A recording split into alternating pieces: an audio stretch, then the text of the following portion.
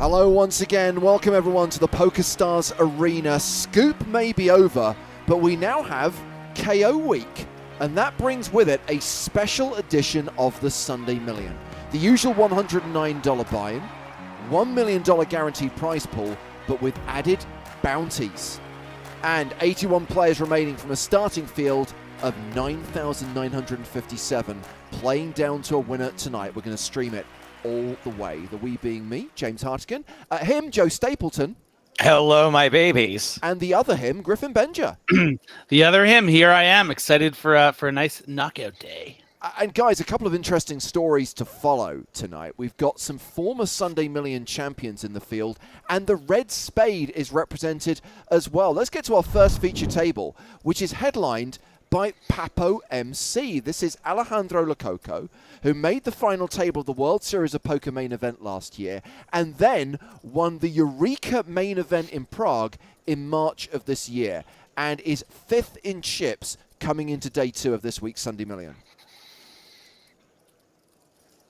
Well, this isn't a very good hand. We could have cut to something better. Yeah, unfortunately, I don't get to decide what cards they're dealt on the very first hand of day 2. Day 2, how exciting.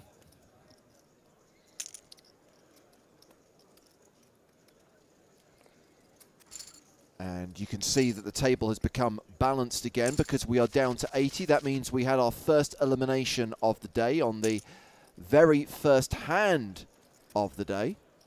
Short day.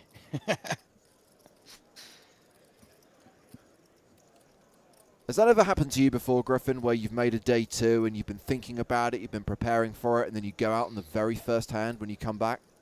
Oh, yeah. I think it's happened to many people that have gotten to day 2s or day 3s. It just, live, it really sucks because, you have your routine. You wake up in the morning, you pump yourself up, you listen to your favorite song, and then, you're done. Also, I mean, I know we're streaming this, so there are plenty of witnesses, but live also, like, you see all your friends. Everyone's like, you made day 2. Good luck, good luck. We're 10 from the money. We're going to, and then you just have to be like, no, I'm going back home now. Yeah.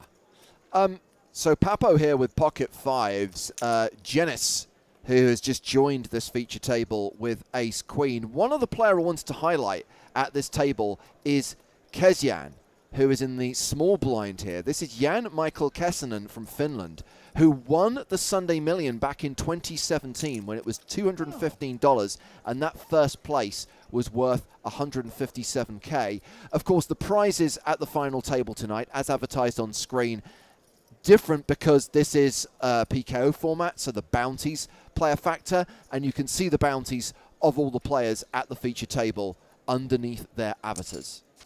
Oh my God, look, there must have been some kind of mistake. First and second's like $7 difference. Oh, the old one's the oldest. This is a pretty decisive flop. Yeah, and Janice is someone that I certainly recognize from the mid-high stakes online scene because of that very memorable avatar. So not at all surprised to see that player deep in the Sunday Million.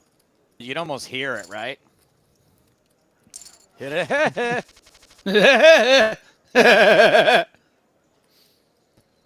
Okay, before we get any legal action taken against us by Warner Brothers, we will move swiftly on. Joe, have you seen Chippendale yet? I have not watched the Chippendale reboot yet, no. It's a lot of fun. You should check it out. I've heard it's pretty good. Yeah. Very, very meta. I don't like things that are super self-referential. I find it kind of, and to use a James Hartigan word, kind of naff. But I've heard really good things about this, so. Our whole endless cycle of pop culture referencing itself is like, I find it a little bit annoying sometimes. Yeah, like everything's an inside joke. Well, I see kings here for Papo opening to 60K. Those of you who are fans of Stat Trick #FunFacts, Papo's best ever online result came in last year's Winter Series.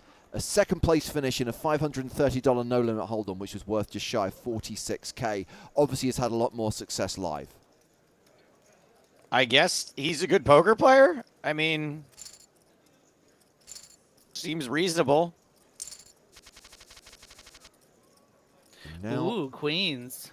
yeah, Papo with ace-jack, but Marcos Epa, who is the short stack here, has got queens in the small blind, and I think we'll be getting it in. Blinds are currently 15,000, 30,000. They'll go up in 3 minutes. The Sunday Million playing with a 15-minute clock, so the blind's going up pretty regularly.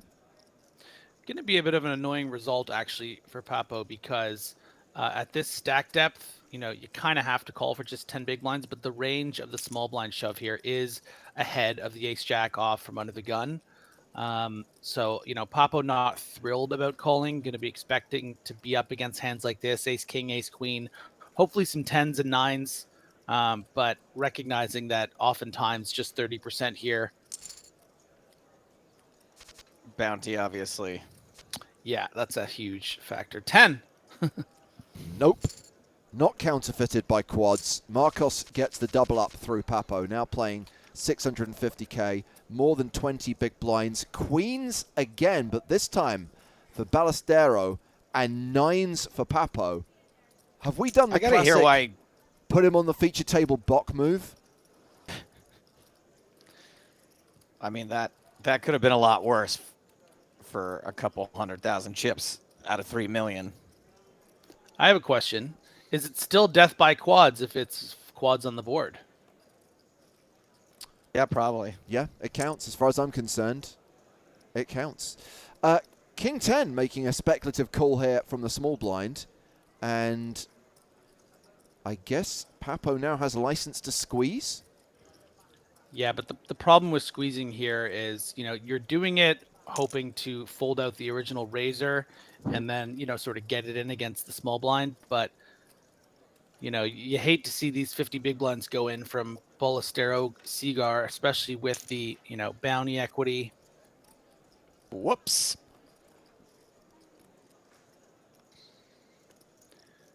Whoops, That's indeed. a lot of chips. That's a lot of chips. 1,572,160 to be exact. And just 10 seconds for Papo to make a decision. Low on time bank right now. 5 seconds. Cooler. And makes the call. And it's a domination situation. And there's a queen on the flop. Later. And it's over on the turn.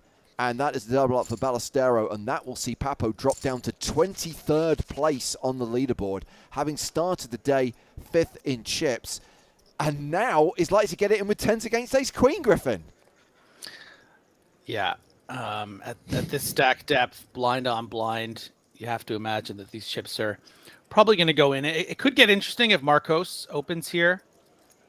You know, if we see a raise and then a 3-bet from Papo and then a shove from Genis, maybe some flashbacks would start happening for Papo AR. Regolas That is won't be the case. a real character here.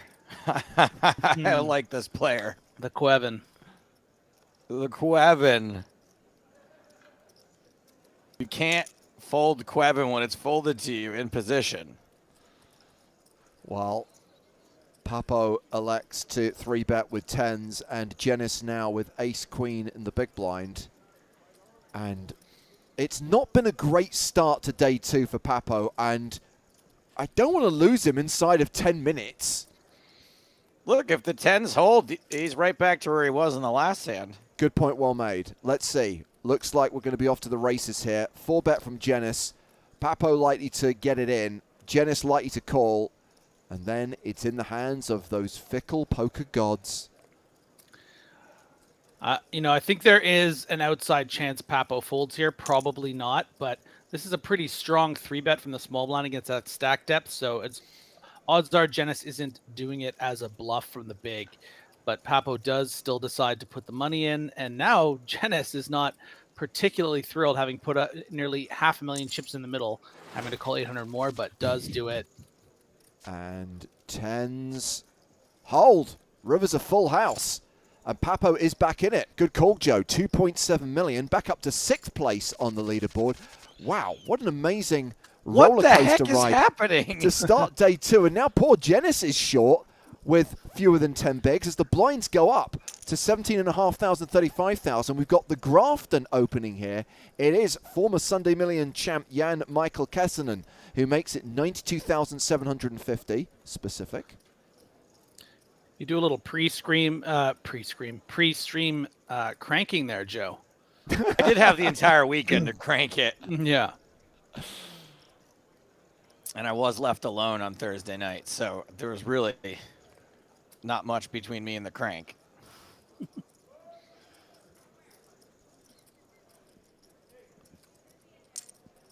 This is just, I mean, flats. One player with hand after hand after hand. I know. And flop's pretty good. 2 overs to the board plus the flush draw. 82% equity. Ace high, still the best hand right now. I'm actually not that surprised by this pivot from Papo. I mean, oftentimes you do want to be re-raising ace-king pre, but having just played 2 massive hands, maybe overplaying the 9s, getting into a really tough flip with the 10s, you know, just coming out 3-betting the next hand, I think would feel exceptionally strong. Like it would be weird to just sort of like instantly be bluffing and you're up against another, you know, chip leader. Kind of plays nice to keep those ace jacks in there, those ace 10s, and take a flop against under the gun. Oh wow. Ace king again, and this time we've got Ballestero with 10s. By I the way, wonder what if his you've reaction never is right now. If you've never watched day 2 of the Sunday Million before, it's not always like this. It doesn't always get off to this kind of start. I mean, that said, it's not like there isn't action elsewhere. We've already lost 6 players in the first 11 minutes from other tables. It's not uncommon that ace, king, and 10s are like dealt out multiple hands in a row. What's uncommon is that they go to the same player. Yeah.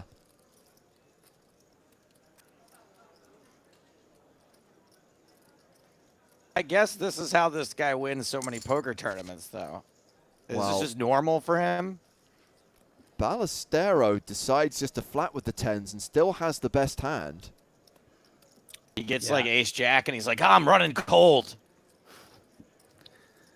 Yeah, nearly 100 bigs deep here. Gonna both players, I think, gonna play a bit cautiously, not wanting to get all those chips in the middle with these big hands. Ace king continues for over 267,000. Ballestero looking at just 1 overcard to their 10s. You ever just snap fold these 10s, Griffin? No, I mean, you kind of need to stick around for at least one street here if you're going to call pre. You know, you can't just be folding on 1 overcard boards that aren't sort of ace high. All right, fine. And the big question becomes, does Papo continue with the story that they have aces, kings, queens here, maybe ace, queen, you know, because Ballestero is going to have some, you know, big queens in their range calling preflop, but probably willing to fold hands like this exact hand and pocket 9s. Those are only 2 hands, you know, pocket jacks. Are they going to fold the turn? You know, ace, queen, king, queen, queen, jack suited aren't going to fold the turn. So you're really targeting this exact range, and it looks like it's going to work. Really nice play by Papo, who's now up over 3.5 million and has moved up to 3rd place on the leaderboard, having started the day in 5th, dropped down to like 23rd, now back up into the top 3. By the way, the chip leader right now is a Brazilian player. Story checks out. Mateus Cardoso Mercado, who is another former Sunday Million winner. Took it down in 2020 when it was a $109 buy-in, and that first place was worth 101K. Yeah, I think it's important in that hand not to be results oriented and, you know, that the 2-barrel happens and then you just fold the 10s. Well, why not just fold the flop? Well, not every player who 3-bets ace king there is, you know, has the cojones, if you will, to 2-barrel on a board like that. Sometimes it's just a one and done situation. Sometimes you turn a 10, you know, sometimes the board pairs in a way that, you know, doesn't create an opportunity or a desire to continue bluffing. So you kind of have to hold strong in some certain points, and sometimes you're up against a good player that's willing to continue. Yeah. Here's an interesting situation. Definitely. Second pair in a straight draw up against the spade draw for Papo. And Vlad is now a 3-1 favorite with one card to come. Only has 844k behind with 330 in the middle. Wow. And Papo makes it expensive on the turn. Yeah, really difficult to fold out many hands on this board when your opponent calls. That's going to be a great card for Papo. You know, because Ace Jack is very difficult to call on the turn here, it makes it less likely that's what Vlad has. Way more likely it's hands like, you know, King Queen, King 10, Jack 10, which will be more inclined to fold on the Berry River. Yeah, and Papo now up to nearly 4 million chips. Still sits in third place with 74 players now remaining.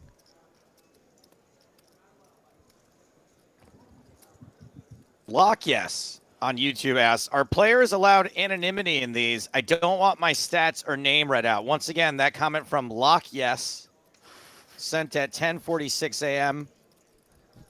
from the east coast of Canada.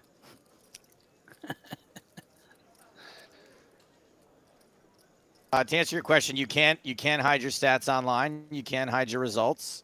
And if you do not wish if your real name is not known to us, we will not reveal it. Correct. Case in point, Joe and I spoke to the winner of the Scoop 10K main event last week. A player who goes by the online handle Welcome Inferno, plays from Austria, did not want their real name to be disclosed, but were happy to be interviewed for the Poker in the Ears podcast. So if you want to hear the most recent episode of that, go to wherever you get your podcast from and check out episode 248, our Scoop recap, when we talk to Welcome Inferno and get the final series stats from Howard Swains, our summary of the Spring Championship of Online Poker. Did you have one of those like voice scrambler things? No. No, just no name reveal.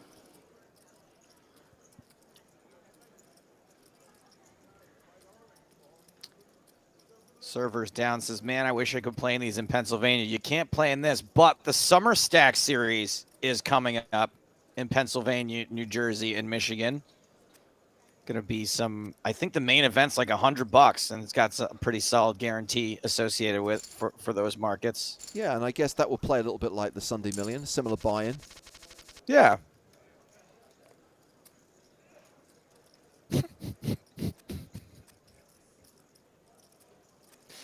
Hello, Stapleton, Big Fish. Yes, guys.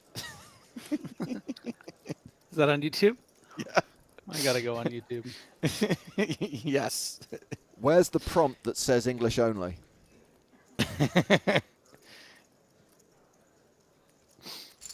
Jack Deuce versus Jack 8. In fact, it's a walk for Regulas.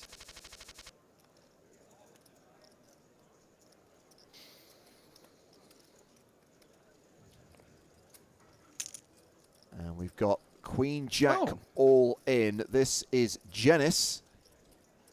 Controversial. Any chance this person's name is Genius?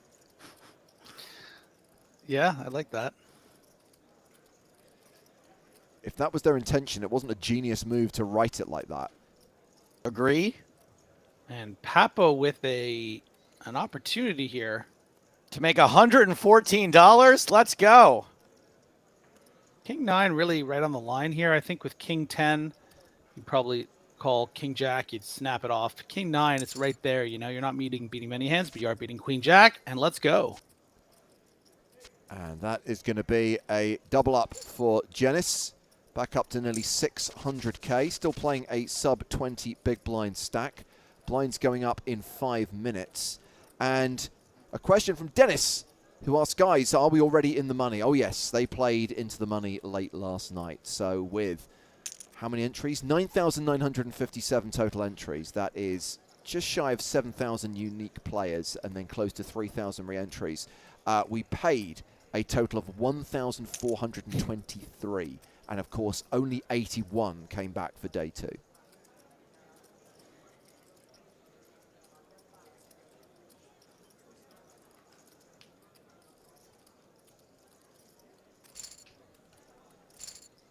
Don't don't know if you guys saw, but we've actually got Papo in the chat on Twitch watching the stream while playing this week's Sunday Million.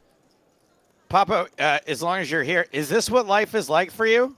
Is this what poker is like for you? Just like always having hands, favorable runouts, full house, full. I mean, I understand the nines somehow didn't hold up against queens, but man, playing poker as you must be fun.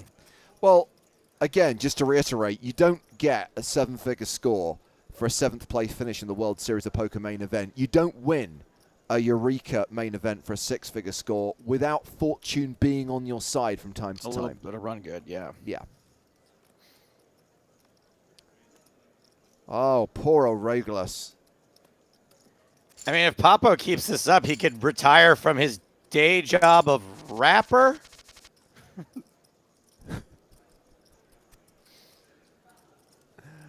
I'll have to stop slogging it at the 9 to 5 at the rap factory.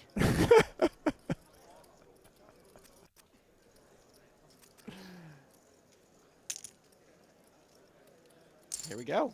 Ace-9 all in against jacks, and it's an ace-high flop. And this is going to be a small double up for Vlad, who's now playing $1 million. Ace-king again for Papo. Ace-king for Papo. Papo. I wonder if Papo took that 7-figure score and then spent it on his avatar.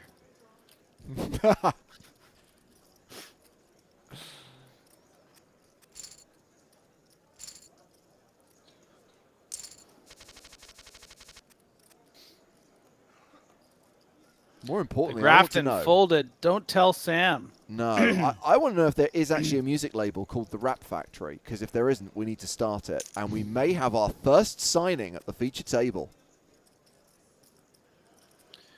Papo feeling very comfortable at this table. You'd think, you know, when you're getting dealt a lot of hands, maybe you need to slow down other ones.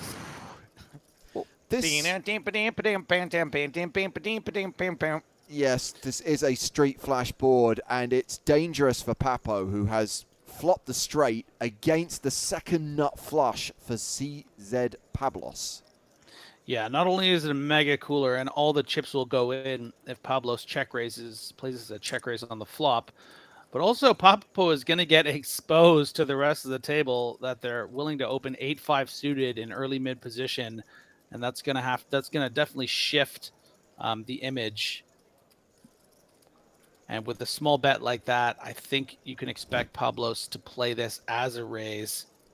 It's just so brutal, right? Because you're thinking, I flopped the straight, not knowing that you have 0% equity. That's pretty bad.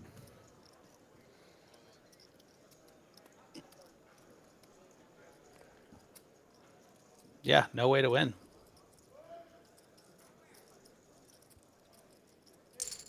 I've crunched the numbers multiple times. I don't think Papo can win this hand.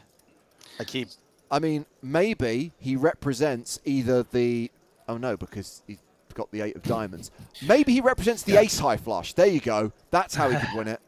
Papo actually did give themselves a chance to get away from this hand because of trapping on the flop. If the turn was a diamond, I don't think Papo would end up doubling up Pablos. But because Papo wanted to induce bluffs and then just, when you are getting cooler, you just let it happen. Oof.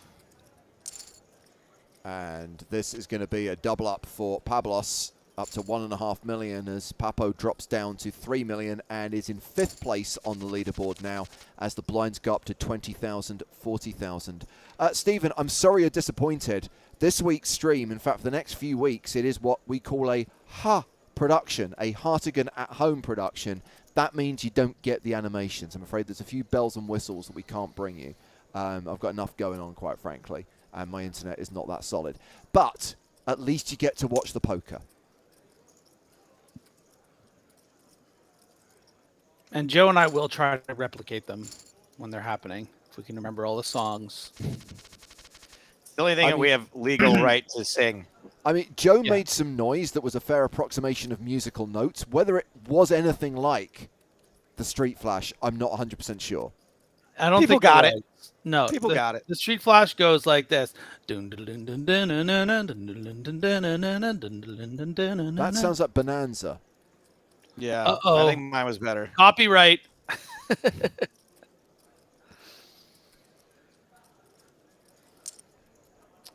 Wow. Ballestero opening with ace-9, just getting flattered by ace-queen, flattered by 9-7, and ace-queen high still ahead on this 10-high flop. Ooh, 9-7 suited. Num num num num. Wait, am I doing this right? No.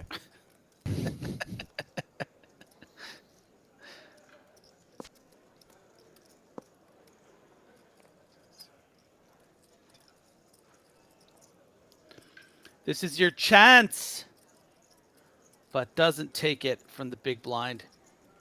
You know, odds are when the aggressor opens and there's a flat on the button and a dry board like this gets checked through, and it's another dry card that favors the range in the big blind. You're sitting there with even just a lone gut shot. It creates a good opportunity for you to take a stab, but the pot is 318,000. You know, you only have just under 700. I understand maybe you don't want to go for it. Maybe the ace queen on the button would have called, but instead gives an opportunity for the cutoff to bet and take it down.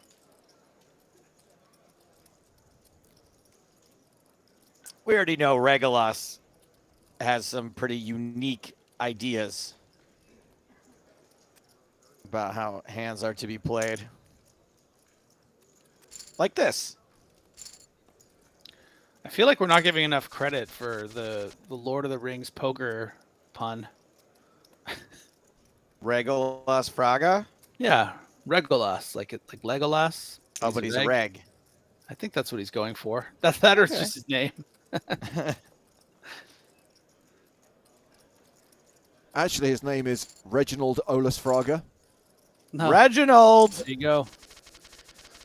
Alexander says, Joe, please ask Griffin about CS before poker. No.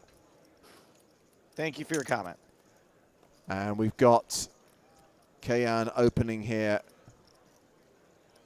with 10-9 suited. Second time for Kaon with a 10-9. Yeah, true. Someone's playing by the Grafton rules. Look at that. Look at that avatar. I bet it wasn't even $500,000. I guess it's Kezian, right? It's an amalgamation of the first syllable of his last name and the first syllable of his first name. Kezian. Whatever you say, nerd. Amalgamation. Jeez. All right. Somebody went to college. Yeah. Sounds like a Harry Potter spell. Top pair against the wheel draw.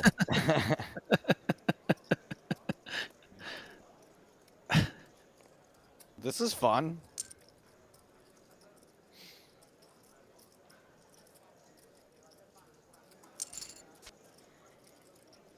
Always make a pair when you're open-ended.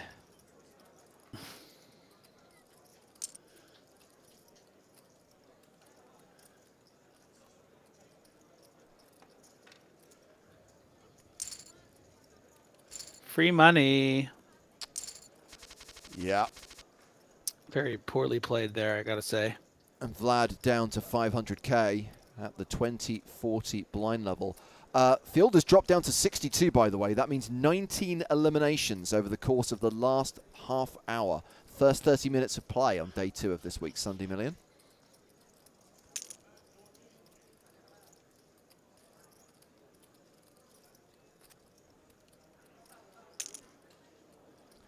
And ace-king all in. Pablo not slowing down. Suited 9 on the button. Suited 9, 3-gapper. Why not? 4-gapper. What is that? Hey, Papo, you like cookies?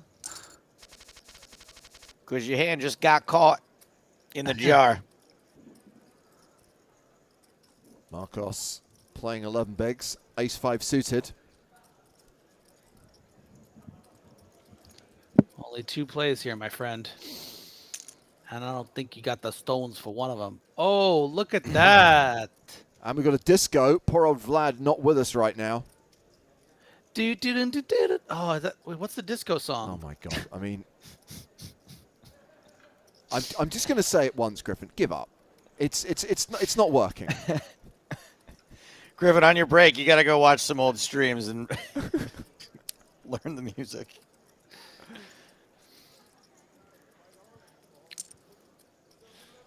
Well, Kezian is going to call. Someone's hungry for bounties. Ace high flop, ace 5 in fact. Oh, queen or 9. Wait, Queen or 9? queen or queen? This is why you got to count on your fingers, buddy. Yeah. Net result, Marcos got the double up.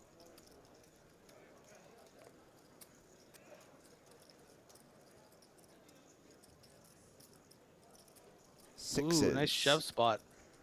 And should get through.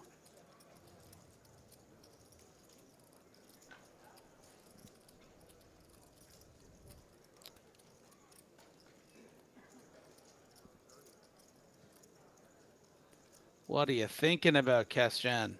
You really want the bounty that badly? You fool!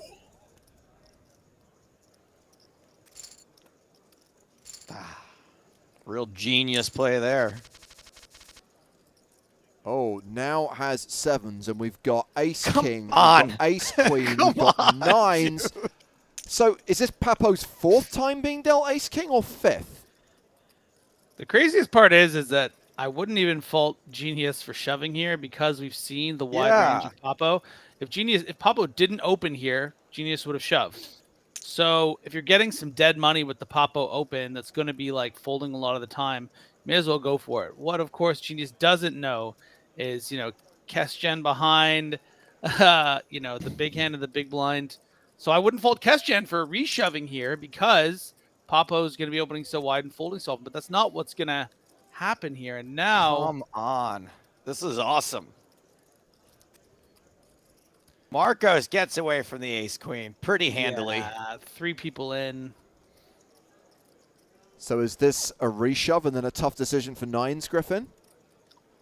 Yeah, I believe so. I mean, Kesgen could be clicking this and be willing to fold with like ace jack suited. Oh, timed out. Timed out. Oh, and it's a king high flop. That is so cruel.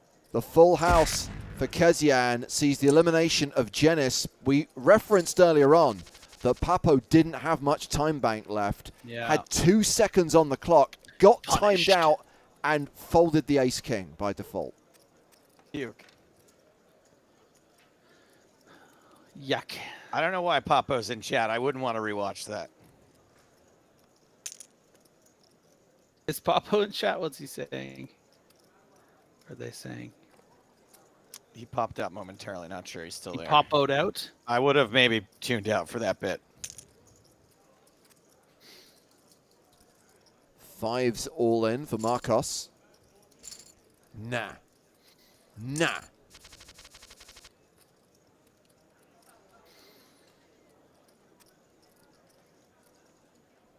But Papo still a lot of chips, playing well. We had a nice 3-barrel bluff by Papo. And listen, that was a very, the opponents happen to have 7s and 9s, but those are pretty nutted ranges there. Nutted.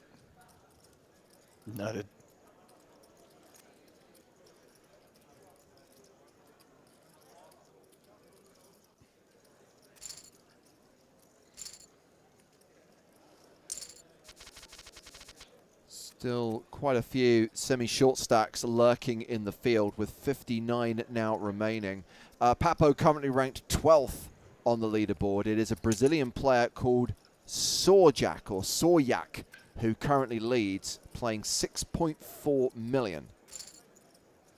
Yeah, Papo actually weighing in about the fold and not regretting it. And that's kind of what I was alluding to about the strength of the ranges there. Yeah, they happen to have 7s and 9s, which, by the way, you're only still flipping and behind against the 9s, and all you put out there is 2 big blinds. Yeah. But you think about the range of those kind of hands, a lot of the time, Genis is going to wake up with an ace queen or an ace jack, and then your opponent's going to wake up with like jacks, queens, sometimes kings, and then suddenly you're just putting your tournament life where, by the way, Papo's feeling comfortable raising queen 3 suited, 8-5 suited, finding these spots because of the edge of the table.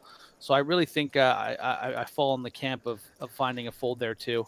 When you get dealt ace king every other hand, you can fold it sometimes. Yeah, You there's can- plenty of ace kings coming, you know, behind I'll you and call ahead with of the you. next one. Yeah, don't fold this one. There we go. Opens to 80k and might not meet any resistance.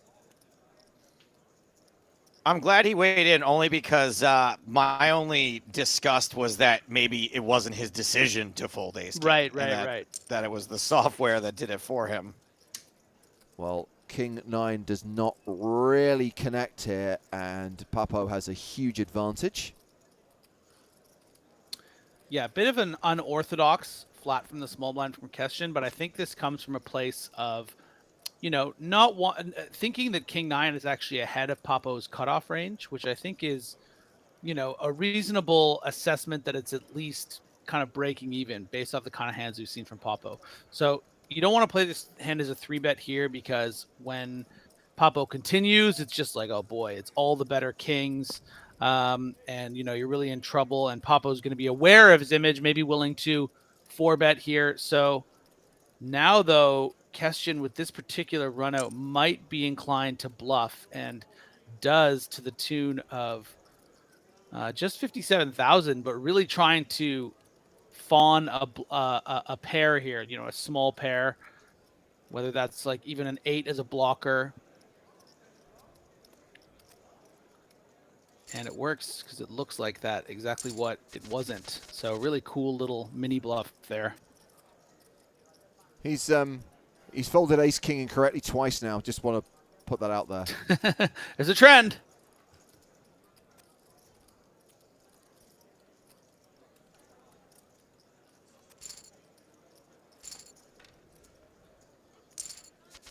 Lines up in 2 minutes' time.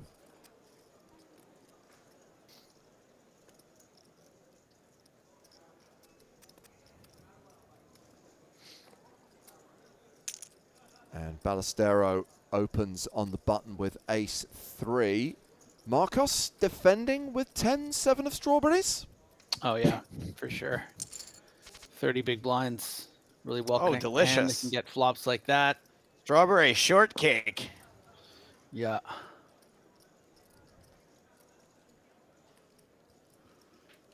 Pair of 7s and the flush draw. Lovely. Delish.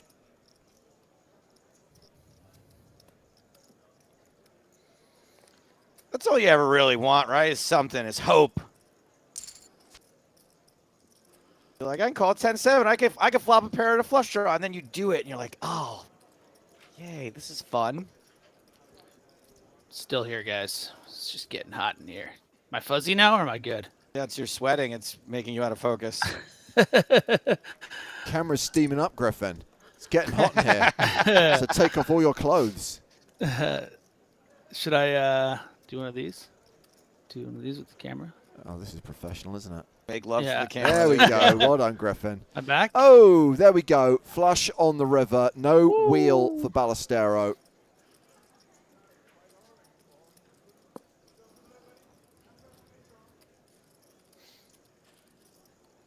Do not bluff at this. Your bluff will get called.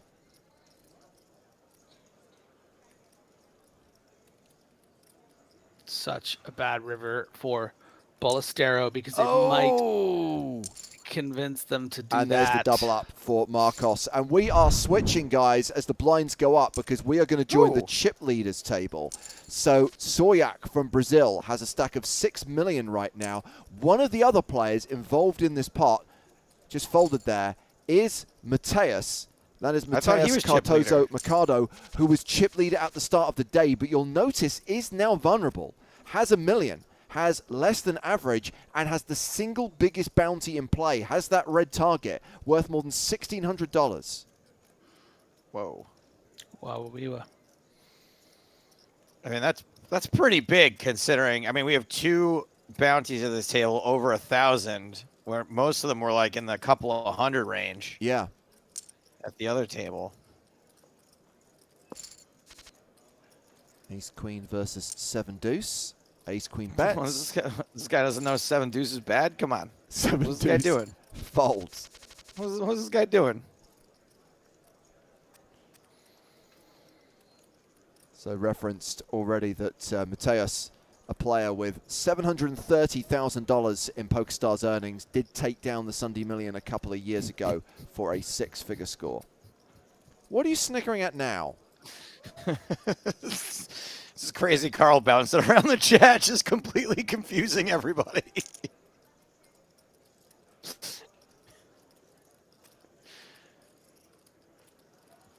I think he's watching a different stream. Quick sidebar note from StatTrick, because obviously we were watching the other table. Mateus lost a 6 million chip pot with flush over flush about 10 minutes ago. Ooh. God, it's just the blockers are so real. Oh, and now is about to get finished off by Soyak, because 9's all in against queens. It is a domination situation. Hey, Tatyo, can I borrow one of your 9s for this hand? No? Nope. Can you? And it's over. Start of day chip leader KO'd in 56th place, and that huge bounty claimed by Soyak, who extends their chip lead, now has 7.5 million and is worth more than $1,000. A foul ball. Now, before I insult Soryak's child or whatever is in that avatar, is it a cave person or it's Arya Stark? No, it's 11 from Stranger Things. It's Arya Stark. It's definitely Unfrozen Caveman Lawyer. James, we're doing bits about it. We know it's I'm Arya. not doing a bit. Stop. It's clearly Arya Stark, you fool. I think it looks like a caveman. See, now Okay, so now being it's serious or joking. Maisie Williams has been offended instead. Well, she shouldn't have offended us with the final season of Game of Thrones, which she is entirely responsible for. Absolutely, as an actor who had no... By the way, I saw that clip for the first time of Emilia Clarke being asked on the red carpet, "Are you happy with how the show ended?" Oh, I think Really? Yeah, and you can just see in her face, she's just kind of like, don't really want to throw the production team under the bus, but yeah, it was a bit bad, wasn't it? What do you think of someone asking that question in general? Like, is that a valid thing to do to someone on a red carpet? Do they have to? Like, I want to know the answer, but also I don't think I could ever ask that question. Yeah. It depends on the environment, and bear in mind I've worked a lot of red carpets. Sometimes you're specifically told about stuff you can't ask. Yeah. Sometimes you're specifically given topics that you have to ask about or topics you have to stay away from. I don't know. I saw the clip out of context, but it was just very amusing to see the fact that clearly, I imagine she's not the only cast member who was very disappointed with how they ended that show. Ooh, good opportunity here to get a shove through for just about 7 big blinds. But, you know, you're so deep in the Sunday Million. Maybe you don't know if it's the right thing. Maybe you're some tight amateur. But no, Tom Battle's ready to go.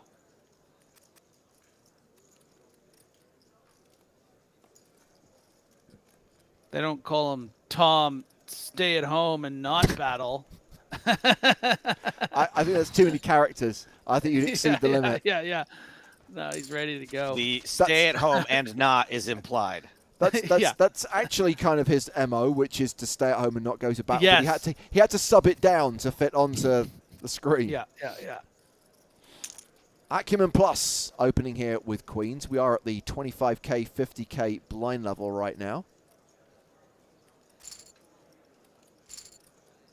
And Acumen hovering around the 3.1 million mark. Average stack right now, 1.9 million, with 52 players remaining. Acumen Plus seems like the kind of name you'd pick if you're like constantly telling people what your IQ is. It's like I'm like a very clever person. To me, it sounds like a pill you'd get from the pharmacy. Oh, Acumen yeah, Plus. sure. Like if you've got to perform really well in an examination, or you've got to, you know, stay alert for something, you need Acumen Plus. It's one of those things that gets banned after a year or two. They find out it's just chock full of amphetamines. Oh, absolutely. Ace King versus Ace 10 here. And Roby Rowe just flats.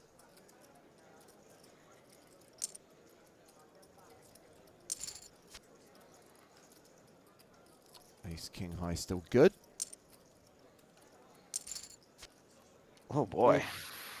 Ugly stuff. Still good. Just snap. Getting it in bad.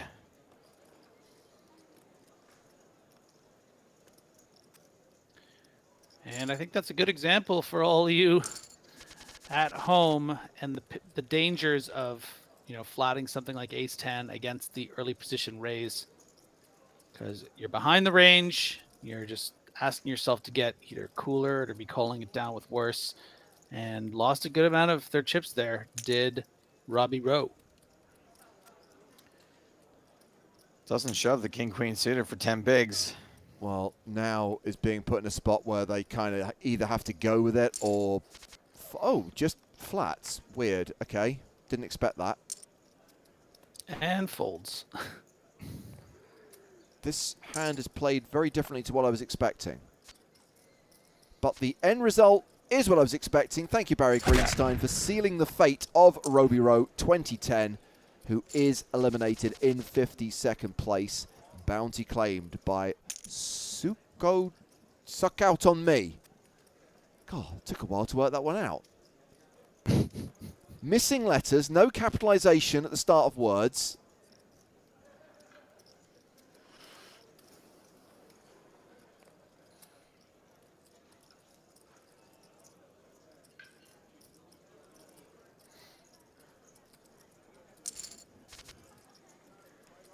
Getting a real never-ending story vibe from Tatya's avatar. Or should we just let him have that one? We've been really hard on Griffin today. Actually, I guess it's more Blade Runner 2049. Yes, you're all over the place. What? Those are what? The statues that are facing each other. Both those things. What are you doing here? I hope that question is directed at yourself. Oh, I love you, Griff.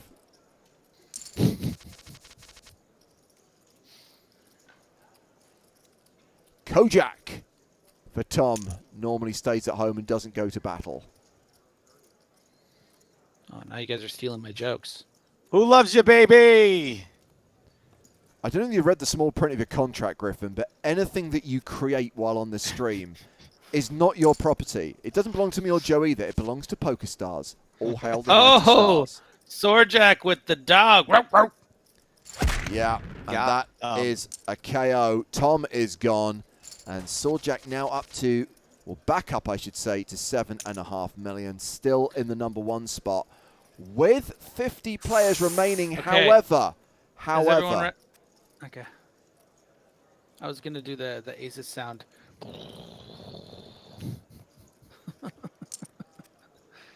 Aces just flat on the button.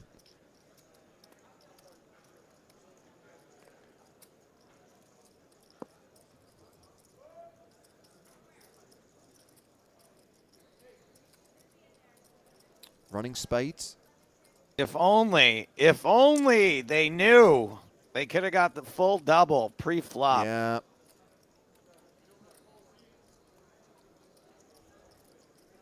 Well, gonna get at least one street here. What?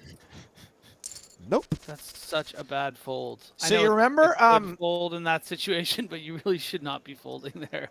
Remember like 6 days ago when we were doing the spring championship of online poker? Uh-huh. This isn't that. I know. People playing a little bit differently than when we were covering the 10Ks and the sorry. 5Ks. You're right, yeah. And the 25Ks. Oh, this is Joe giving me a judgmental note. I need to be more open. So Hassan is a short stack, sub 10 big blinds. So I imagine we'll get it in here with ace queen, which is great news for Acumen Plus, who's waiting with kings in the big blind. Well, the ace on the desk isn't great news for Acumen Plus. Yeah, that's a valid point.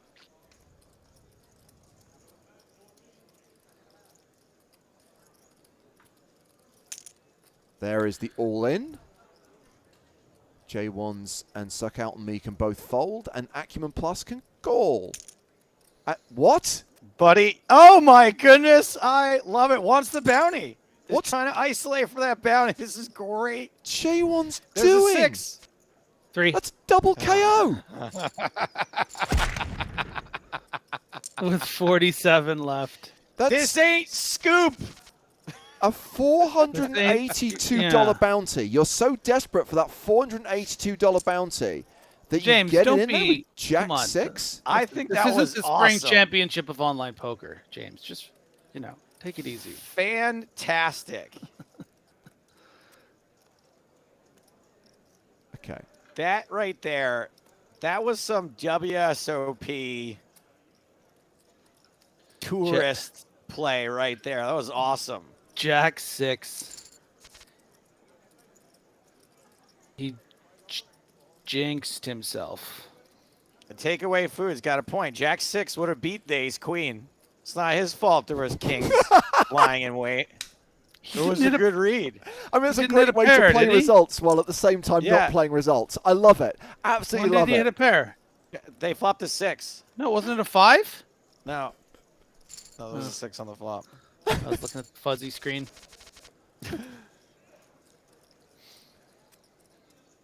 Now aces. Wow. All right. When you're hot, you're hot. So much fuzziness in Griffin. Aces! Ding, ding, ding, ding, ding. And we've got 5-6 suited getting things started. Leonard's? The real David and Goliath story, the suited connectors versus pocket aces. Sorry to disappoint, Joe. This hand not going any further. We are at 44 players now, approaching the end of the first session of day 2 of this week's Sunday Million. The hot 44. Dirty Harry. What's up, Kiki? Talking of 44, Bambinus has the sailboats on the button. Trying to get her to come over for the fans. Biggest cat fan in the world. 2 spaces above you. Big fan of cats on stream, Griffin. You know that. Mm-hmm.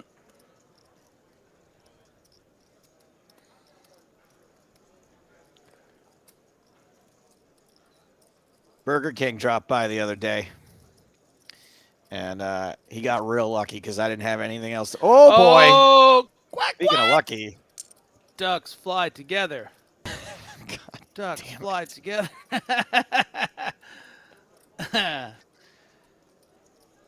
Anyway, I was just about to say he got real lucky because all I had was a can of tuna. So he ate real well.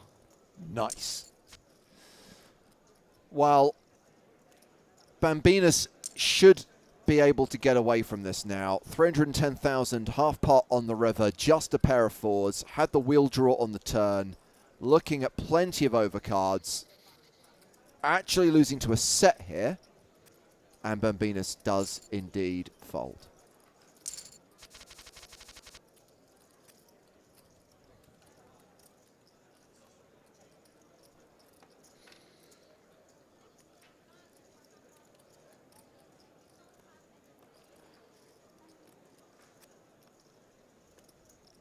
Folding ace 8. Huh.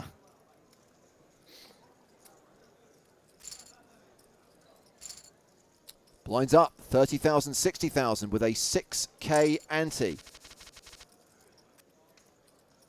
Wolfman's got Leonards.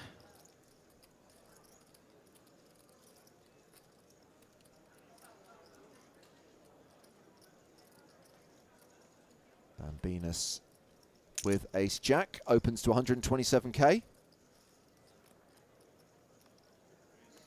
Jack 6, hand of the day. Let's go, Leonards. Ah. 9-4 calls though, and flops a pair of 4s, plus backdoor flush draw. And this is why you peel from the big blind with any 2 cards ever.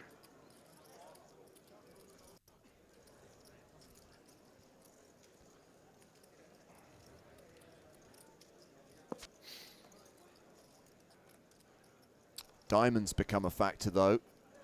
The flush draw for Bambinus, who still has 2 live cards as well.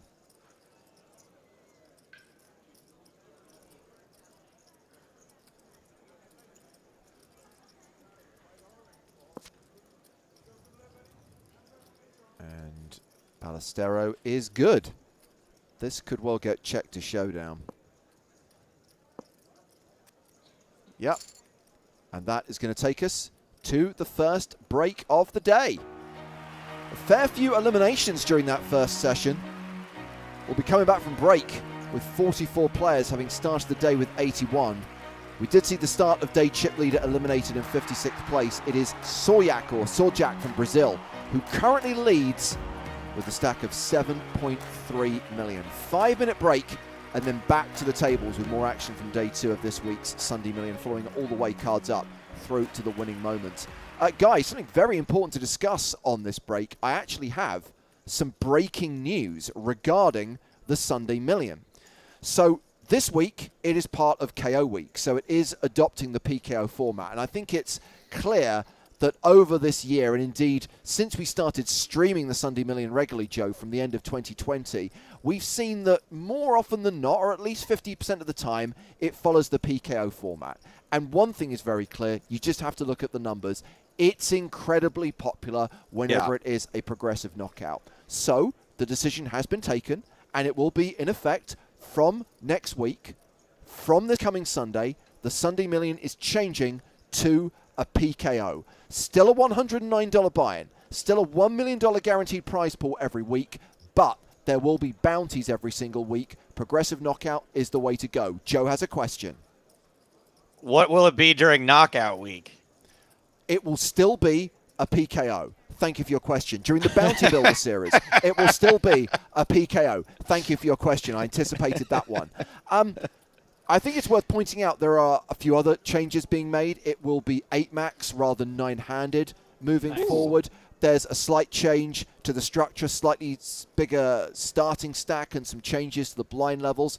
But I think the most positive things to take away here are that to meet demands, to give people what they want, it will be a PKO, it will be 8 max. And another thing I want to talk about, which I think is really exciting, is some new satellites to give more people the opportunity to take part. Because I think we're not kidding ourselves. $109, we have tournaments that cost a lot more than that, and we cover them regularly. But it's still a lot of money, and it's still outside a lot of people's bankrolls. But what I love is there are these new hybrid satellites that are going to be running, and they started today. You may have missed the first one, but they are going to run Monday to Saturday every single week. And they're going to be taking place at 2:05 Eastern, so that's 8:05 in the evening Central European time. And the idea of a hybrid satellite is it's $11 to play with a 20k guarantee, so it plays like a normal MTT. There is a prize pool. You are playing for cash prizes for the top 15 odd %.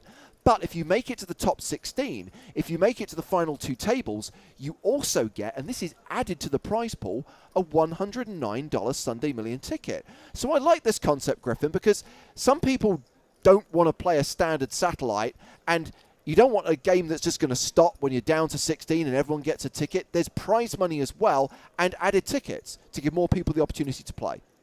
Yeah, I think this is great. I mean, you know, any way for more players to be able to experience what the Sunday Million has to offer. I mean, it's such a legacy tournament in online poker, you know, maybe the biggest one. So I think this is a really cool opportunity for those who maybe aren't so comfortable dumping a lot of money into satellites, trying to get in, but just sort of this like bonus for, you know, a deep run they have in a smaller tournament. I think it's great. Yeah. Joe, I get that this is not exactly going to be shocking to most people who know the PokerStars MTT schedule and who watch this Sunday Million stream. As I referenced, more often than not, or at least a decent percentage of the time, the Sunday Million is a PKO. I guess for it to be a permanent change is quite a big thing, but I would highlight that the Sunday Million has evolved over the years. We know it's been going since 2006, but it used to be a $215 buy-in, it's now a $109. It used to be a one-day MTT, it's now a two-day MTT. It used to be a freeze-out, it now has re-entry. There have always been those changes over the years, reflecting the fact that people's personal preferences change, and you've got to give the people what they want. Yeah, it was kind of like there was this sitcom in the 90s called Rock, and every once in a while they would do a live episode of Rock, and it would be like everyone was really into it. And then they were like, hold on, why don't we just be the live show? Like, that just works. That just seems to be the fit for us. So it seems to make sense that if it's like, it's PKO week, and then Sunday Million Special Edition, PKO edition, blah, blah, blah, blah, blah. We're doing all these PKOs. Just make it the PKO. Sounds good to me. And that's going to be the case from next week. So no longer, I guess, will we be highlighting when it's a KO edition or when it's a PKO. It will always be a PKO for the foreseeable future. It's a and that PKO, starts permanent this PKO. Sunday. Absolutely. So once it's gone live in the lobby, and I should point out, and this is also very exciting, the Sunday Million is now going to have its own tab right now in the PokerStars lobby, so you can easily find it. Because that's the other thing. Sometimes searching for stuff is not always easy. I'm the first to admit that. I forget to switch off my filters. But now it's going to have its own tab, so you can easily find it. You can check out the new format, check out the new structure, and a reminder that those hybrid satellites, $11, 20K guaranteed, 16 Sunday Million tickets going to everyone who makes the final two tables, in addition to all the money in the prize pool, are those running every day at 2:05 Eastern, which is 7:05 UK, 8:05 Central European Summertime. Of course, this week's Sunday Million does have bounties as well, and there are some big bounties on offer right now with 44 players remaining. The players about to come back from break, so at this point I'm going to say, Joe, why don't you take a break, buddy, and join us in 60 minutes' time? Okay. Yes, I agree. All right, fine. God, he's so awkward. And he's gone. Rid of him. So coming back to Papo's table, Griffin, as we come back from break. Let's do it. An amazing roller coaster ride at the start of the day, and still has a decent stack as we begin the second session. 3.2 million, average right now being 2.2 million, and Papo ranked 12th in chips overall. Yeah, it's amazing how much it's been up and down in some crazy spots, some massive folds, a huge bluff, big flips, just big coolers with nines, 50 bigs, just lots happened to Papo, and sure, it's going to be a bit of a slower level for them. So Pablos here with kings on the button. Makes it 120K. Regalas defending with 6-5 and a pair of fives. That's not enough though. Equally, from Pablos' perspective, always an ace on the desk. Yeah, it could get a free card here for the big blind, something like that, which is really what you're looking for. Tasty. And Regalas now definitely going to be seeing a river and going to play it as a check. Pablos might start betting to get some value from tens, some calls from, some club or diamond draws. Not expecting to get check raised a ton here, so you want to bet for value. That might just induce a check. Pablo now probably not going to get called by what they might perceive as a 10. Reg could still have something like ace X. So takes it down with the check back. King Kurd folds the queen at 7. We've got sixes for Vlad, who has a sub 10 big blind stack and is going to get it in. And I'm trying to see if anyone is likely to call this. I guess ace 7 would be the closest, but in the small blind and not the big blind, not even a consideration for Regalas.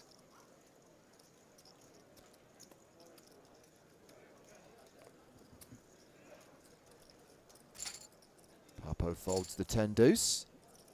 Vlad chips up a little bit. So Kezjan is the biggest stack at this table. That is Jan Michael Kessinen from Finland, a former Sunday Million champ.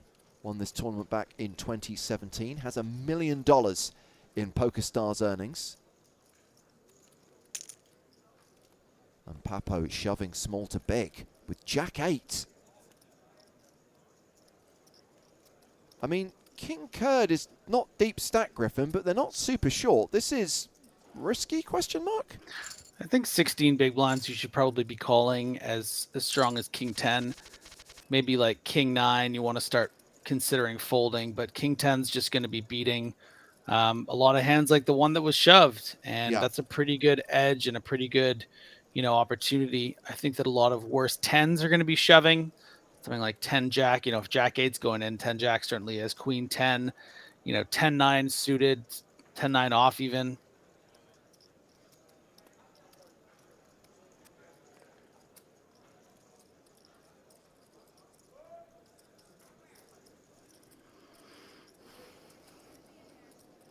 I was just scratching my brain, Griffin, and I think the only... Oh, wow. Now shoving on Vlad. He's got king 4 in the big, but folds. The only negative thing I can think of having the Sunday Million be a PKO every single week is that every week we're going to have to endure the questions, and I can never tell which are genuine and which are just trolls asking about why first and second pay the same. Because there are genuinely some people who don't know the format, who don't understand how the bounties work, and are asking legitimately. Yeah. And then there are people who do it because they know it just pees us off, and we have to repeat the same answer week in, week out. It's a tough spot.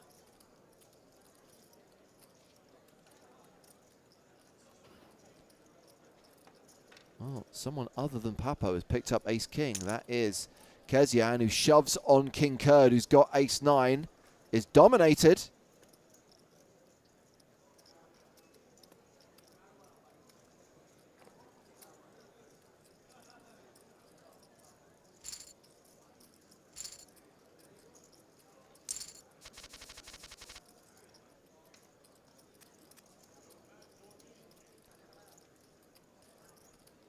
Things have slowed down a little bit since we last checked in on this table.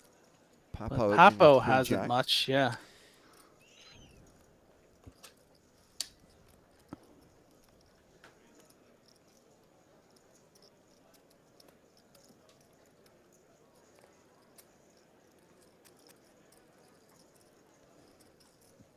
Kezian with ace-7 off the Spraggy.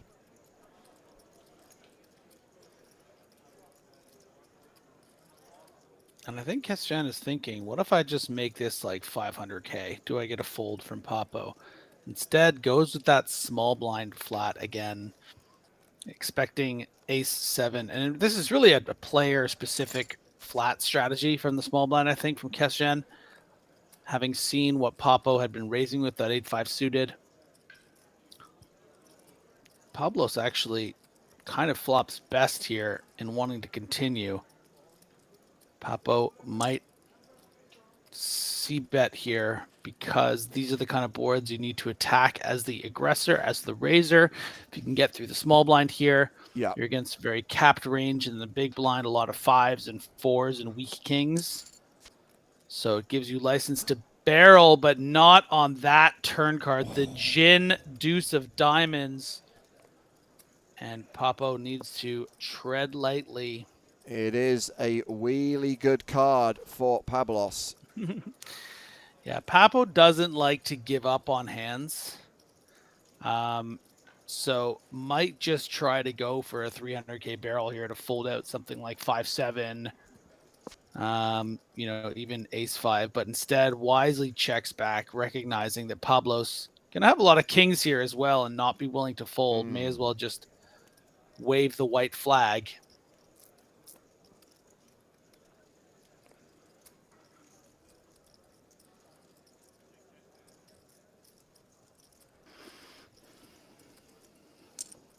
Yes, I don't think a queen high hero call is in order.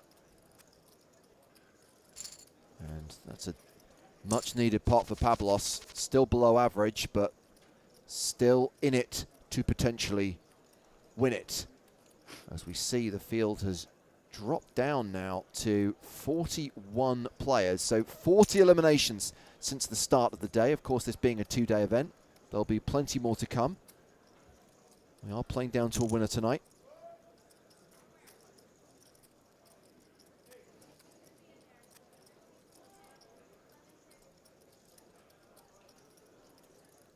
Oh, we've just had a delightful viewer dump on Twitch, courtesy of Peace and Love. Ringo would be proud.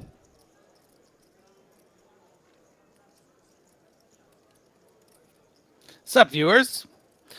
You're here watching the 109 Sunday Million KO Week Special Edition. Day 2 with James Hardigan and Griffin Bencher. Griffin, we want them to stay.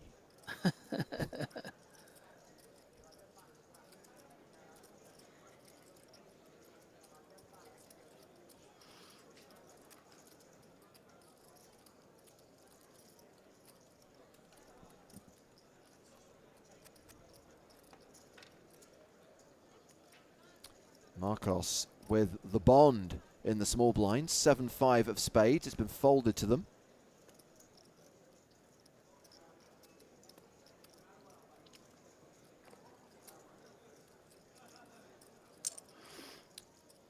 And elects to complete. Free flop. Oh! On this occasion, I feel it would be appropriate to sing the Bond theme because there is the opportunity for Marcos to make the final hand from Casino Royale here.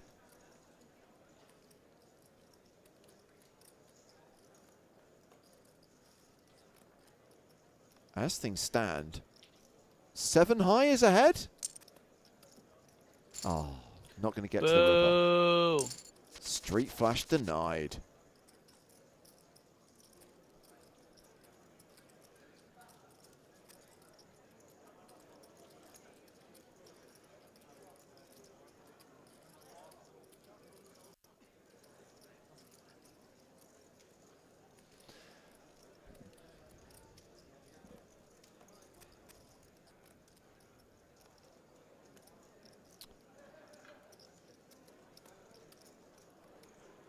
If I think back to all the Sunday Million streams we've done, Griffin, I think one of my highlights, one of my favorites, was when a player opened with King Jack and we made the reference to Kojak, and I think you admitted that you'd never seen an episode of Kojak and didn't really know who the character was. And then we went down some rabbit hole of Joe digging out some like Entertainment Tonight article from like the 1990s of the most loved TV characters of all time and trying to guess who the public like 30 years ago had voted as their favorite TV characters. The Fawn's #1, no? I can't remember. Would track, would make sense. Very high.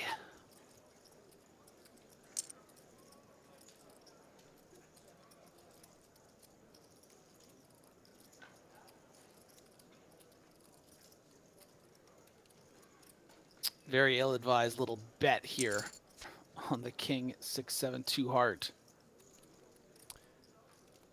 I'm going to hazard a guess that if you ran that poll now, Fonzie might still make it, but I don't think Kojak would. If I think of all of the cop shows, all of the detective shows that have come, even in the last couple of decades, barely even gets replayed anywhere now. If I think of like all the shows from the 60s and 70s that still get broadcast on cable. Oh, that is a flush for Pablos, but there are trips on board. In fairness, even in poker, no one really wants to play Kojak.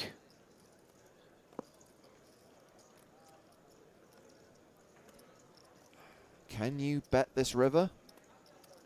I mean, your story is incredible anyway, so you should probably just give up. If anything, I would expect...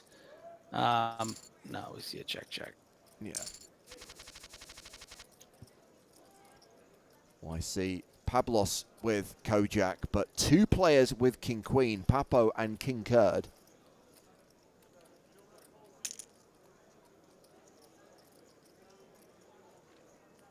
This open, so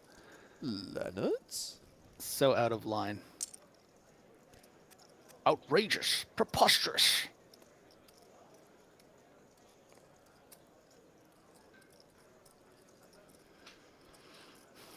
Does Papo flat here or 3-bet? Flats, and now I'm guessing King Kurd is looking at some dead money out there.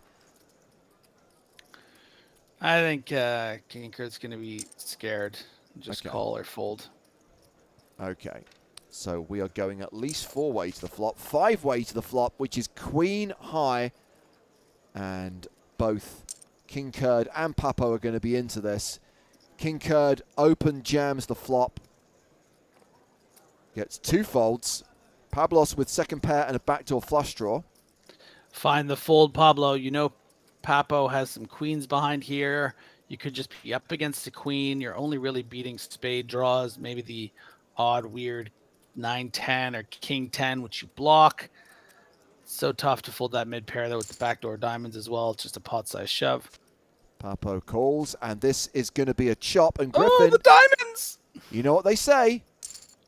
Everyone loves a chop pot. Now, I know the synchronicity was good there because, as referenced earlier, tonight is a Hartigan at home production. I'm base camp. So what I hear is what the audience hears. So I know that was in sync. But I think you can't score it the same because where we're all remote is much, much harder.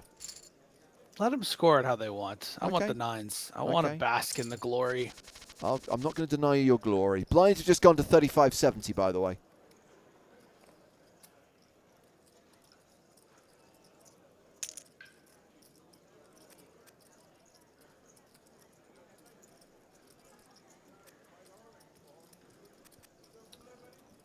There's 2 very important things that we need to talk about on tonight's stream, but I'm going to wait for the next break, partly because I don't want to distract from the poker, and secondly, I feel Joe needs to be a part of this conversation. We need to talk Obi-Wan, and we need to talk Top Gun Maverick. Fair enough.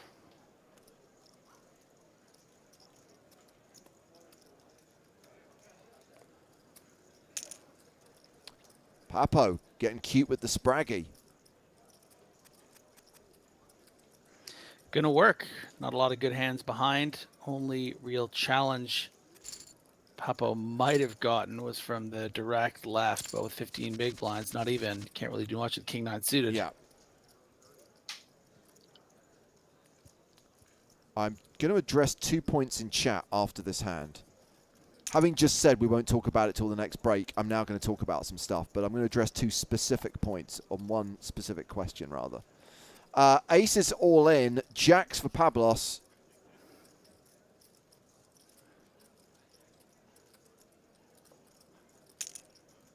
And what does Marcos do now with 7s? Let it go.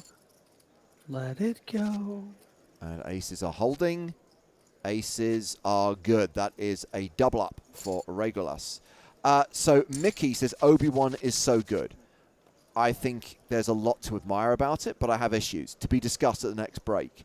And I'm going to give you a simple answer to your question, Sid Hoffman. The main question, is Top Gun Maverick You're as spoiling all the... I want your reactions clean with Joe. You're just spoiling them now. But just keeping the people keen. Is Top Gun Maverick as good as literally everyone says? The one thing I'll say about this movie is it has been overhyped. So that's all I'm going to say. And we will discuss more in half an hour's time. Pablos, all in with Jack 10.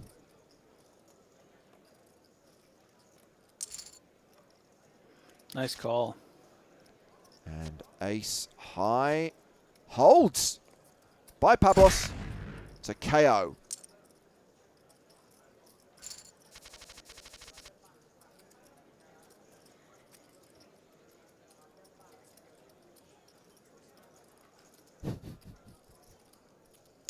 A few people have made this observation as we see Vlad get it in with jacks here. If you squint, Griffin looks like a floating head. Grey on grey was a bold choice, Griffin. I often wear this shirt. I've never had a complaint. Maybe it's a harder to get at home problem. Yeah. I can't light you as effectively. There you go.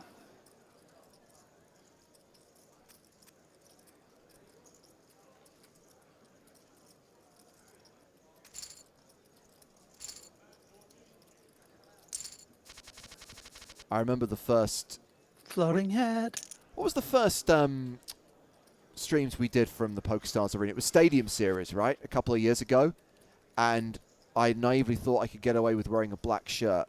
And it was the same thing. It looked like the floating head of Hartigan. inside Maybe the arena. Maybe this is just like my little mini revolution until I get sent one of those cool backdrops from you guys.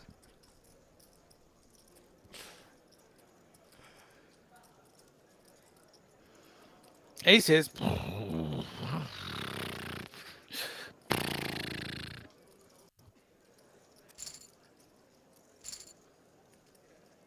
How come we haven't seen any num-nums today? We have not seen any snowmans. You are correct. And at this point, someone's going to tell us that, yes, there were pocket eights, but we were talking about something else and we missed it.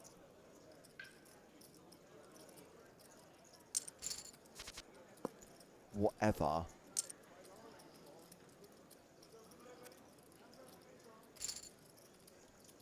Leonard's. So just to keep tabs on the overall picture of this week's Sunday Million, Soyak from Brazil still has the chip lead, 8.3 million. Second biggest stack is Vasil, who's got 4.9 million. 38 players remaining now. Papo ranked 16th. Is a just above average stack being 2.6 mil.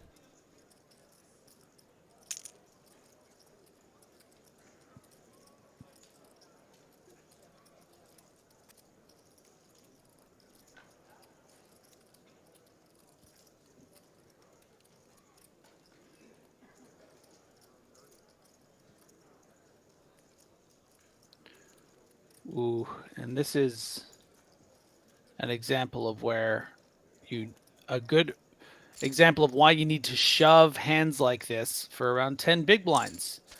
Sometimes you get some folds, sometimes you get called by pocket sixes, and maybe you win a race, but instead you just burned money with this limp because you don't want to bust the Sunday Million in 40th place. And that's not how you're going to win this tournament. You need to force some all-in confrontations. You can't just wait for big hands and hope they hold. So, misstep there from King Kurdex. So, ace 6 opens, king jack flats, ace 4 in the small.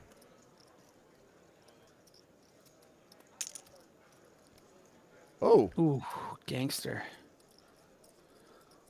Such a wise sort of reshove here, actually, by Kesgen, because, you know, if Marcos doesn't have a hand they're willing to call the all-in with for 20 big blinds, this Vlad flat, you know, it's just a weak sort of flat with hand like this, and you take down a good amount of chips.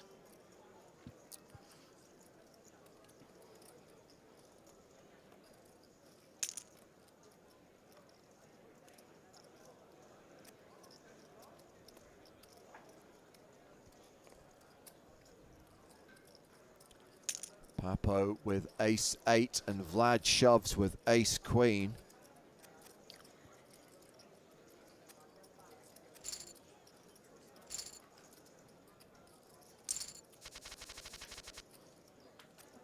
We've seen the Spraggy a few times this evening. Ace 7 off for Marcos.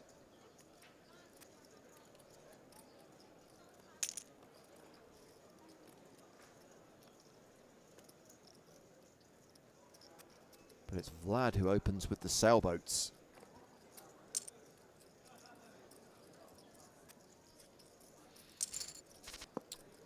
And interestingly, ace-7 is folded. Instead, it's 4s versus queen-jack versus 6-4. And Leonard's pairs the queen. Spade draw now for Vlad.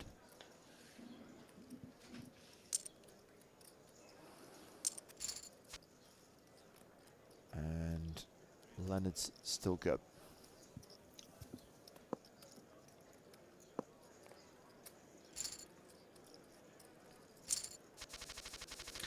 Yeah, really another example where, you know, just a shove would have played a lot nicer for Vlad there. You take down all those blinds or find yourself in a flip. Well, Vlad is going to find themselves in another pot against Leonard's Griffin. Stand by for the sickest and classicest of all races.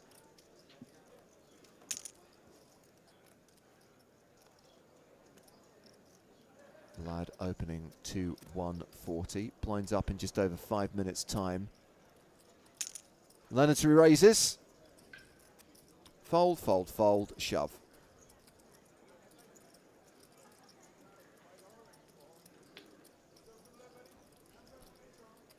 Don't do it, Papo. Don't even think about it. Papo's not doing it. Good luck, all-in player. Vlad, I think you're looking for this.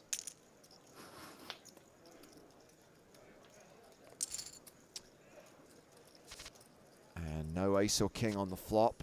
Ace on the turn. And that is going to see Vlad double up through Leonard's. Up to nearly 2 million now.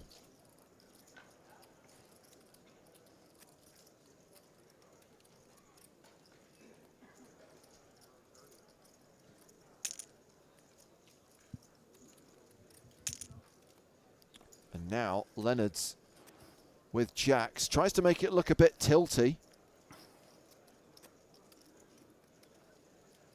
Or maybe that's the easiest way to play jacks. Just get it in pre and then you don't have to worry about texture. No, it's really an overshove. It's silly. You should be really 3-betting, trying to get some value from some worse hands. You're only going to get called there by better hands. So, not how you want to play the Johnnies. Yeah. You've got short stack in the small blind here, King Curd. Papo on the button with ace 6. Opens to 140k. And King Curd gets it in with King 6. Is going to get called by Vlad. Vlad may re-raise to isolate. Some of these shoves have been questionable today.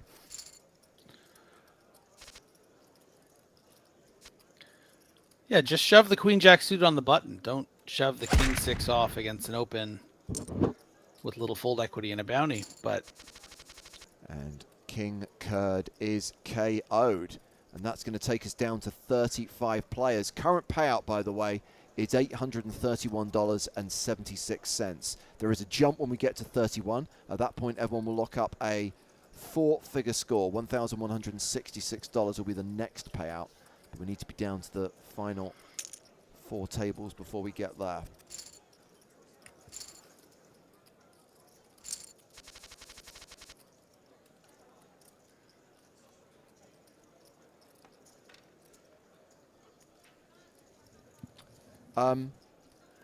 Is this 7th or 8th time that Papo's had ace king? So many times. 90 minutes.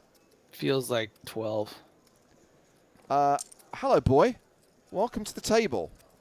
Not going to get involved in a pre-flop flip. Yeah, I like the way this is being played here with the pocket nines. 35 big blinds. You don't really want to get that in against the under the gun. +1. Happy just with the rare opportunity to play a flop. I'm mildly amused by Garen's on Twitch. He says, Papo AR, more like Papo AK. Simple, but I like it. Well, 9's still ahead on this queen high flop. Papo checks.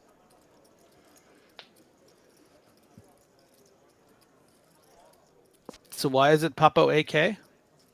Because the ace king. Oh, ace king. That's funny as he turns Yeah. a king to take the lead. Although spades are a factor.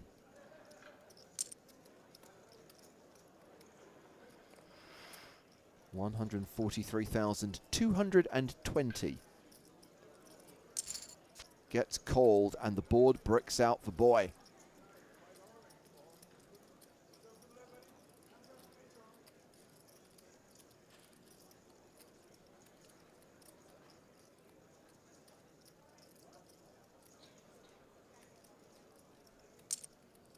$350,000 from Papo.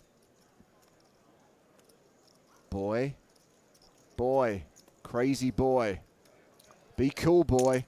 Boy, oh boy. Oh! Got a rocket in your pocket. Makes it nearly 1.3 mil.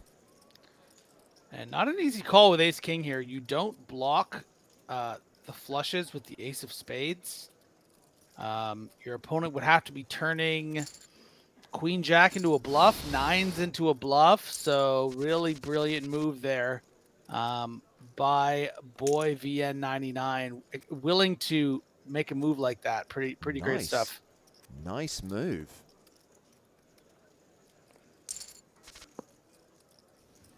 And now with pocket fives against the Jack 8, Regolas with top pair on this flop, second pair by the turn. And Barry Greenstein makes an appearance. So Griffin, quick quiz. If I look in the lobby right now, 3 of the 4 players at the top of the leaderboard, 3 of the top 4 are all from the same country. Can you guess which country? Brazil. Wow, you're good. Yeah. Genius. That was a nice softball question. Leonard's with kings, re-raises. Papo's dropped down to 25th in chips. Papo getting short now.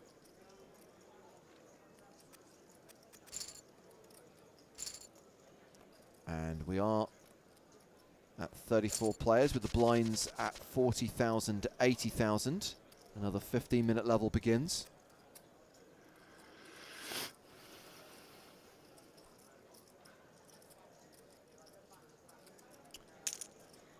Space and Monk asks, is John Oliver commentating poker now? I don't think Griffin looks anything like John Oliver. John Oliver doesn't have a beard.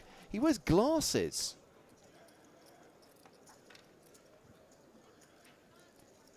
Griffin, say welcome, welcome, welcome to Last Week Tonight.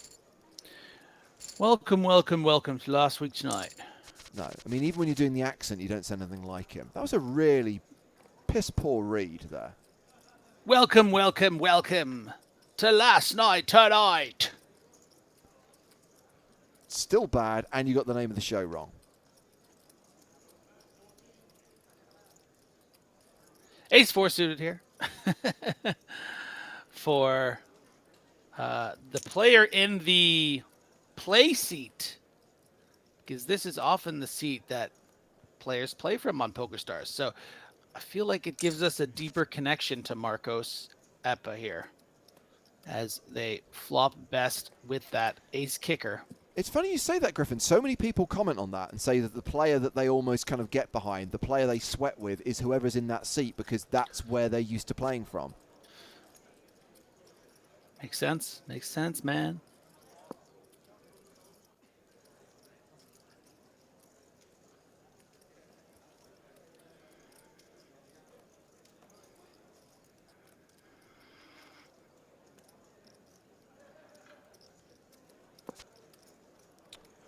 Pair of 4s with an ace kicker is going to win this. Unless someone gets funky. Yes, Vlad, I'm looking at you in your green hoodie with your orange shades. Cheeky Vlad.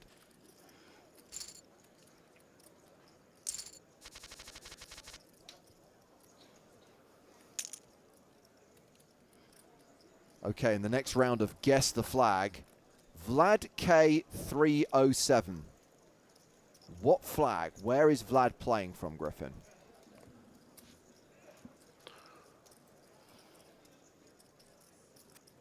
Vlad K. I can't see the flag. You want me to guess? That's the idea of the quiz. If you had the answer in front of you, then it would be very easy for you to give me the correct answer. Whereas I'm testing. Okay. And obviously, the fact that I'm setting this up means don't think of the obvious, because if it was obvious, I wouldn't be asking. Okay. Lithuania. The United Kingdom. Wow, that was really lame, that game. Apologies, but I thought it was quite fun. We'll play again later.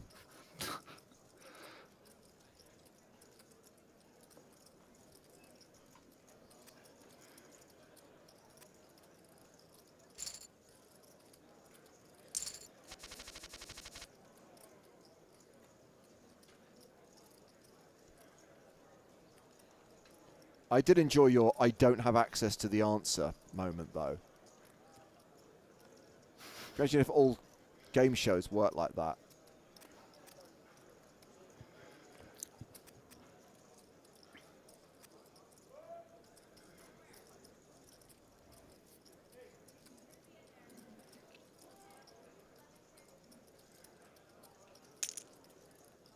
Queen 6 versus Queen 6.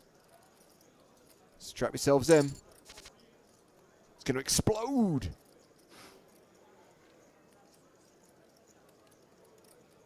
Oh.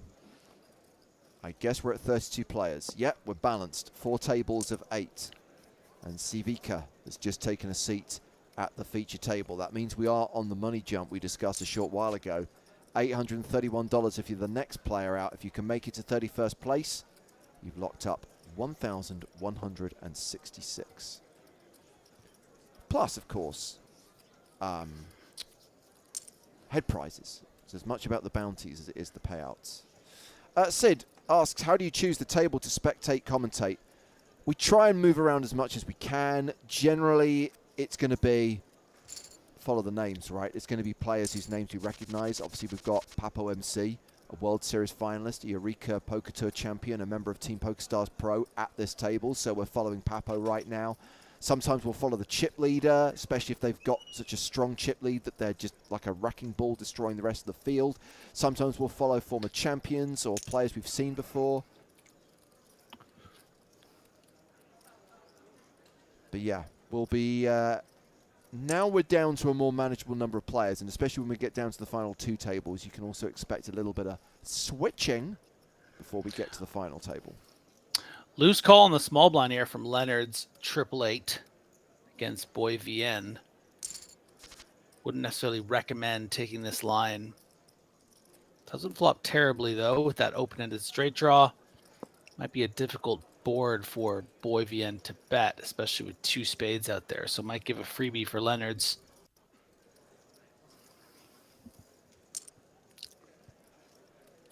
Holden Streeter asks, is this streamed with delay? I know you can't see it when the board cards are dealt, but just above the pot, it will always specify what the delay time on the action is. So all these hands were actually played 30 minutes ago. Or rather, the specific hand we're watching now was played 30 minutes ago, and then the next one 30 minutes ago. Always 30 minutes. Straight here. That's where that free card comes from. Gotta love it. But it didn't come free. But the bet was small. The price was right. And now... Oh my! Oh, that's such a horrible card The for Leonard. unicorn. The 5. The 7 card straight. And Leonard so hard to find. Maybe sitting there thinking, oh, it's a chop now. No, no. And by the way, the fortune bonus will pay out for the 7 card straight. Kezian, you forgot to post for the fortune bonus. You don't get a share of the prize pool. Unlucky.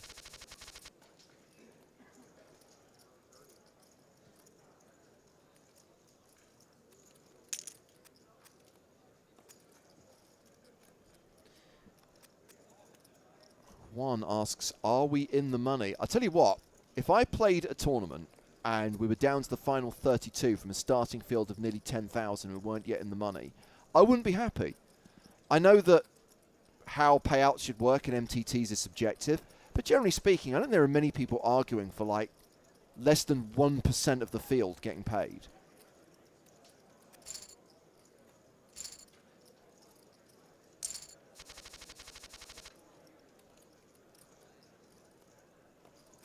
Ace King. It's the day of Ace King, James. 1,423 players made the money, by the way. Stop.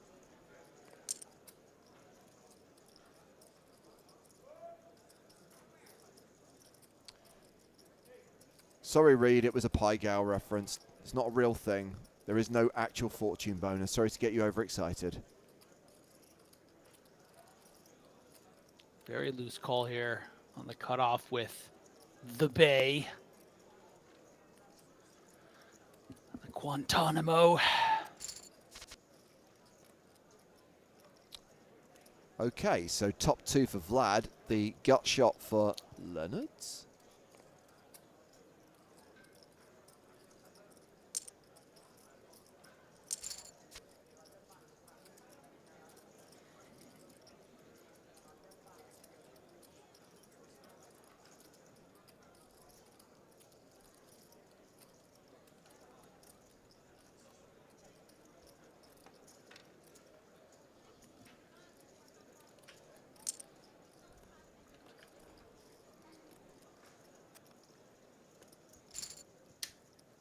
that takes down.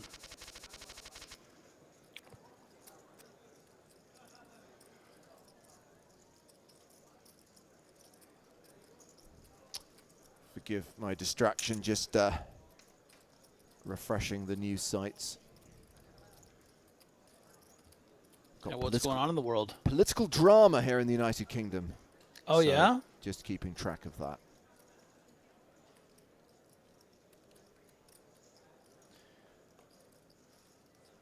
Kezian with the sevens. Ding, ding, ding, ding, ding, ding, ding. Result at 9 p.m. Thank you. In that case, I'll stop checking. It's an election? No, it's a vote of no confidence in the Prime Minister by his own party. Juicy.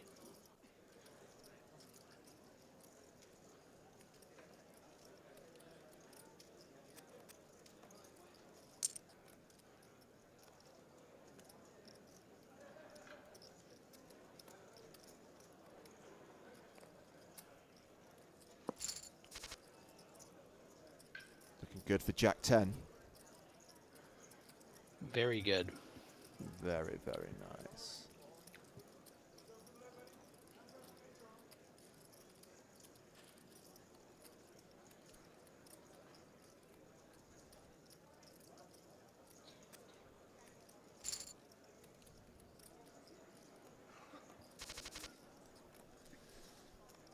So average stack right now is 3.2 million. Papo's sitting there with 1.7.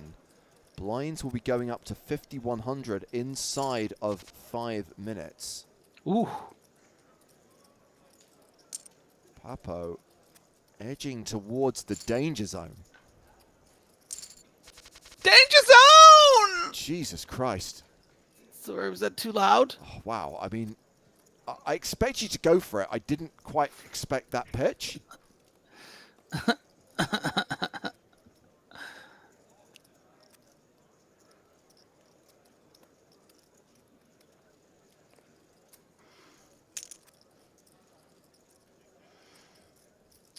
Ace 10 for Marcos.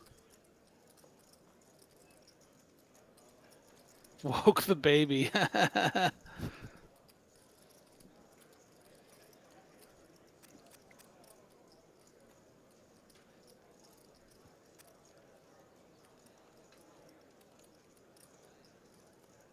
And round to Leonard's, who defends with Queen 4.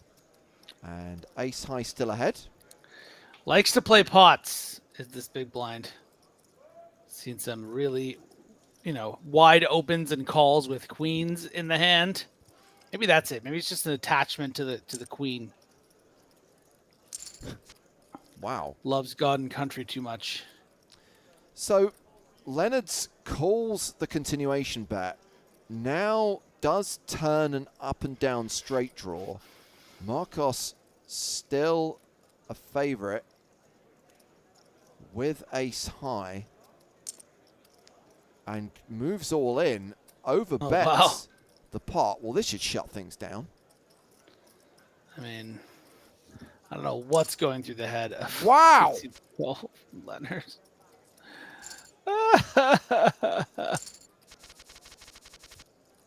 Wild stuff. I mean, huge gamble at this stage for what is not an insignificant sum of money, $519, but it's not a bounty that should be swaying you that much.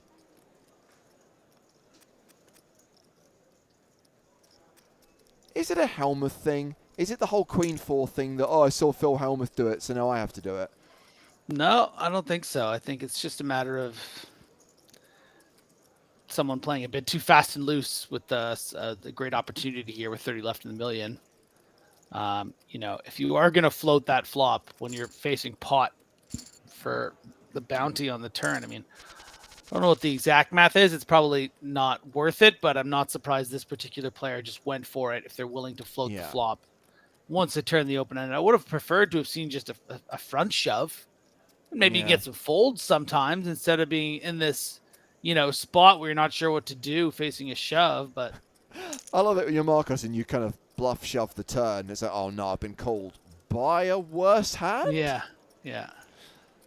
Ace Jack opens. We've got Ace King here for C Vika. By the way, we have hit that money jump. We're down to 30 players now. And this is a pretty tough spot. It's probably a bit too many chips with Ace Jack. But you're suited. You've just raised the cutoff and the small blind shove for like 22 bigs. Like you're going to be up against some wheel aces sometimes if they play like that, and has called And gives loses. the double. The dominating hand holds. Civica up to 3.7 million. 37 big blinds at the new blind level. 50,000, 100,000. And we can see that Leonard's and Papo MC are the two shortest stacks at this particular table. Average stack right now is 33 big blinds. It's roughly around where the Sunday Million normally plays, 30 big blind average.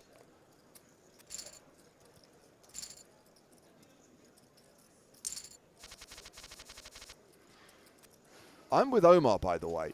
Omar says, I'm getting dizzy staring at Marcus's avatar. I actually stared at it for too long and thought it was moving. I convinced myself that someone had found a way to upload a GIF as their PokerStars avatar because my eyes fooled me into believing that was actually moving. Yeah. One of those things really made me sick when I watched them for the first time, like when I was a kid, when I was like a young teenager. It's weird. Ace 4 versus Ace King. Well, this isn't looking good for Papo. Nope.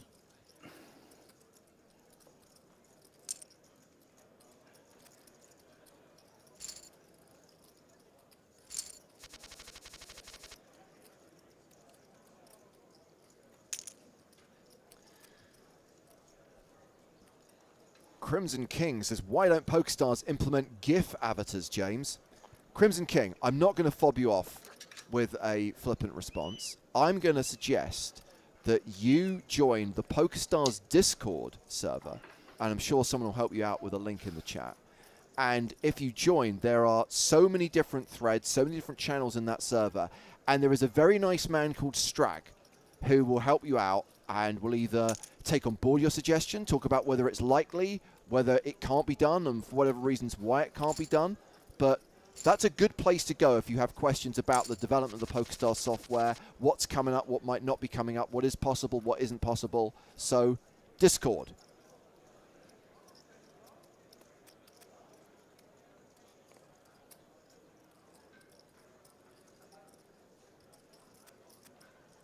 I mean, I suspect that Omar is correct. The lag it would cause is probably the reason why they're going to say no, but I'm not the product guy. You never know. Ask the people who know about these things.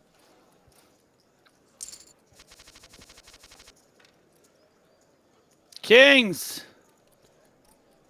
Yes, Griffin. Kings. Yeehaw! This is my new cowboy avatar pitch.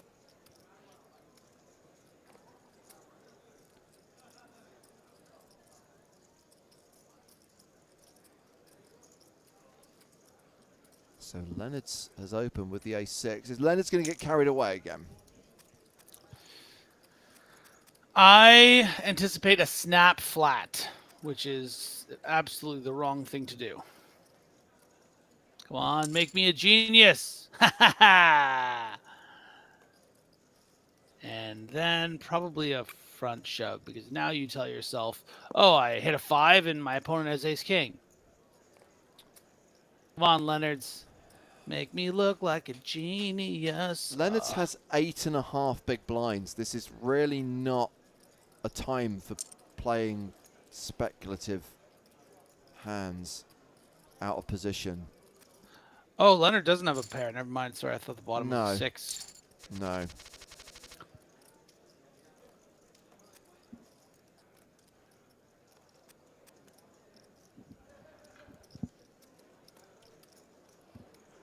So Papo playing 20 bigs. Ace-10 opens.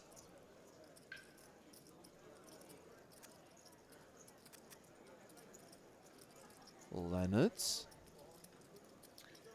I would actually like to see a flat here from Leonard's to try to flop some equity, front shove or check raise shove certain board textures.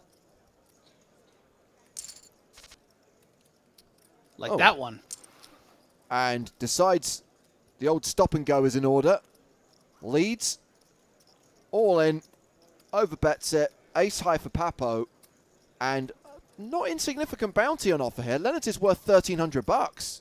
Yeah, but it does suck to call here without even a backdoor diamond. You figure you're going to be up against a lot of fives, sometimes a king, but some diamond draws you're ahead of. Yeah, needs an ace or a 10 that isn't a diamond. Does not improve. Leonard's gets the double up, and that's going to leave Papo MC with 12 big blinds.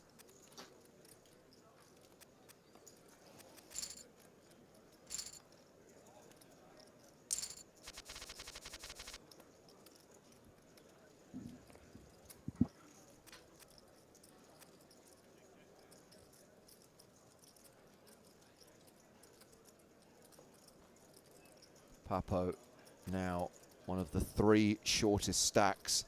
There is one player. Oh, it's Suck Out on Me, who's got 1 big blind.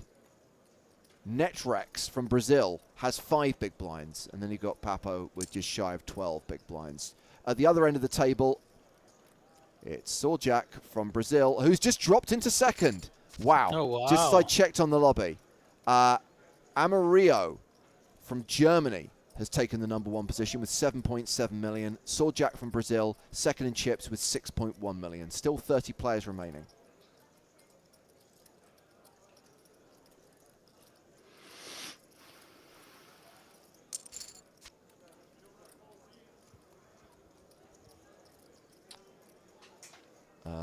King high?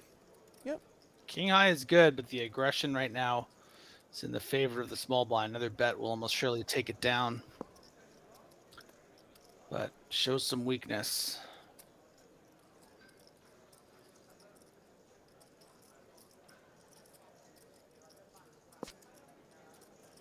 Still king high.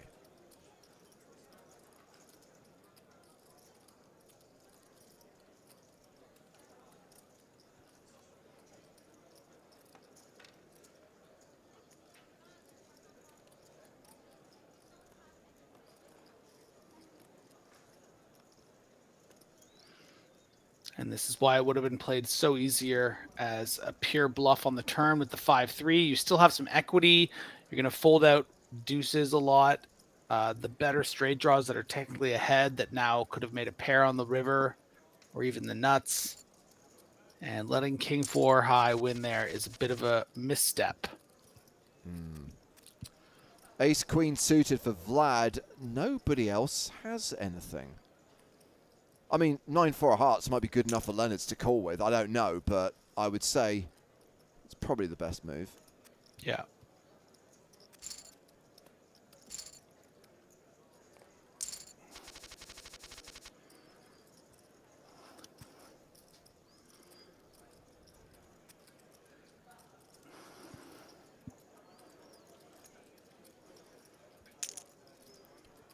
King 10 opens. Ace 10 for Leonard's.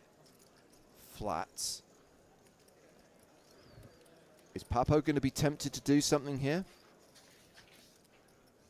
I don't think so. I think the hand is a bit too weak.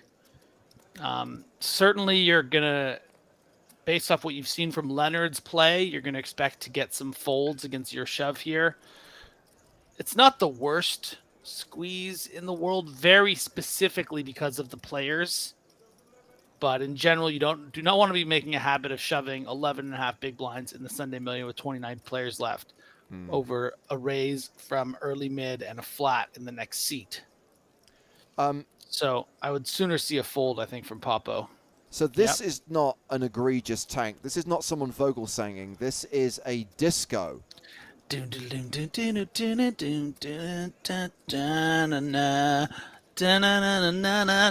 Disco song. That's how it goes, right? No, I mean, not even close, dude. Not even close. But I enjoyed it. For the record, I enjoyed it. Sounded like the disco song to me. Maybe things just sound different in Griffin's head.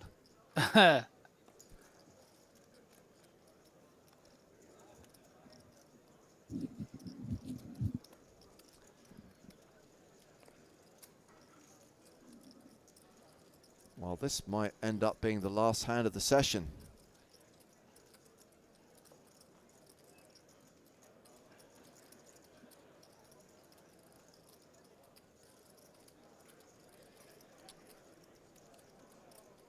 Da da da da, the disco song. Oh, oh, the disco song. Sing along with me if you know the disco song. Oh, ride the motorbike. Hit the shot. Where's the motorbike come from? Huh? How are you getting to the disco? I'm lost for words. Finally forced to fold, and now round to Papo, who calls with the ace-8, but it's top pair and the diamond draw for Kezian.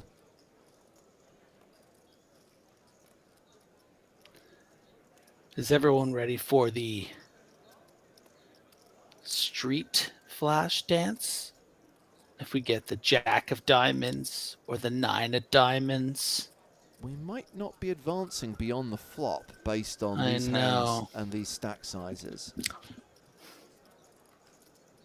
Although Leonard's does do some strange things. Oh, don't you disco now, Leonard's. Come on. Don't you want to see how the rest of the song goes, James? There's more. I definitely don't. Thank heavens we've hit the break. And yes, we pause play with 28 players remaining in this KO Week special edition of the Sunday Million. And right now it is Amario75 from Germany who leads the final 28 with a stack of 7.5 million. Papo MC is the shortest stack right now, just 9 bigs when we return to the action in 5 minutes' time. This is an opportunity to bring Joe Stapleton back into the mix because, as promised, we are going to talk pop culture. We do that a lot on our poker streams and talk about TV shows and movies. So, Joe, I know you haven't had the chance to see Top Gun Maverick yet, so I'm not going to do any spoilers.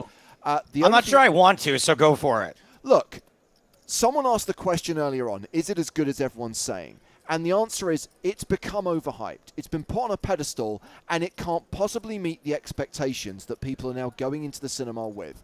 Is it a really good action movie? Yes. Did I enjoy it? Absolutely. Was I blown away by the action sequences? And was I thinking, how the hell did they film this? Yes. But to say it's better than the original isn't really saying that much. The original's not a great movie. It's not the best action film ever made. It's not the best sequel ever made. Griffin, thoughts? I mean, I guess that's just personal preference. You're saying that it couldn't have lived up to the hype that you had. It lived up to the hype for me, and if not, it even succeeded. I thought it was just incredible. I mean, I wasn't a big fan of the first movie at all. I think I saw it once at a cottage and a small TV like 2 or 3 summers ago. It wasn't like I had no nostalgia for it, and I thought to be fair, it was at Jean's grandma's house, and he watched it in French. yeah, exactly. So I just listen. I came in with just like, okay, it looks like they've done something special here, and I left feeling like they did something special. I wasn't really worried about it being the best action movie ever. It didn't need to be better than Judgment Day. You know, it was just a raucous good time. I had a great time. I'd love to see it again. And to be clear, I don't want to make it sound like I'm down on the film because I'm not. It's really, really good, and the stunt work, the action scenes are incredible. And I would gladly watch it again and again. Tom Cruise does not make bad action movies. It just, unfortunately, has been overrated and overhyped by so many critics. And also a number of people who went to those early screenings, went to those previews, which is a shame because it didn't meet the expectations I've been given. But the other thing I want to talk about that we all have seen is the new Disney Plus series, the Obi-Wan Kenobi series. And Joe, last time we spoke about this, I'd only watched the first episode. I'm now up to speed, and I now know what you're referring to. Because, and again, I don't consider this to be a spoiler, right? We knew going in that Hayden Christensen had been cast as Darth Vader, so we knew it was inevitable there was going to be a confrontation between the two, and I hate it. Because the whole premise is they had that battle on Mustafar where Obi-Wan thinks he's killed him, and then they don't meet again until that battle on the Death Star in the first movie. So for there to be confrontations in the middle, it's just annoying, and it's messing with the story, and it's messing with the characters. And I would have been very happy if Obi-Wan had to contend with the Inquisitor, the fifth brother, the third sister, and all the rest of them in this. It didn't need Darth Vader. Or it could have had Darth Vader just from afar, right? Yeah. Like just the occasional Darth Vader appearance would have been cool. Do you think that all of this is culminating in them rebooting episodes 4, 5, and 6? Don't even hint at that. No. Don't even hint at that. That would be awful. I mean, they would lose whatever support they still have from the hardcore fans if they did that. And I know they're driven by money, but they also don't want to piss off their fan base. Kathleen Kennedy's made that very clear. She says, we've learnt the mistakes of Solo. So I don't think they are. And I think they'll find a way that it kind of just about retrofits the events of the first movie, but it's just unnecessary. It didn't need Darth Vader in such a big role. But you're going to tell me, Griffin, that you love it.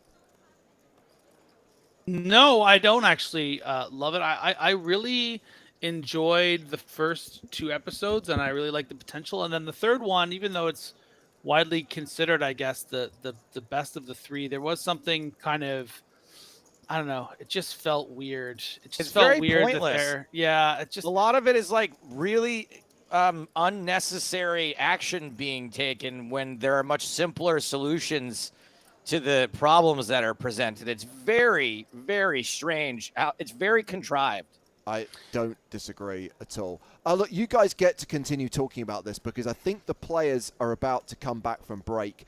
I am going to take my break because a plate of pasta awaits. But more Sunday Million action from Joe and Griffin right now. Time for the poker. Time for the poker. Time for the poker. time Papo for the poker, still kicking. Time for the poker. We've got Civica. 4 million at chips, raising with ace-8 offsuit. I just want to read this comment from Root. It says, I'm enjoying the show quite a bit. I did not like any of the movie trilogies for whatever some little rando's opinion is worth. I'm glad you like it. I like it when people like stuff.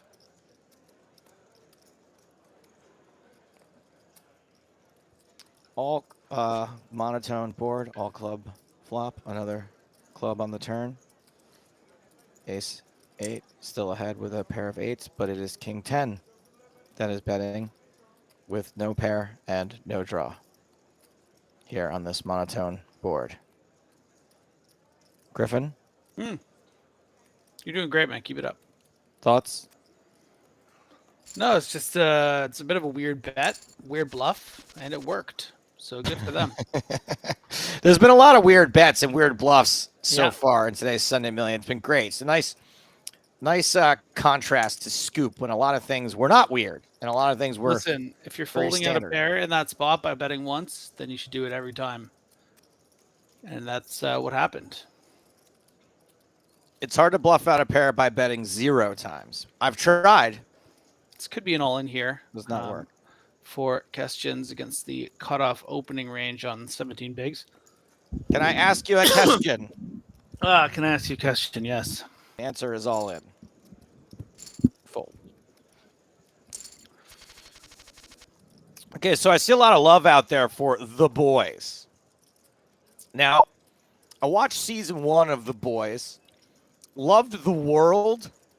Loved this sort of characters, especially of the superheroes or whatever they're called.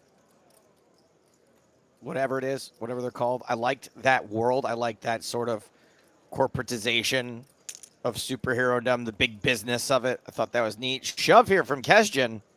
Yeah, this needs to be a call from the big blind here. And we've seen a lot of, unwillingness to fold from Leonard's 888, but maybe learning that lesson, wanting to make a tight fold and just the wrong decision.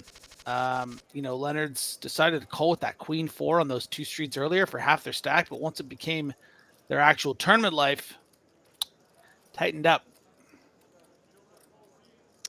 So back to The Boys. And I found the lack of skills and success by the good guys in it to be very frustrating.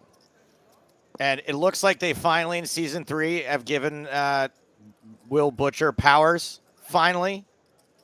It should not have taken 3 seasons for that to happen. That should have happened like halfway through season 1. It was so boring. I quit like 2 episodes into season 2. Where do I pick up? I actually preferred season 2 to season 1. I thought it was really interesting. I think that you in particular would find season 2 interesting because it goes into a lot of directions that are. It opens up in the villainry department with some. I don't know. I can't really spoil anything, but Okay, probably fine. just rewatch season 2 and then go into season 3. I'll try season 2. I just was so frustrated by the first season. Again, it's just one of these slow shows where these, the big reveal at the end of season 1 should have been in like episode 3. You do hate when shows are I slow. hate it. Wobbly Knee says the film Everything Everywhere All at Once was the best film I've ever seen. I think it's a strong contender for the best film many people have ever seen. Such a diplomatic response. It's like your way of saying that you love it, but also you don't want to say that it's one of the best films you've ever seen. So you say many people. It is definitely one of my, in my opinion, one of the best films I've ever seen. Yeah, me too. The older I get, the harder time I have speaking in absolutes. Yeah.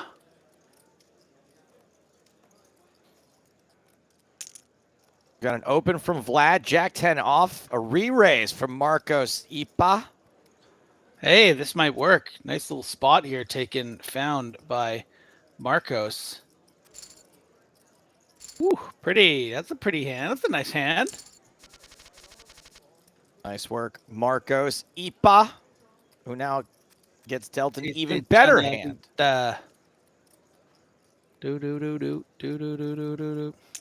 So 28 players remain. What's everybody guaranteed at this point? Guaranteed $1,100. Pretty good. Get that comma in there.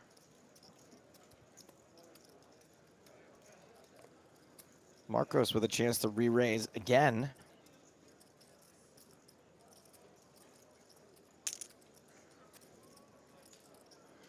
Boom. One fold.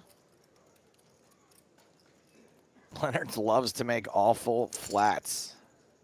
Oh, calls all in. Like, imagine calling this King 10 here, but not. Oh, I'm glad that happened. Flop the 10 and 3 hearts. Somehow the offsuit ace spikes on the turn, and Wolfman's got Leonard's out in 28th place.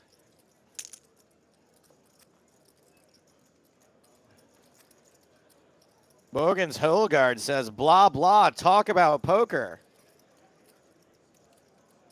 I think you must have the wrong channel. Thank you for your comment. You banned? Yeah. Did you watch For All Mankind on Apple TV? I did not. Neither did I.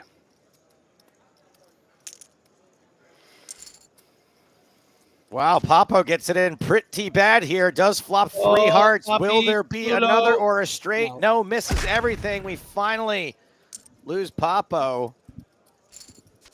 AR is out in 27th place. $1,100, 500 in bounties.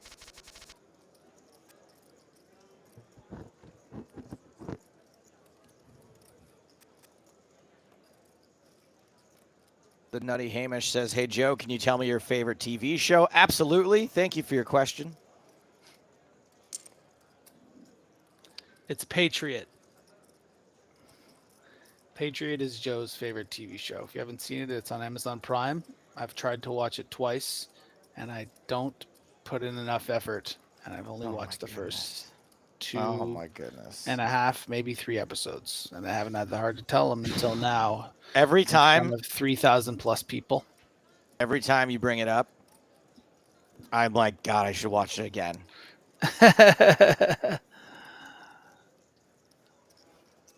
Soriak with top pair. Second pair for Negrin.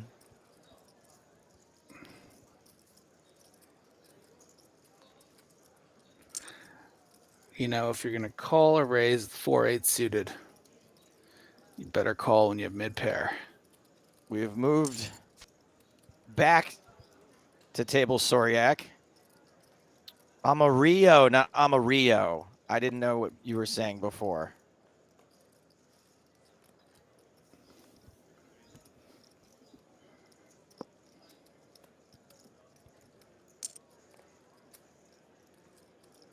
Trying to see where the next pay jump is. It's at 23rd.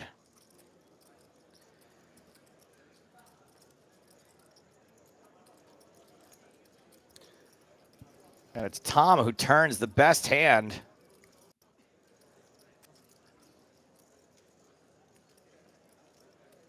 Tough spot for Soryak. Deuce on the river.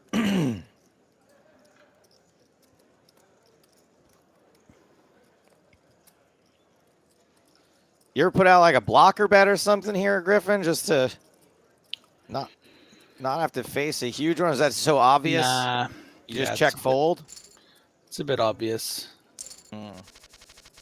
That's the first time I've even considered a blocker bet. So Nev Campbell won't be back for Scream 6 due to failed salary negotiations. yeah, I just saw that. Did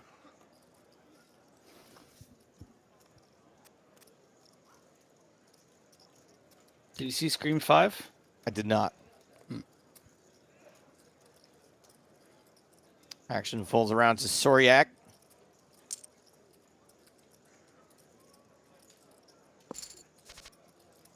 Blind on blind pair of sevens for the player with the unfrozen caveman lawyer avatar.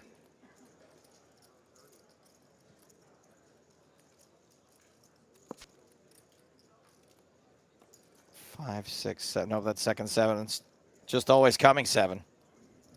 Trip sevens now.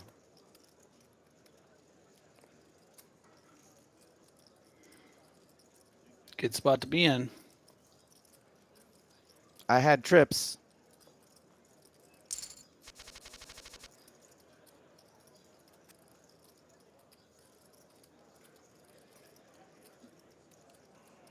Ivan Luca, the player we're focusing on now. You know Ivan Luca from Argentina? Do I? Yeah. Was a player on the live scene for a while. Played a lot of EPT events. Oh, even Luca. Yes, I do. 6.6 million in live earnings. Oh, yeah. Luca is one handsome man, says Sir Fred. Tend to agree. All right. Thank you for your comment. Boy VN. Shoving into Gracialita. Gracialita. And this is seems like a, I guess it's not that many chips. 2.2 million ain't what it used to be. Okay, I also want to focus on the poker, but I found myself in a bit of a rabbit hole here with Nev Campbell. You know, she's going to be in the Twisted Metal TV series. like based on the video game Twisted Metal. Oh my goodness. Peacock is developing. Anyways, Ace King, here we go. This is going to be a big flip here. Big old flip. Big old flip between Negrin and Gracialita. I'll take the Ace King. Snowman's flopping a set, but it's 3 diamonds. It's a boat on the turn. Oh! Diamonds no longer a factor.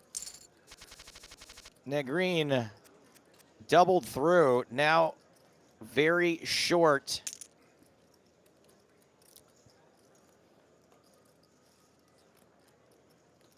Yeah, no Luke there. I would have gone with Lucca. Yeah, Lucca. That's better.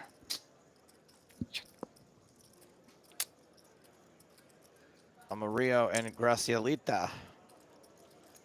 Taking a flop. Ace 9 6. Another monotone board.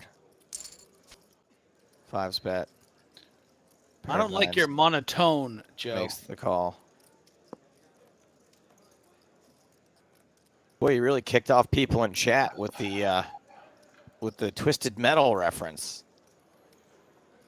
Yeah, I mean, listen, that is a deep cut, but it's we all had our moments, man. PS2, come on. I was a warthog guy. Who is your I was the oh man, like I remember the character, but it was Mario checks? Gracielita checks. I Ship it want to Mario. to say my character was kind of Joker or Ghost Rider esque. I'm not sure. Damn. Oh, there was a motorcycle. Yeah, I think I was kind of someone in the chat will help us out. Oh wait, Axel. Axel was the guy yeah. that his arms were just out between the two tires. Yeah. Let me see what Axel looks like. Yeah. I was Axel. Yeah. That's what Axel was pretty good too. He had the superpower that sort of was just like a wave. Yeah. Let's see who's playing Axel in the Twisted Metal movie. Soryak is about to be sorely mistaken raising from under the gun here. It's not a whole lot more to call, but that shove means business. Soryak gets out of the way with the dominated hand. So Anthony Mackie, Stephanie Beatrice, and Thomas Hayden Church are all starring in this Peacock Twisted Metal series. Thomas Hayden Church, isn't he like a Oscar-nominated actor? Well, he's got to start playing a character named Lowell on Wings. He was like the Woody. Okay. Or the Chris Pratt from maybe Parks Anthony and Rec. Mackie is playing Axel. Might not 5, 7, 8, 9. be big enough. Nope, just a pair of nines for Tom.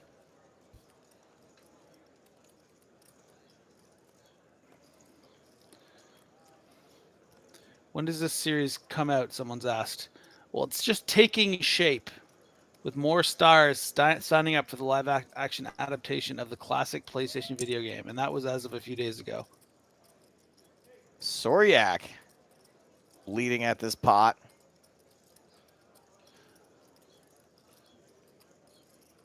And it's a lead that is not going to work against the 9-jack on the button.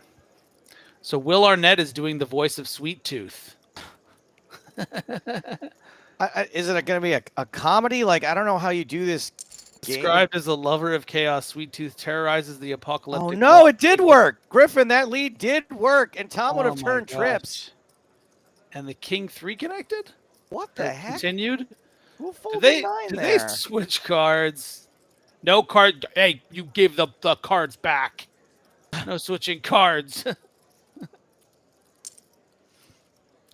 was one of those situations where we all just assumed this hand was going to play itself. It's just such a standard call there on the flop, and yeah, Tom let it go. And King 3 is continuing to be in this hand and is ahead. Oh my goodness. That hand is whack. What is happening? I forgot for a second that King 3 was the winner. I was like, what is King 3? Oh, wait, it's ahead.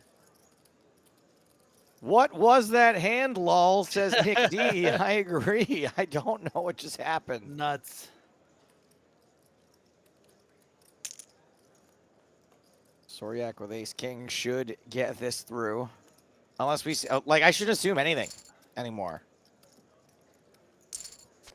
Heap One asks, Griffin, can Bean did own poker? Every once in a while. Thank you for your question.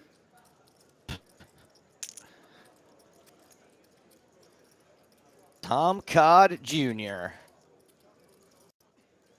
Perfecter of the fish fry. Took his father's recipe. Top pair for Tom Codd Jr.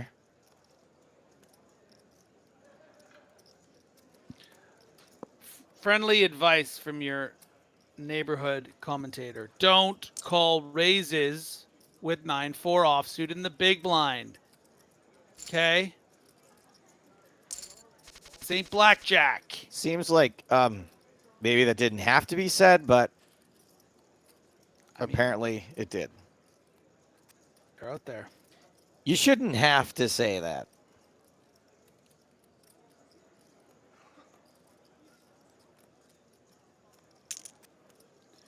TC Duck asked, Chaps, can you tell me what the film you both said was one of the best you watched? Please, I missed it and need something to watch. Obviously, after this amazing production is over. Thanks. What was it? It was about like everything. Where do they go in it again, Joe? In the Everywhere. movie? Yeah, they go everywhere, and it's all happening kind of like at the same All at junction once. of all at All at once. once. It's all Yeah, happening at once. Yep. yeah, everything, everywhere, all at once. Thank you for your question. Enjoy the movie. Pair of 7s here for Amarillo. Or maybe it's I'm a Mario. I'm gonna win. Top pair now. Turned for the most deserving player on the table, the King 3 call down. Yeah, not bad. We Ivan have Luka. a hero in Negrin.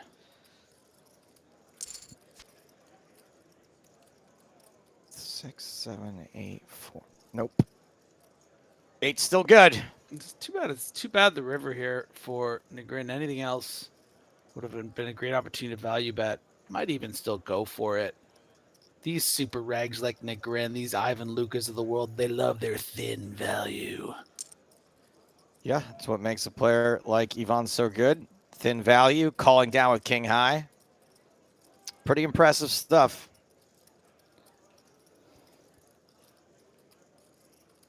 Really, 5-5 or 6-6, right? Only one way to find out. Put the chips in, bro. It makes the call anyway. Oh, you like what you see? I'm that good. I value bet ace 8. Later. Bees, horseshoes. Throw them. Throw everything you got. I kind of feel like when you put someone on a hand that can beat you and you call and you lose, but you're right, like at least you get the moral victory. In this case, he lost the chips and was wrong, which is not the best. Very Negranu-esque. Negreen-esque?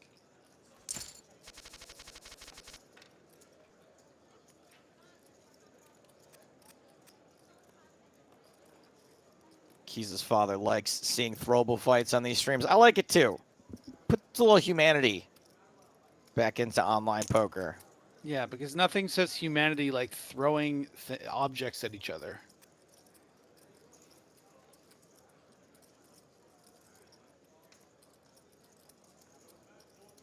Gracielita with the king 10. And gonna win it. Blinds are up. 160,000 is the big blind.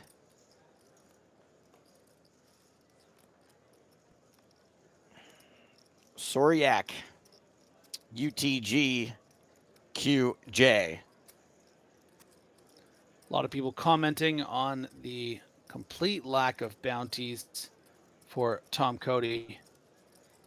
It's kind of like when, you know, you're watching a baseball game and you see some player and they're like, oh, that guy's having the worst game on the field of anyone, but they're still, you know, getting paid so much money to be there. That's where that metaphor was going. He's doing great, okay? Could win over 50 grand if he wins this tournament. And he's going to get some bounties on the way there, too, if that happens. Statistically speaking, should get some bounties, but. Yes. Amarillo, king 6 suited. When I first started playing poker, king 6 was my favorite hand, pair of 6s for Amarillo. And then I learned about it wasn't a very good hand. Kicker problems. Where I would just be raising and re-raising, playing 2-4 limit hold'em. And they'd show up with King Jack, and he'd be like, what the? Yep, and I would think I was so unlucky.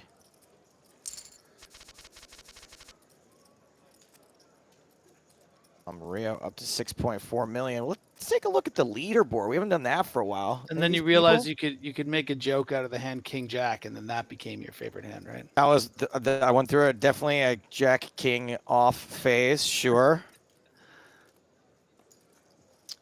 So Amarillo here, playing out of Germany, is 3rd in chips overall. Soriak is 5th. Gracielita 9th.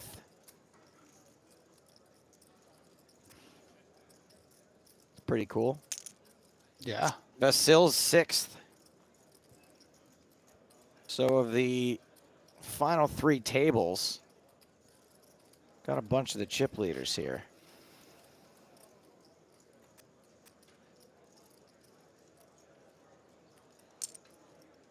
Action folds around to Soriak with the stars nuts.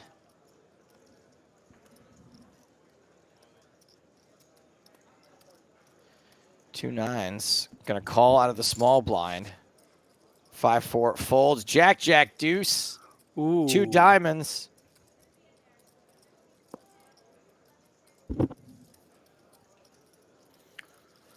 Both players with a heck of a reason to continue. Nines are going to be good. A lot here on Jack, Jack, Deuce. The aggressor here, very happy to see two diamonds. That is going to be an action killer. Not a good card for two nines. No. Wait, there's two Marios at the table. There's Mario Tony and a Mario 75. I don't know if they're allowed to do that. That seems a little weird. Yeah, you can't have two Marios. You can have one Mario and one Luigi. You can't have two Marios.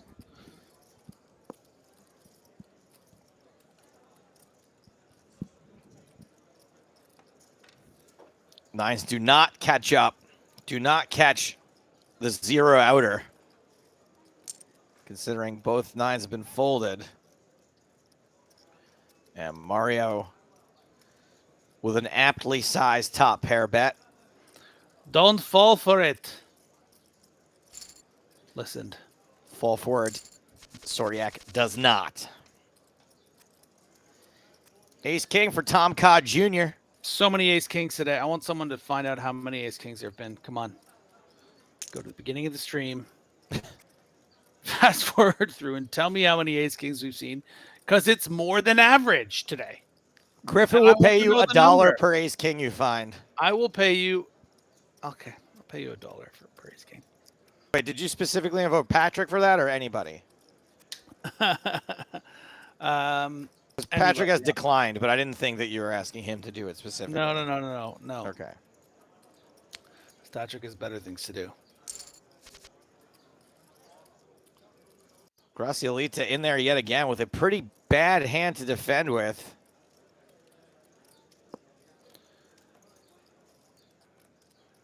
Johnny Madge Norm here says $1 per ace king. There have been 98,721 ace kings. Ah!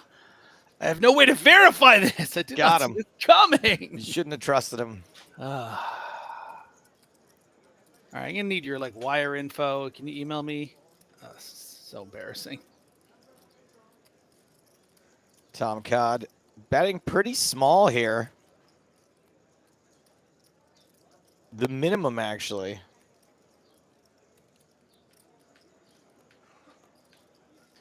And we're tanking with 10-5.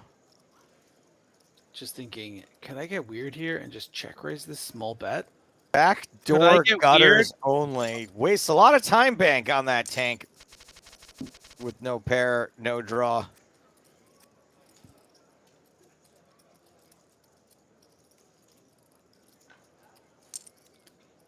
Sid Hoffman wants to know at Joe Griff, when the hands are dealt, do you look at the cards clockwise or counterclockwise? I use my phone as my clock, so.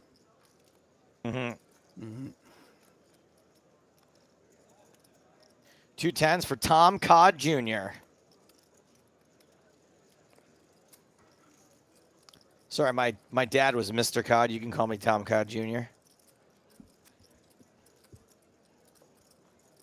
Graciolita, come on. You can play with 8-3. You play with 9-4, 10-5. No doubling down. Stop. He's learned his lesson, Joe. 9-4 is not a double down hand either, buddy. I don't know what blackjack games you play in. Isn't it up to 11 and then you double down to get the things? Yes. Oh, my God. It's like right out of a blackjack book. So is Chapter 1. It's up to 11, and then you double down to get the things. You don't double down 9-4? You do not double down on 9-4. Why not? What do you double down on? You double down on 11. Sometimes you can double down on a 10 or a 9 if the dealer has a 6 showing. Is 13. 8 and 3 is 11. Correct. Math. Nice. It's barely math.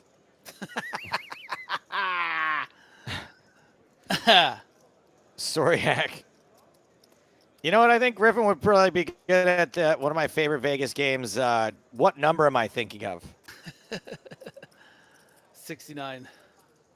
So close. Pay me $10. Well, guess what, everyone? This whole thing was a bit Joe and I prepared. We're really having a blackjack tournament on PokerStars.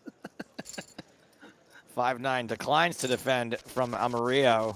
Raise and take it for Unfrozen Caveman Lawyer. What would a blackjack tournament even look like? There must exist, right? Yes, they did. There's definitely blackjack tournaments. Do y'all ever stream in-person poker? Yeah, like all the time. Yeah, we're doing it right now. I'm really here. Ask me a question. Oh, you just did.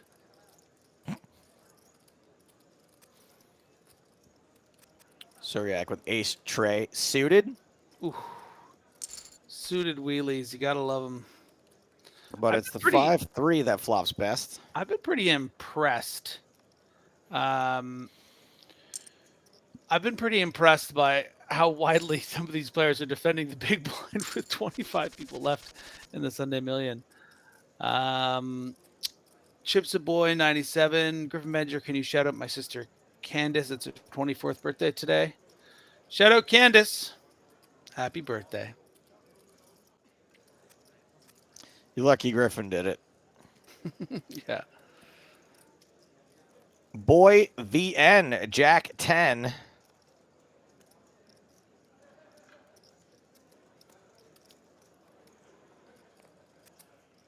Folds. Gracielita 10-7.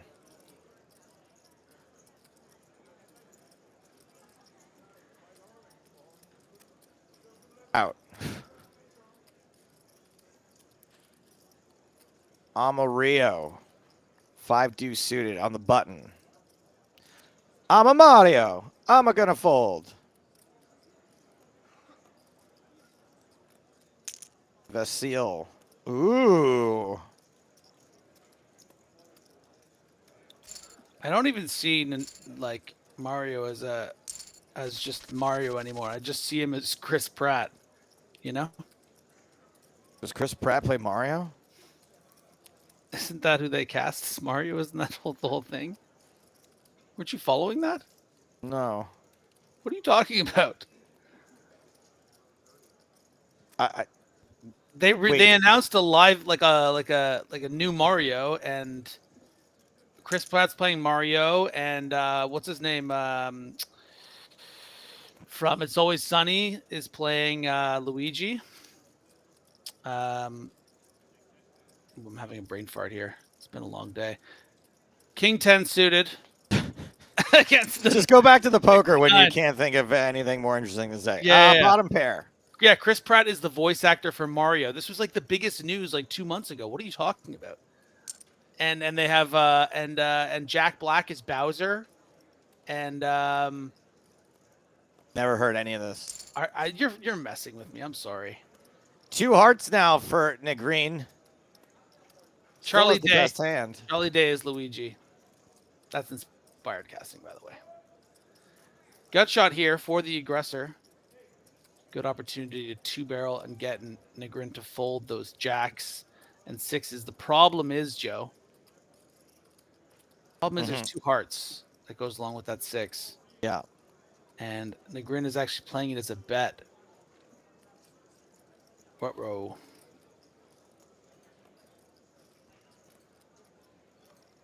I mean, this seems like a pretty trivial fold.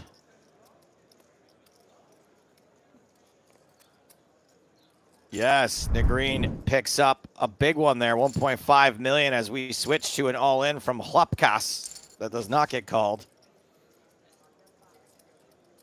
Back to visit Regolas and Kajan. Jan Michael Kessinen.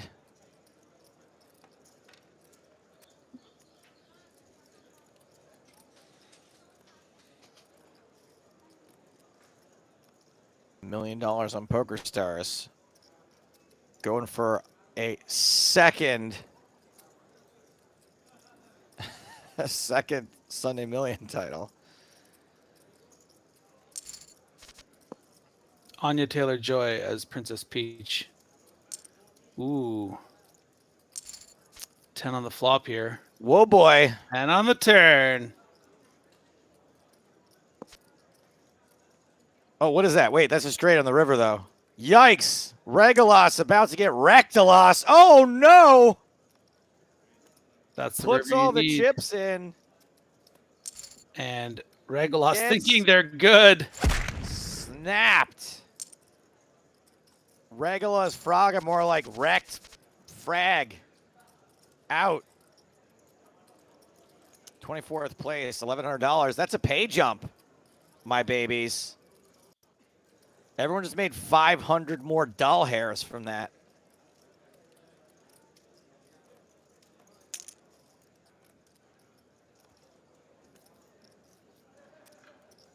And it's Vlad opening. Ace 10 suited.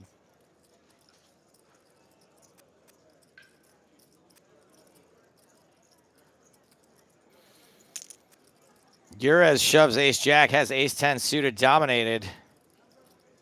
This is not for a ton of big blinds. Yeah, but, you know, almost 15.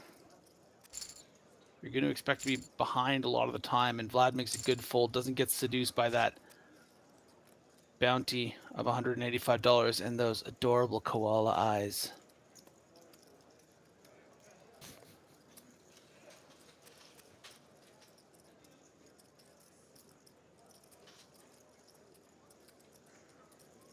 I would like to hug a koala once in my life.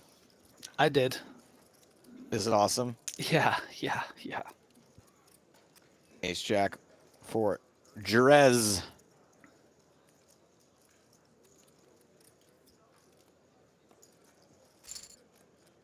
Not a call with queen 10 offsuit. Do you remember playing poker back when people would call your all-ins with queen 10? Do you remember those days? Not for that amount of chips. Not really, no. I don't mean online either. I just mean like when you first started learning and you're playing in a home game and you shove with pocket jacks and someone would call you with queen 10. You don't remember that? That never happened to you? No, I think that this might be some trauma stuff going on with you. It's not even me complaining this time. I just remember we were all so bad at poker. It was like any two Broadway cards you just call. Right. SGN sevens are good, but there's lots of ways to lose.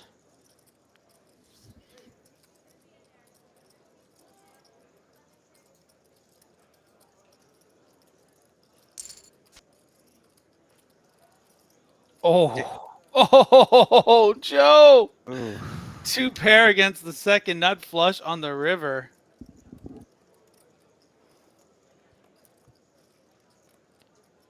And Kajan looking like they are figuring out a value bet amount. Oh, checks. Wow.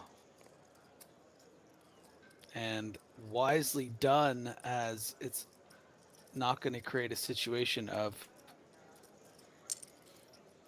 a bet and disaster.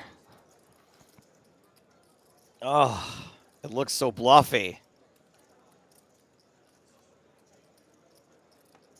It's such a draw completing card. Yeah. And Bree does take down the pot with a flush. Gets the eventual call out of Kajan. Bree up to 5.1 million.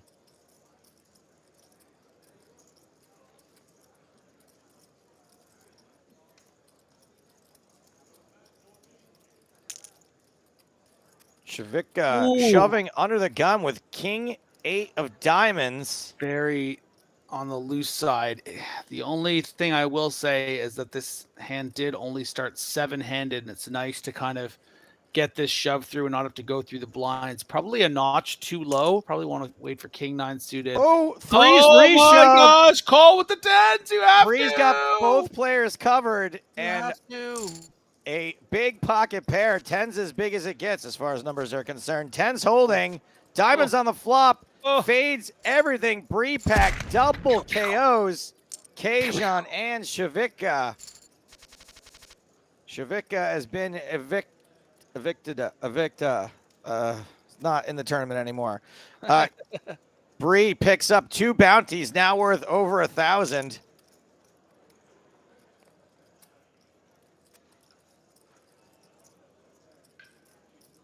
Griffin and Joe, it's Kingar. Well, they're out. So, thanks. Do you think that, speaking of theories you can't get on board with, Griffin, do you think that the color blue, like in the 4-color deck, makes it like a little bit more like a pleasant to the eye, so you tend to get it in more with diamonds? You know what? I think I've sort of thought that already, almost like kind of adjacently. Not really. I haven't really voiced it, and now that you have, you're kind of blowing my mind. I think you're right. Yeah. Okay. Yeah. It just pops. It just pops so hard off the screen. Like you get a little more excited. Yeah.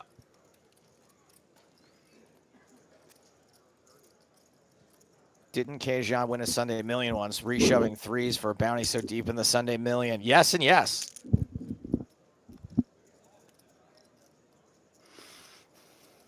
Halapakas. Jamming on Jerez.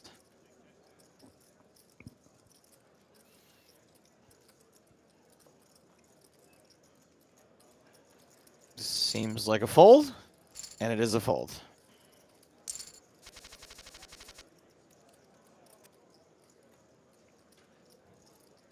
Although, Griffin, you know what? There's a hole in that theory, though. What's that? We're watching with a 4-color deck, but they might not necessarily be playing with a 4-color deck. Right. But having said that, it's like as we're experienced watching it, it makes it like more exciting for us when we see diamonds and then when they get it in. So it kind of like, it's a surrogate narrative. It's just like we're Surrogate narrative is definitely a BS phrase I need to work into my conversations more often. Just 2 words smashed together that people will just you might call it you might call it an amalgamation. It's an amalgamation of a surrogate narrative. That's so dumb. Oh, that's great. What's up, Bone Jeezy? Welcome to the chat. Happy to have you, my old friend Bone.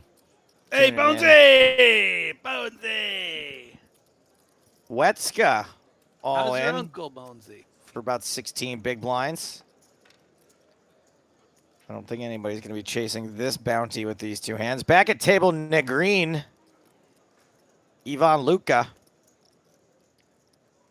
Or should I say Negreen's back at this table. Yes. Pocket Queens. Ooh. For Vlad. And a queen for Marcos Ipa. Queen 5, can we just fold this one? Can we get rid of it? Yes. Queen 5 offsuit is a fold here. Don't do it, Marcos. Listen to yourself. Ugh. And now you just Oh, no. You just busted in 20th, and all your friends and family are watching. Queen. Then you got in Queen 5 against 2 queens. Why didn't you just fold, Marcos? Why didn't you let it go? Huh? The poor guy's watching this 30 minutes in the future. Past? Right now. He's watching it right now, and he's not happy. The Quace Queen. Sid Hoffman says, I saw Surrogate Narrative open for Arcade Fire once. I was at that show. Real danger right now. A 1-to-1 SPR.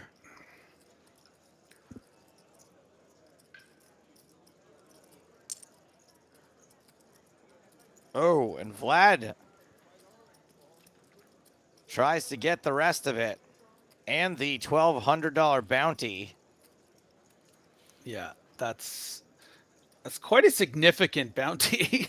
It's the largest actually I think we've seen since the elimination of the player earlier that had the biggest one, which was like 1,600. and then this person became 1100. So this is like this setting up for the shove here. Tough spot for top pair. No kicker. Does make the correct fold.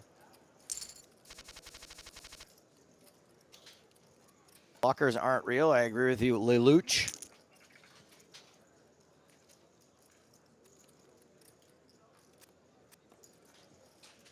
Joe is not a comedian. He has terrible comedy. Griffin, you know who my favorite comedian who regularly appears on the Joe Rogan podcast is?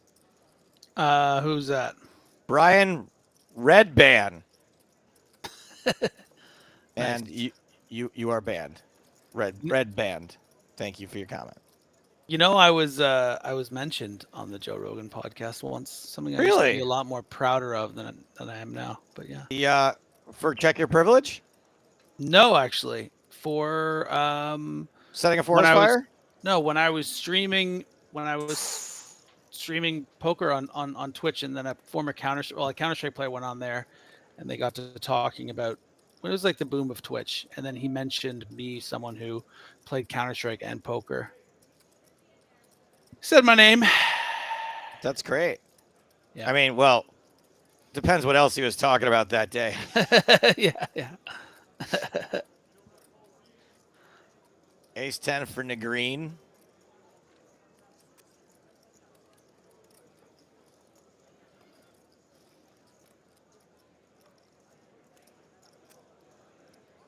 And Vlad with a defendable hand, Queen 9 suited in the big blind. Yes, Absolutely. indeed. One heart. Not great. Not great for the Queen 9 suited.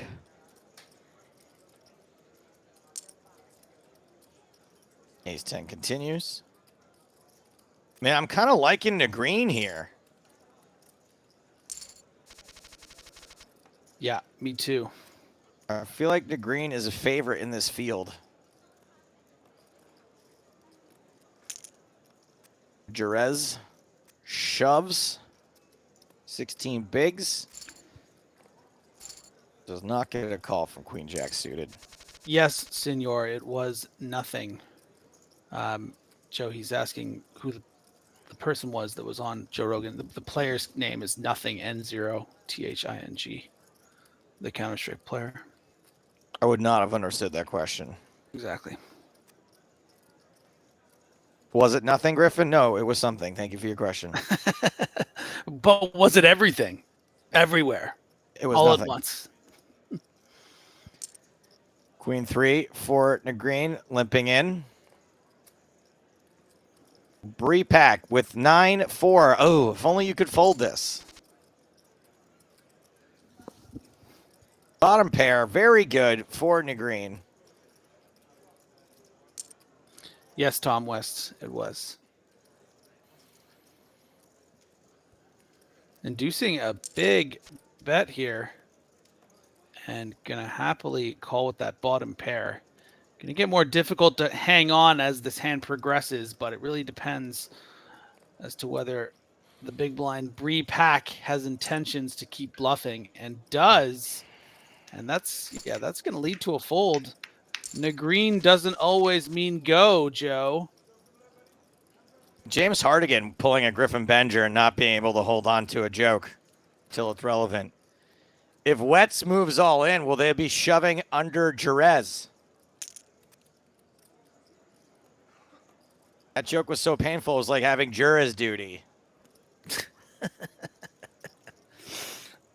And that's why he's the professional. Vlad, Queen suited, everyone's favorite hand. If you don't say your hand, you won't love King Queen suited. You don't love poker. I also don't appreciate that James made that jumped the gun on this joke, and then my Negreen doesn't always mean go just went completely under the radar, you know? Because I know people like that one, but they were so distracted by, you know. Yeah, no, definitely Dad's James's joke. fault. Yep. Uh-oh, equity. Top pair good for Vlad. Equity. Marcos with a slim chance of catching up on this hand.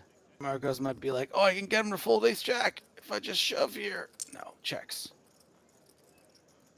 And a very simple, smooth, slick value bet from the player with the fake Phil Lock avatar. Ace King, is someone still counting? It's another $1 for whoever's counting. Every time you say ace king, I go cha-ching. That's another $1. This is actually going to be an all-in confrontation here, Joe. So we are going to have some action. Just 5.5 big blinds all in. Can't really fold much of anything, let alone an ace. Do you reshove here with ace four? I mean, it's not the worst decision in the world. You're Yeah. suited. You're going to be up against the broadways, but gonna let Brepack go for that massive bounty. Domination Any fives about? situation. No straight. No running threes. Double up for Marcos.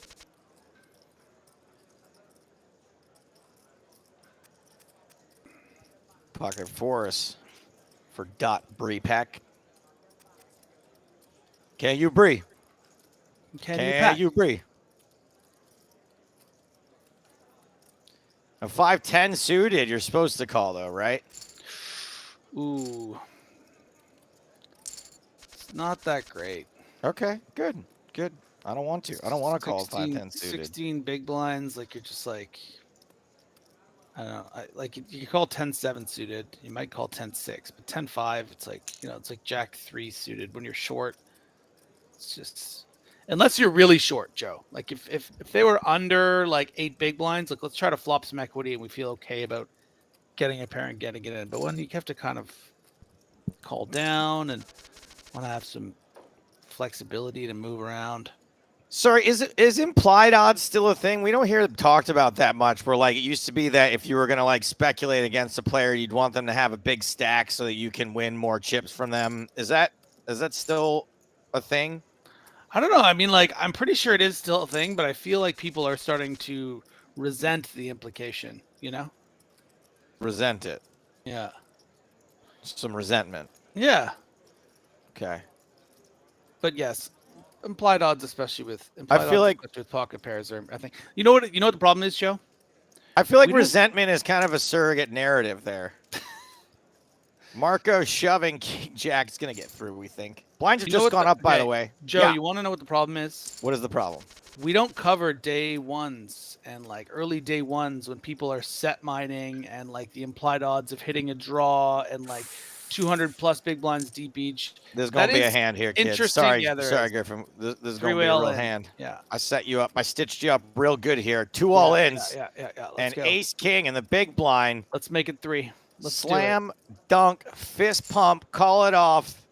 Domination situation. 10s out in front. Heart.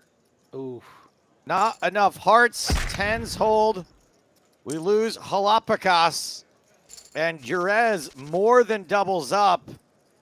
And in fact is now 3rd on the leaderboard. Pocket 8s in the very next hand.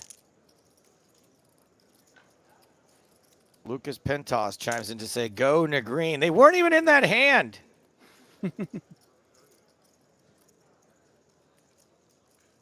Vlad re-raising to 1.5 million. King again. This time suited. Suited. Once this hand is over, did you have more to say on that subject? I had to cut you off because of that. Oh, action. Not really. I think everyone understood. It's just that the early levels of tournaments, you're getting a lot more implied odds to set mine and do all these things for, to try to win hundreds of big blinds in a single spot. But we're not playing that deep in a lot of these situations because we're, there's not a lot of raising in early position and flatting like 70 big blinds deep with the pocket pair for the not a lot of 3 and 4 way pots. Sure. Yeah. M Jizzer asks, I should have read that first. Any pay jump? Yes. Thank you for your question. It's not even funny.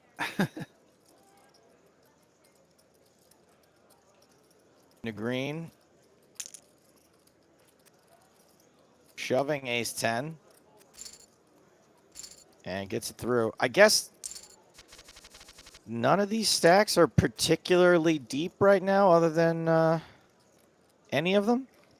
Really? No, none of them really. This is when you get down to the nitty gritty in the Sunday Million, it becomes, you're going to have to win some showdowns and you're going to have to play well. And someone like Negrin is a great candidate to do that on final 2 or 3 tables here. And we're on a break. Yeah. We did it. We made it. Joe and Griffin did not crash the ship into the rocks, but it's time to bring back the true captain, James Hardigan. There are a few holes at the bottom, but don't worry. We're going to plug them. In fact, we're going to put Griffin on duty right away. Griffin, you have earned a break. You've done 3 hours straight, my friend, so you go on hiatus, and we'll check in with you in an hour's time. Joe and I have got stuff to talk about right now. Namely, Joe, we've got to do a little bit of self-promotion, buddy, because we had the podcast, of course, last week, and I mentioned already that we spoke to the winner of the Scoop main event, Welcome Inferno. We also spoke to Berriuzzi as well, the streamer who finished 10th in that tournament. We had the update from Howard Swains. But that's really what we did last week. I want to talk about what we're doing this week because I think we will touch a little bit on the World Series of Poker. I guess there's been a couple of controversies. There was a funny story about a colouring up incident, and of course there's been a lot of talk about Vogelsang, which I can only assume is because they don't have a shot clock in every event, because, correct me if I'm wrong, but if you've got a shot clock, you don't have a tanking problem. Yeah, I mean, you still might have a tanking problem around the bubble. I know in yesterday's 25K, they went hand for hand 2 away from the money because the players had been complaining. But there is a shot clock in that tournament. But yeah, in the heads-up event where everyone's complaining about Vogelsang, I don't believe there was one. No, because reportedly he was taking 3 to 4 minutes per decision. Right. Okay, well, we'll talk a bit about what's going on in Vegas. But really, I want to talk about what's going to be happening in the Bahamas in January, because I think it's about high time that we looked ahead to the PSPC, because we confirmed a couple of months ago when and where it's happening. So now I think we really need to find our way back into the whole platinum grind, the chasing platinum, find out how many passes have gone, where they've gone, who they've gone to, speak to some winners. Just recap, I guess, where things stand and where the opportunities are to earn platinum passes. But also, and this is not a coincidence, this week the TV shows, the highlight shows that we made from the first PSPC from January 2019, finally make their way to the PokerStars YouTube channel. There's going to be new episodes uploaded every Friday. So it's a chance for us to look forward, but also to look back. And obviously those shows serve, I think, Joe, as a great commercial for the Platinum Pass experience, because you see what happened. The event was played. It's already taken place. So you now know what to look forward to, albeit at a different location. Yeah, the PCA TV shows were always kind of special to begin with, even before the PSPC, and special in that the PCA just felt different. Every EPT stop has its own unique feel, but the PCA really did probably, I know people hate when you say this, the most unique, really just stood out. And that experience, I think, was just amplified by the Platinum Passes and the PSPC and the energy and the joy, and for it being such a high buy-in event with such a huge bubble and so much on the line, it really was fun. It did not have the same vibe as normal 25K does with your 25K regs. They were all in it, but they were in a good mood too. So just the entire overall feel of that event, I think that our team does a fantastic job of capturing that vibe in the PSPC TV shows. They're super fun shows. The people are excited to be there. Lives are changed. The poker is great. People are having fun. It really is a great bunch of shows. And if we were going to take a break from TV for a couple of years, it's nice that that's what we left out there. That's what we left on the table as the last thing we did. I agree. And those shows did air on TV networks around the world. You may have seen them in the UK on Channel 4, in the States on Fox Sports, or in Canada on Sportsnet. Now they come to YouTube. And as I said, we're looking forward and we're looking back. And in terms of looking forward, we're going to speak to Colm Chan, who won a Platinum Pass towards the end of last year, an Irish player who earned his pass as part of the Big 20 promotion that we did celebrating the 20th anniversary of PokerStars. And then we're also going to check in with a Platinum Pass winner from the first PSPC, Turkey Jensen, who was our winner, right, Joe? He won his Platinum Pass on the podcast, and I think we'll relive that moment on this week's show. And Turka features in those early TV shows, so I want to hear from him what it was like to not just attend the event, but also see himself on TV. And I guess not to ask him if he had any regrets, but to ask, I guess, about what he learned from the experience, what he took away from the experience, and what he'd do differently if he were to do a Jennifer Carter and become a 2-time Platinum Pass winner. I want to hear about his regrets, but not just PSPC-wise, just in life. I want to know everything. Absolutely. So those guys will be guests on this week's podcast. And a quick PSA, if you are a podcast regular, or even if you're not, we are going to be recording an episode next week. We're doing some summer specials, and one of the summer specials we're doing is a movie review of The Man with the Golden Arm, a poker-themed film with Frank Sinatra that was made in the 50s. We're going to do a superfan quiz on that movie, and the prize is 3 $109 Sunday Million tickets. Damn. So if you know the podcast, you know by now how to apply. If you don't, I'm going to send you to the PokerStars Discord server, because you'll find dedicated channels to the Poker in the Ears podcast on that server, one of which is called Superfan Applications. And if you want to apply to be on the show, which is you're volunteering to watch a movie and be quizzed on it, if you win the quiz, 3 Sunday Million tickets are yours. Job's a good one. If you don't win, you still get some merch. You quite frankly can't lose. Unlike Joe, who does lose 9 out of 10 weeks. That's probably an exaggeration. It's more like 99 out of 100 weeks. Yeah, no, I do not win as often as 1 out of 10 weeks. Absolutely not. It's definitely less than that. I did kind of undersell it there. So back to the action in the Sunday Million. So yeah, do join the Discord server, not just for the podcast, but for everything else that's on there. All the conversation around our Twitch streams, PokerStars Learn. Someone was asking earlier on about suggesting product ideas. That's where you can have that conversation. That's where you can have that kind of back and forth with the key people at PokerStars. So it's worth being part of that server. And as I said, it's the best place to apply to come on the show if you want to be a super fan on the Poker in the Ears podcast. Yeah, and I like chatting about stuff too. You know, I'm not in there all the time, but I do go check it from time to time to see what people are saying. And, you know, a lot of times we don't have time to address every single thing or to go back to a subject that we've talked about on the show. So I do like a little follow-up conversation in the Discord. You know, James and I both are, you know, if you say something that requires a response, generally you'll get a reply out of one of us. I generally have it open most days and will respond if someone posts. Ace-Jack versus Queens here, and Vetska is on the short side here and is all in, and Vlad is certainly getting involved. We are 2 eliminations away from being down to the final 2 tables.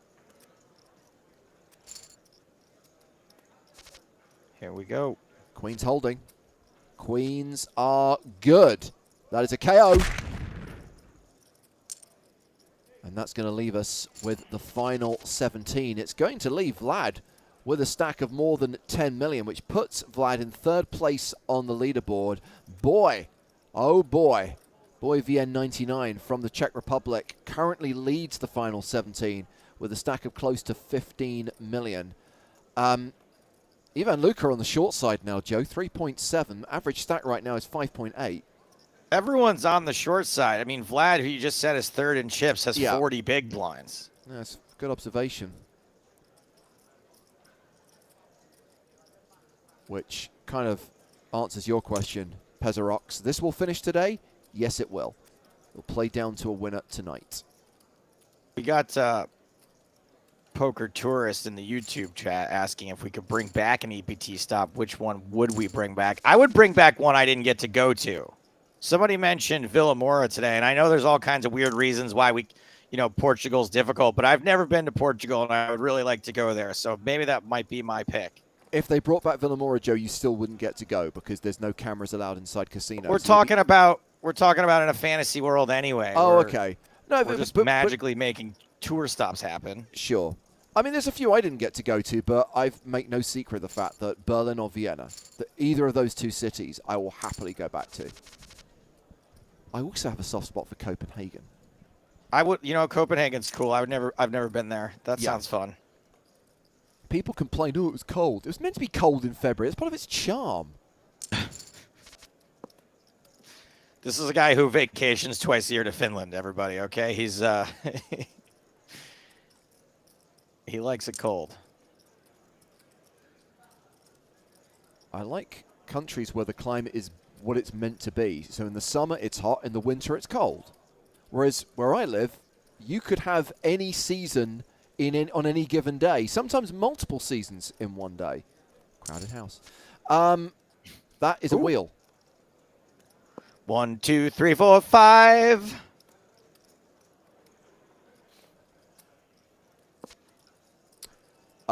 And that means they both have a wheel. Ooh. Well, Both have a wheel. Breepack, or sorry, to give your full name, Dot Breepack, you just got very, very lucky. And this is a chop pot, Joe, and you know what they say? Everyone loves a chop pot.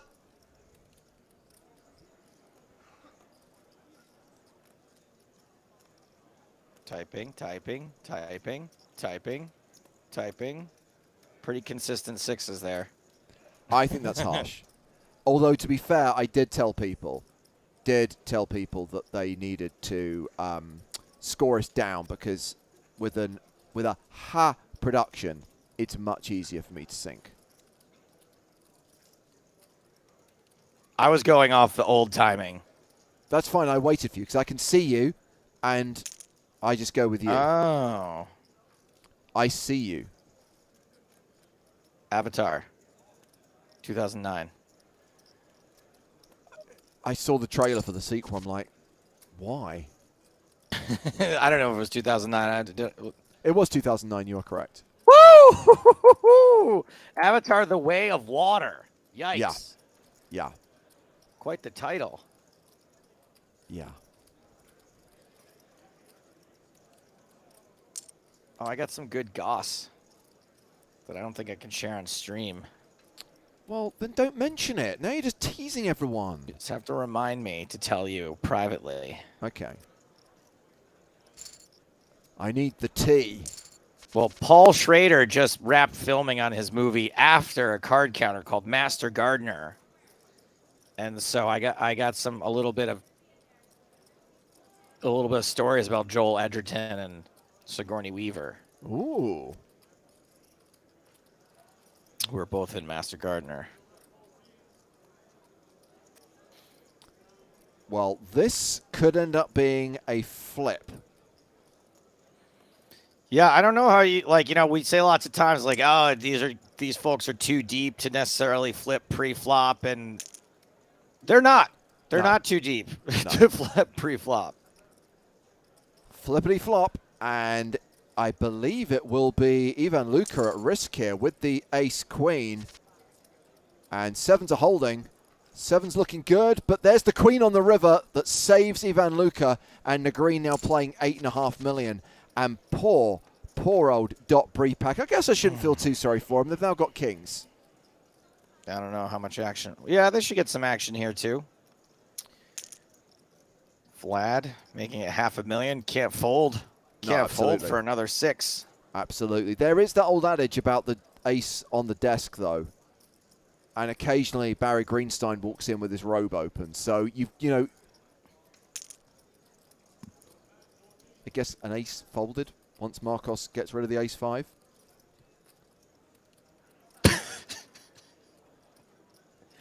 You can't hear Griffin's house, can you?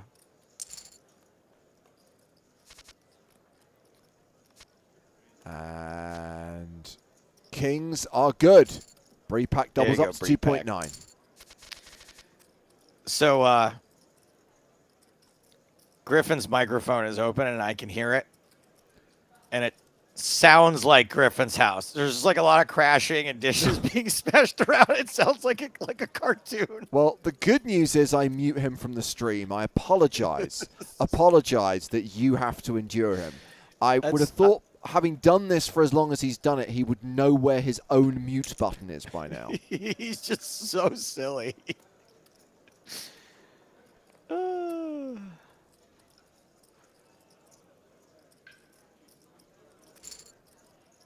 So funny. God, I love him.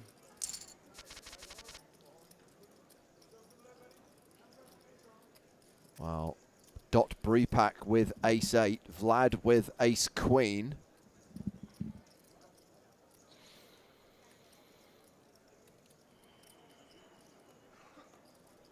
Ugh, you're supposed to have the best hand here, right? 5-handed. Yeah. One player already folded. Spoiler alert, you don't. And Vlad will be calling and going for that $1,000 bounty, which could take us down to the final 2 tables. It is a domination situation. And there it is. The KO. Vlad eliminates Brepak. And this table closes because we are down to the final 2 tables. So let's check in on the table featuring the chip leader. This is Boy VN, who sat at the top, not involved in this hand, who currently has a stack of nearly 15 million.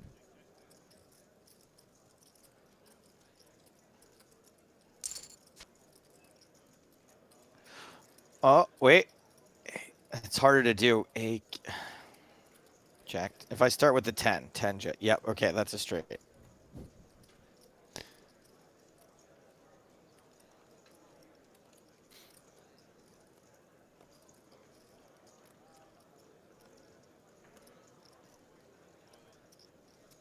Pretty tough to value bet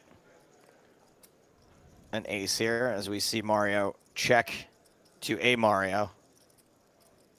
Hey, Mario.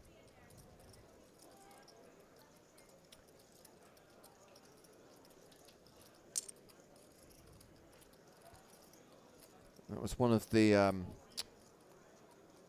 lines of dialogue that NPCs in Grand Theft Auto Vice City would keep saying. Hey, Mario. DP with a question says, Joe, those obnoxious guys which were playing poker at the beginning in the card counter when the main story guy asks who is that, I think he's referring to Mr. USA. Yeah. Is this person based on Ryan DePaulo? I think that's a fun guess. I can almost assuredly say no, but it is supposed to be, to use James's words, an amalgamation of a couple of different characters in poker. I think and the word you're looking for is composite. Composites of a few characters in poker, and also just sort of jingoism in general. It's more of like an idea than a real person, but there's a little Phil Hellmuth in there. There's a little James Woods in there. I would say, if I was going to say, no offense to Ryan DePaulo, but I don't think he's on Paul Schrader's radar. Yeah, exactly. I think it's more influenced by some of the characters you would have seen in TV shows of the mid-2000s. Correct.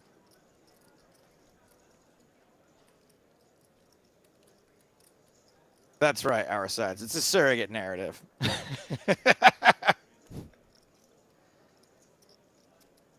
Amalgamation is not an obscure word, Joe. Okay, I never said it was. Thank you for your comment. You banned. Yell at me.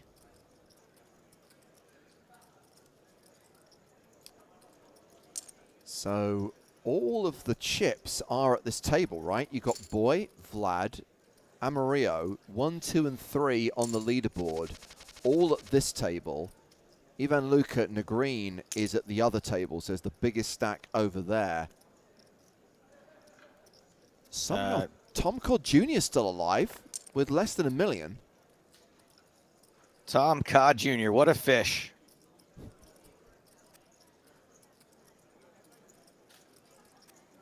So no re-raise from the ace-queen. Understandable, right? People raise under the gun. You tend to flat a little bit more unless you have a super premium hand. Fives get out of the way.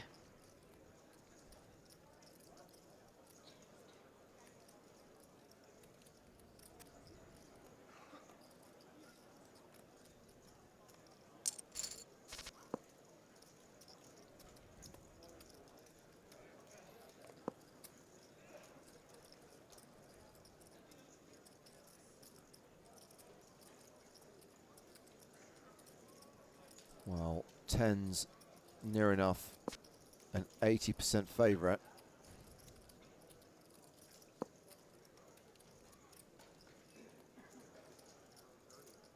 Blinds went up, by the way. We're now at 150,000, 300,000. Already? I was just getting used to the last one.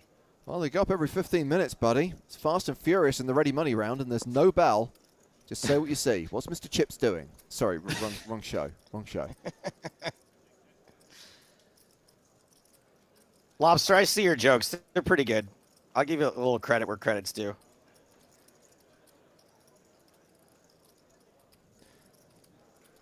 I so desperately want James to turn Griffin's mic on so everyone can hear him clanging around in his kitchen, but I'm afraid he'll do something that will like actually be bad or embarrassing. So no, I'm not going to do that to Griffin, just in case he says something or something happens. Yeah, of course. Yeah. No, I wouldn't for the same reason, but it is hilarious. It's like he's chasing a mouse around his kitchen. Like I don't know what's going on over there.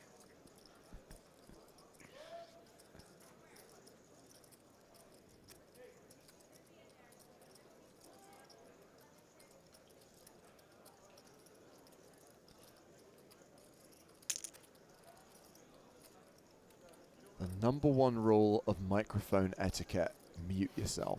For your own protection, for your own sanity, for your own safety, mute yourself. You have a point, but also when people like me and Griffin mute ourselves, we often forget to unmute ourselves. So it's kind of you're damned if you do, damned if you don't. I disagree, as we see Ace-Jack shove into Ace-King here, and nice to meet you could be exiting. Ooh. Nice to meet you has indeed Nice to meet you. gone. Hey, Mario takes the bounty there. But if you become used to it, if you actually make it, then it's just switching yourself on and off just becomes natural. Whereas if it's if it's an occasional thing, you're more likely to forget about it. Right.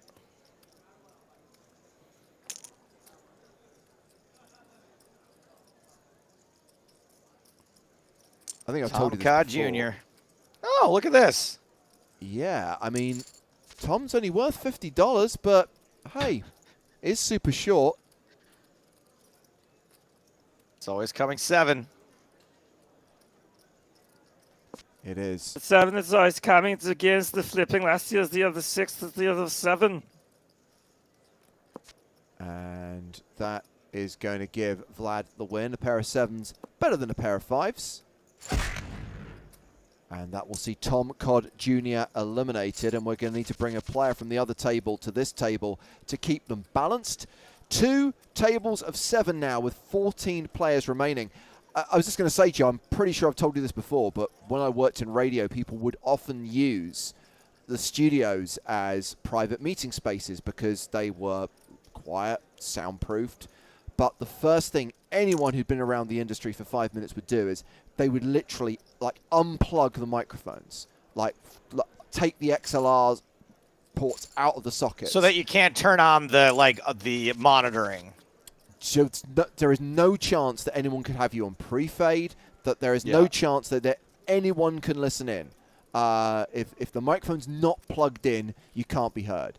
If it's plugged in, even if you think it's faded down, even if you think there's no one listening, you never know how it's patched. I'm surprised I haven't got burned by hot mics more often, considering what an idiot I am. I've only one time, I think, said something like a cameraman was rolling and I didn't realize it. My boss heard something I was saying about him. He was a real jerk, though, so it's not like he didn't deserve it. Yeah. Well, King 4 all in against Jack 3, looking good for the King. Boom, that's a double up for Marcos. Lucky number 13. Not really surprised to see the chips moving here, Joe, because something needed to happen and the stacks were getting a little bit too short. But yes, because a player was eliminated at the other table, we didn't need to balance. We're now at 7 and 6. Gut shot here for Vlad. Ace high ahead for now.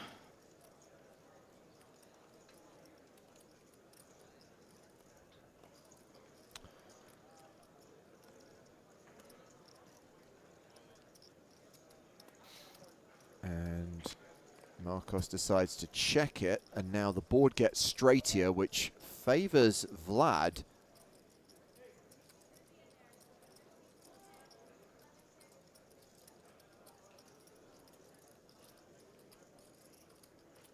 Vlad's certainly less likely to fold the turn, but it goes check, check. And ace high's good. Check.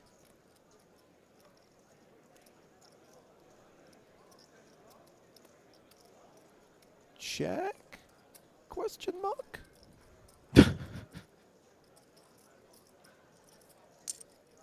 No, a bet of 600,000 and a fold. Switching. Checking on the other table. A reminder, we are down to the final 2 tables. And here we have Negreen. That is Ivan Luca, Argentinian pro. There's $6.6 million in live earnings. And look at this. Look at the J-Dog. Woof, woof. All in with 7 deuce. Gets J-Dog caught with by the big ace dog king. pre-flop. Oh, no. That's a lot of outs. None of them.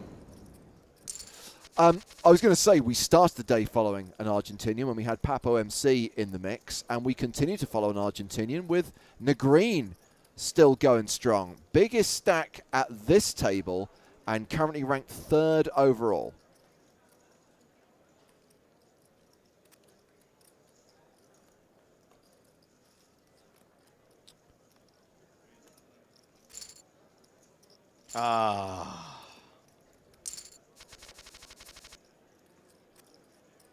Boo. You got to shove 7 deuce sometimes so your aces get called next time. A 5-head move. I'll take it. I'm with you there. Why is that not one of your post-it notes, Joe? If Maria said it, I'd be writing it down right now. Remember to shove 7 deuce. Because remember, all of these things are absolutes. None of them are situational. Correct.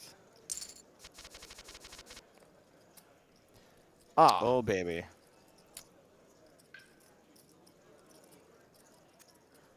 Well, this hand is not as almighty as the other one. Opens to 600,000. I don't know, maybe the J-Dog will blast off with Jack-9. Nope, folds.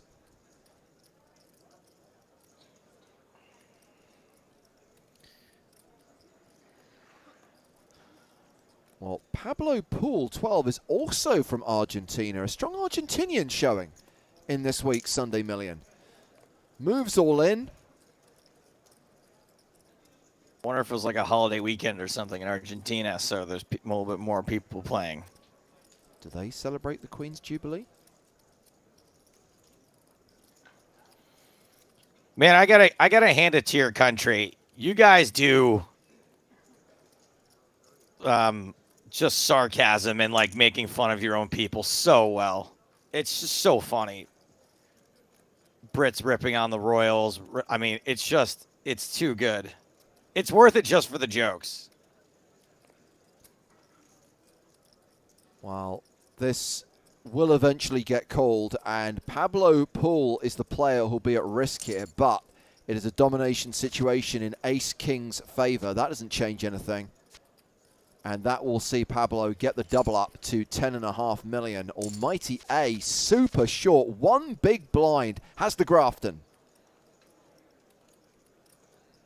Let's go. Let's Grafton it up here. Jasper. Jasper. Get to them.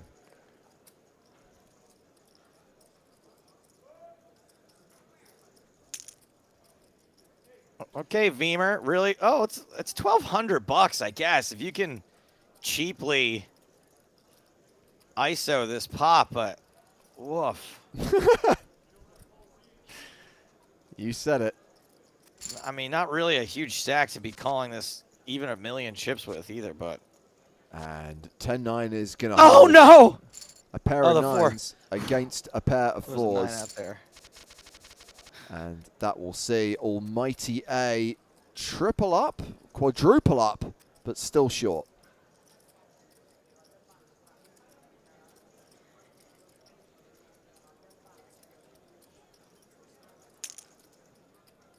As Luca opening here with king 5 of spades. Well, this is another good spot for Almighty A.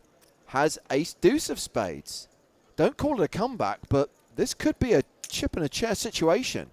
I don't think you can win 2 hands in a row with the best hand. I've never seen it. So far, Not against so good. live cards. Oh, the 5. Oh, come on. Even the king, that would feel okay, but the 5, that's just dirty. So dirty. Yeah, no. Taking that bounty, eliminating Almighty A, sees Ivan Luca move up to 12 million chips, now second on the leaderboard.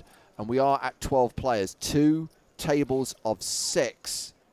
A reminder that when we're down to 10, we'll be on the final table bubble. We'll go hand for hand. And when we're down to 9, we'll have our final table.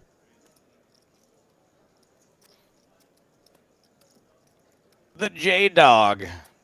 I mean, if you can shove 7 deuce and the ace king, you can certainly shove jack.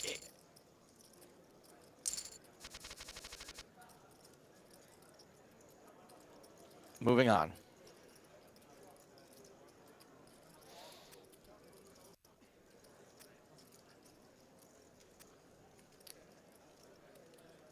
I did not cause All Might A to go broke. All I did was point out the fact that you don't survive against live cards 2 hands in a row. It just doesn't happen. Even though one of them was domination. That's it. That's all you run good is getting your 70-30 to hold up.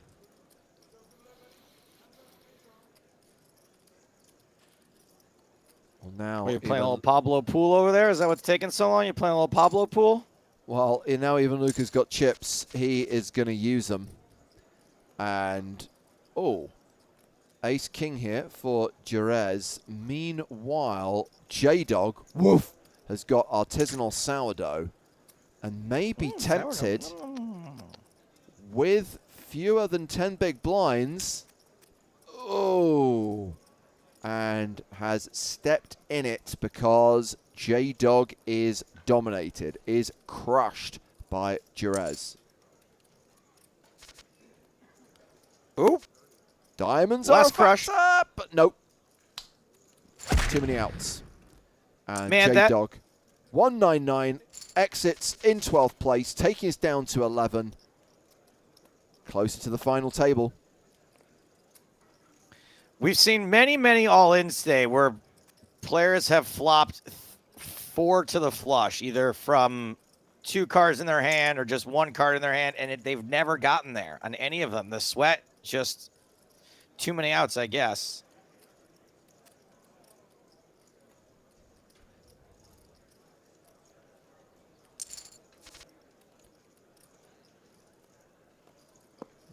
Looking good for the ace deuce. Ace high is the best hand, plus the straight draw on the flop.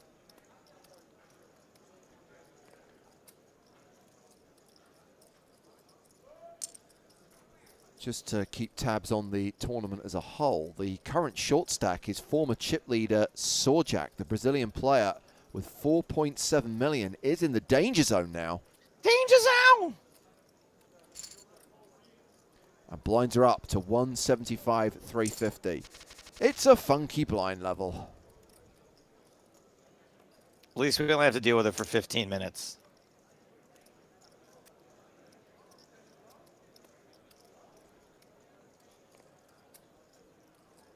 Is the Danger Zone song in the new Top Gun? Crimson King wants to know. Would you like me to answer that question? Yes. Yes, it is. Cool. All right, well, I'm a little more into it now. I thought that this was going to be much more of a standalone movie / reboot than direct sequel. It's not. It is very much a sequel, and there are arguably too many references and too many ties to the original film.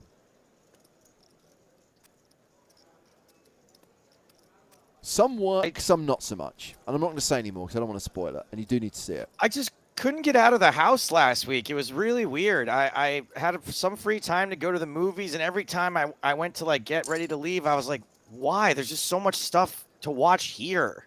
Yeah.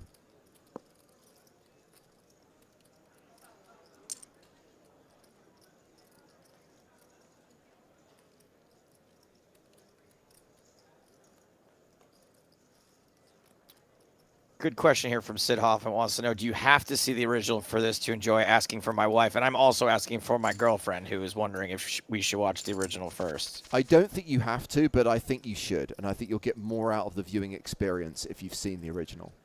Okay. It is a sequel, and I'm always a believer that you should see the original before seeing a sequel. All right.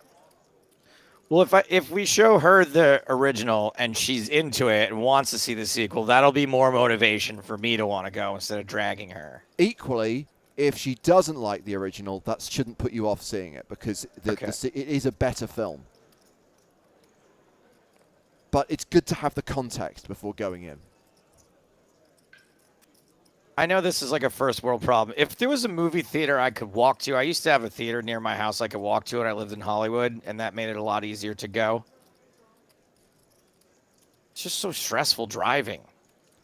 Oh, I don't like driving places. I've got 2 cinemas within walking distance of me. Otherwise, I'd never go. Incredibly stressful driving in London.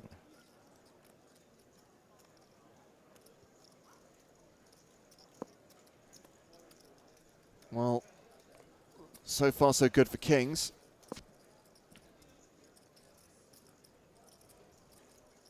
And I wonder if Vima bets the river. No. I kind of feel there's a missed bet there, Joe, or maybe I'm just playing results, knowing that Luca had an ace and might have called a bet there on the river. Regardless of what Luca has, I think that it's pretty nitty to not bet those kings anytime in that hand. Yeah.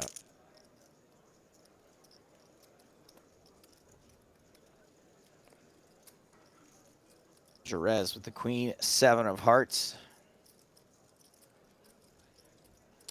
Oh, Elt Meme, you've just opened a whole can of worms with this question. I thought you were going to like that one, actually. The only reason I thought you might ignore it is because you have too much to say about it. If I could answer my version quicker than yours. Go on. There's really only 2 movies. And it's Manhunter and Silence of the Lambs, and the rest of them can go. I completely agree with you. And even then, I think Manhunter is better than the Silence of the Lambs. And I know that this is an unpopular opinion, but I have numerous reasons for that. The single biggest one being Brian Cox is so much better as Hannibal Lecter than Anthony Hopkins. And I know people love Hopkins. I know he won an Oscar for it. But the way Brian Cox plays him as completely straight and completely normal is so more terrifying than I'm a whispering, hissing villain.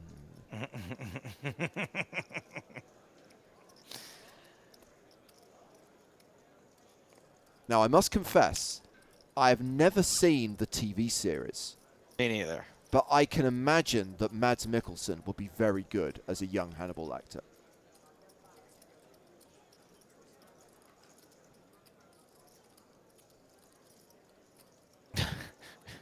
A7 suited for Jerez. And a 3-bet from Pablo Pool. We just saw Nick Green win a nice pop pre-flop, getting a little out of line with Queen Deuce.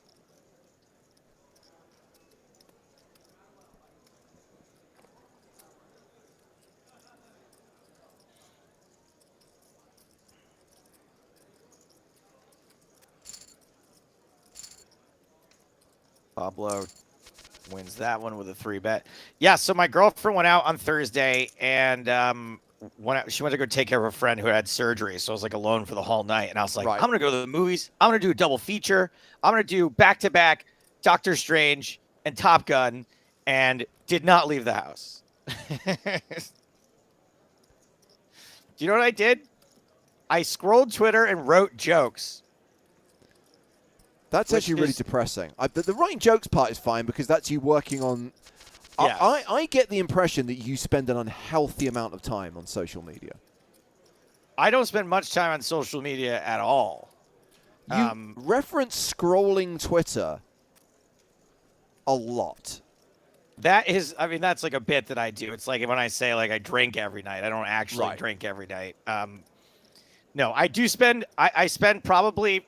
I'd say the first 40 minutes of my day scrolling Twitter because my point's been proved. That is insane. But Who has 40 minutes at the start of their day to go through inane shite on Twitter? You don't like look at your phone in bed when you wake up? Yeah, but like check emails, check news headlines, and then Well, check. Maybe I'll go to Twitter, but mainly it's like look at notifications and maybe scroll the first few things that come up. But I don't religiously go through the timeline, see everything that's been posted. no, but that's my point. I could never do that in 40 minutes. That's just how long it takes me to go through all the things that have come in overnight.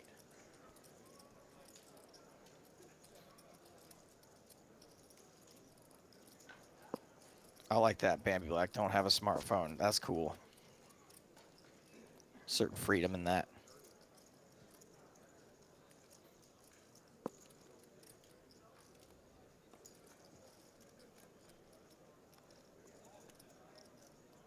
Nobody's got nothing here. I love that. Oh, wait, there's a 3. Yeah, Someone's there's got a 3. I just love the way you set it up, though. No, it's kind of a bit. I don't actually, just 40 minutes at the start of my day. Well, then 40 minutes when I'm done with work, too. I got to unwind a little bit. I would take the over on. I would take that being under the average amount of time someone spends on social media, though, even if it was 80 minutes a day. One thing that isn't a joke, though, because I've seen you actually read it out, was when you have your screen time. Yeah. My screen time yesterday was 7 hours and 45 minutes a day. I averaged last week.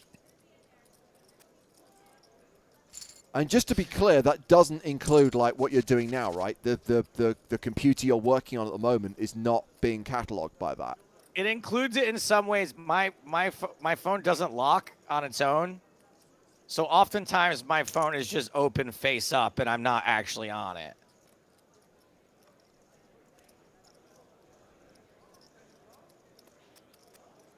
But I do this bit in my act now about how when I get the screen time notification and it says 7 hours and 45 minutes, I'm like, we can get that to 8. we can get it. We can get it up to 8. So things have slowed down substantially since we've been 11-handed. Table of 5 here. Table of 6 over at the other table. Vima with the spraggy in the small blind. The green, going for it, shoving on the shorties. ICM Presh. Yeah. I'm glad we've managed to introduce someone to the movie Manhunter. Look, Yeah. I love Michael Mann movies. Go in realizing that it's very much a film of the 80s, but there are some creative decisions that I really like. In Silence of the Lambs, the hospital where Hannibal Lecter is imprisoned is depicted as this kind of like dungeon, whereas in Manhunter it's brand new, it's clinical white, and in many ways that's more effective. It's somehow even more claustrophobic and more disturbing, rather than going for kind of like, ooh, it's a basement, it's a cellar, it's creepy. It kind of has, in my opinion, Terminator and Terminator 2 vibes to it, where the first one is like a slow burn, suspense, understated, compared to the second one, which is like almost cartoonishly over the top, but still kind of works in its own way. It just kind of depends on what your speed is. I think it comes back to the books as well. The reality is Red Dragon is a better book than Silence of the Lambs. It's a better story. And the killer, the villain, the Tooth Fairy, as played by Tom Noonan in Manhunter, is utterly terrifying and really, really menacing, but also not unsympathetic. And interestingly, and I'm a huge fan of Ralph Fiennes, I don't think he captured that character as well in the remake when they made it as Red Dragon with Hopkins. No, it was Red Dragon was really, really bad. That's the one with Ray Liotta, right? Or is that Hannibal? No, that's Hannibal. They were both pretty bad. Yeah, I agree. Well, the book Hannibal is awful. And the film actually, if anything, was a slight improvement on the book because it got rid of some of the more ridiculous side plots and a couple of unnecessary characters. Alex, who wants to know, will we do a meet and greet at EPT Barcelona or just allocate some time to meeting fans in some form or another? Yes, is the answer to your question. And note, one way or another, we'll figure out a way if there's folks around that want to hang out. We always carve out some time. I feel like maybe at some point there may be some more structured events that James and I go to off hours. The problem is that we don't have a lot of off hours, but one way or another, we'll hang. Sticky 41, you nailed it. That is an amazing scene in the movie.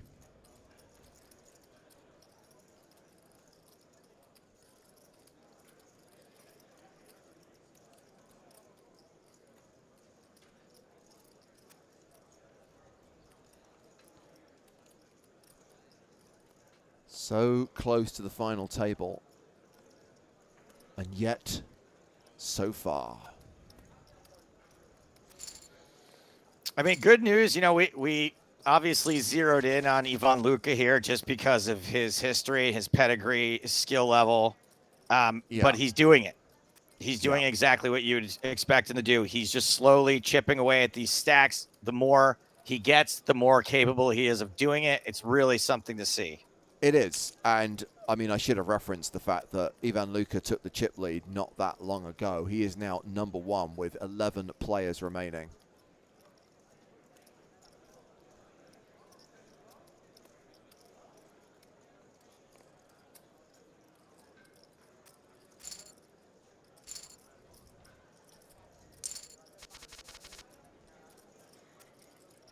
And this could be another pot for Luka.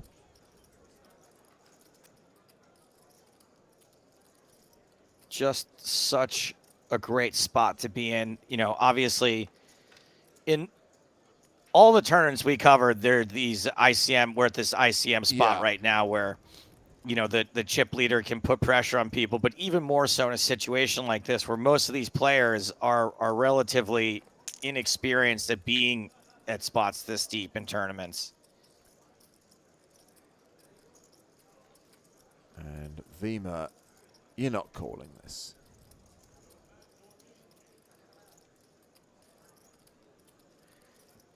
Am I tripping, or is 58K for first a little low for a Sunday million? You are tripping. You are tripping over bounties.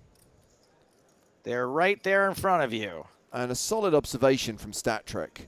Without getting involved in any confrontations at all, Ivan Luka has gone from 12 million to 19 million in the last 15 minutes, opening up a big gap between himself and the player in second place on the leaderboard. That's Amarillo, who's over at the other table.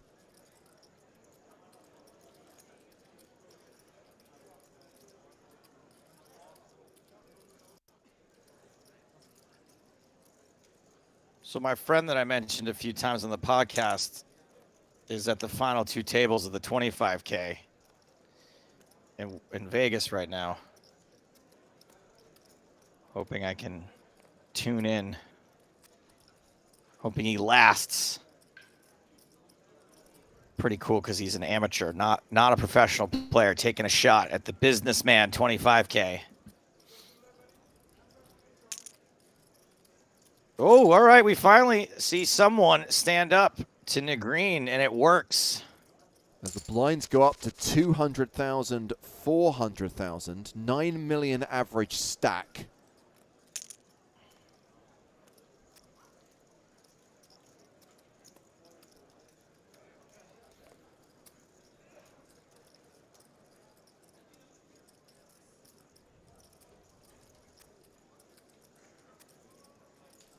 Pablo Poole.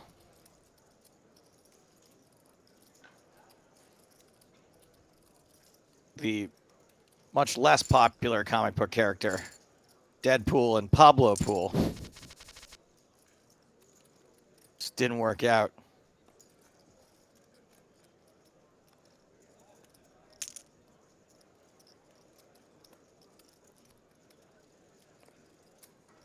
And Ivan Luka continuing to bully the rest of the table, continuing to wield that big stack, opening here with King 3 of clubs. Jerez, Queen Jack, Pablo Poole, Ace 5.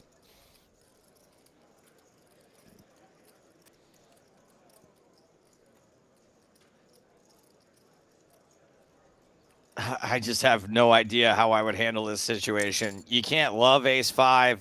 You can't really fold it. Green raising under the gun, but it doesn't really matter as much when you're 5-handed. It's the chip leader. They've been raising a lot, but you still don't feel great. Even when you hit your 5 here.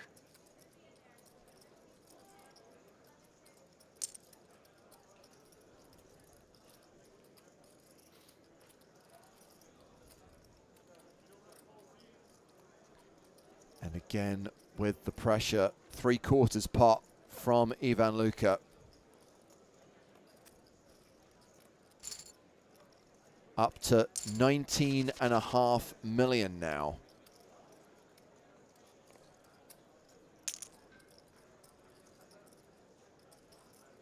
Beamer just shoving. That's one way to make sure you can't get blown off your hand. Just be the first one in.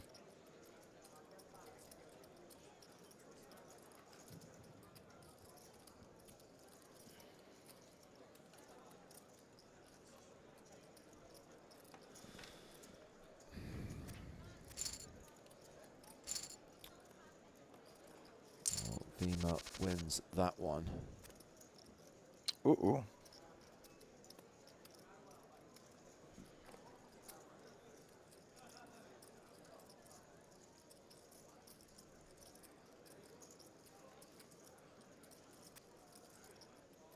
Round 2 the button. Queen 3 for Pablo.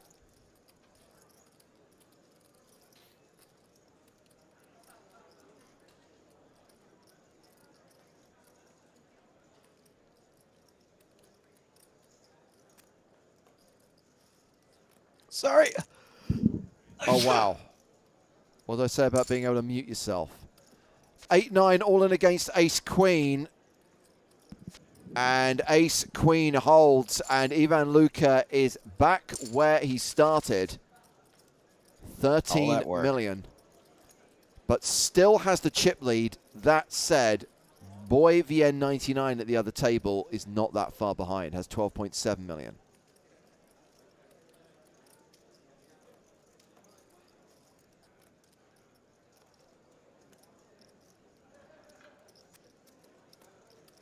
Let's actually go over to the other table. Switching. Marco here getting a little bit tasty with the ace-6.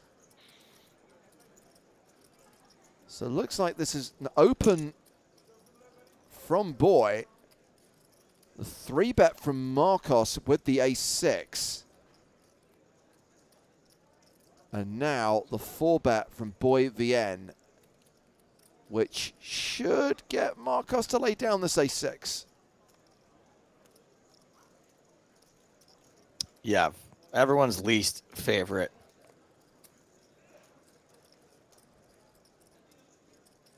Ace is ace-6.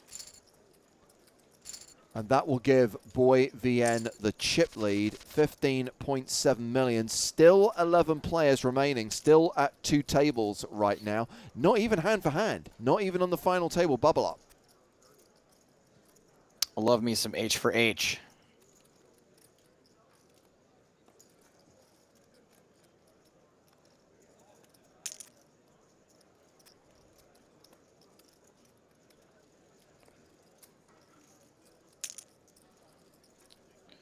Well, this is a good spot for Mario.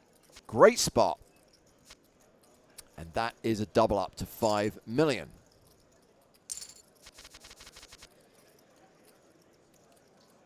This is going to be a pretty sloppy final table, it feels like. Oh, what are we at right now? Average stack of 9 million. Blinds are going to go to 255 in 9 minutes. I mean, we're already at near enough a 20 big blind average. It's going to get shallower than that by the time we come back from break. Yeah. Yeah. I think it's going to be pretty sloppy up there. All right, 1-8, whatever your name is. I'll answer your question. I don't like when people write in their questions twice, but because I have something interesting to say here. But do you guys have any recommendations about a good balance between study poker and play poker? I'm not the person to ask about this, because what I would say is play poker for fun and study something else. Study law or basket weaving or gardening or just A6 all in against ace queen. And domination rotation in Sorjak's favor. An inconsequential Greenstein. And Sorjak doubles up. We were just building up Boy for having the chip lead, and now Boy's 8th in chips. I mean, this is going to get weird if all the stacks are this even and this shallow. You're right. There's going to be a lot of movement, and there's going to be a lot of chip leaders becoming short stacks becoming chip leaders. It's one of those days.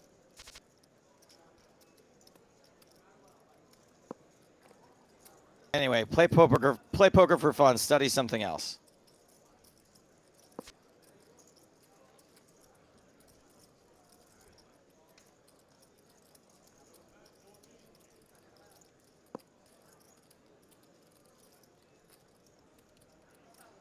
All right, let's see if we can do this better this time.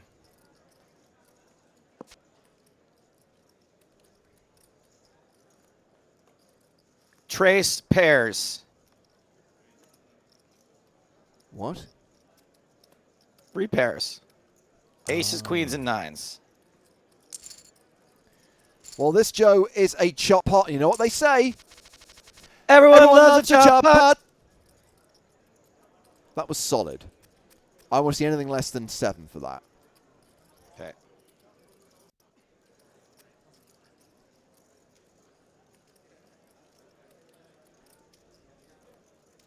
No, this 6 again. That's a ban. And that's a ban. 2 is a ban. This person who has us on mute just gave it a 6 out of 10. That's a ban. Ace Jack all in against Queen Jack. And that Oh, no. is the KO of Mario. That is an elimination, and that takes us down to 2 tables of 5, and that means we are hand for hand on the final table bubble.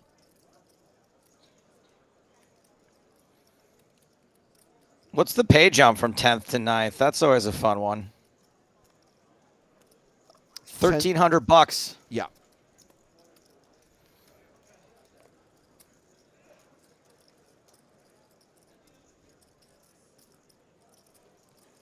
So right now, Marcos is the chip leader and is also the bounty daddy, has that red target. And I should point out that Marcos and Sorjak are now 1 and 2 in chips. That means Brazil are 1 and 2 on the leaderboard.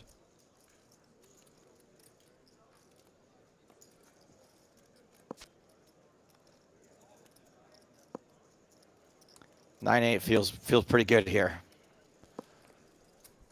It is good. And Vlad wins that pot.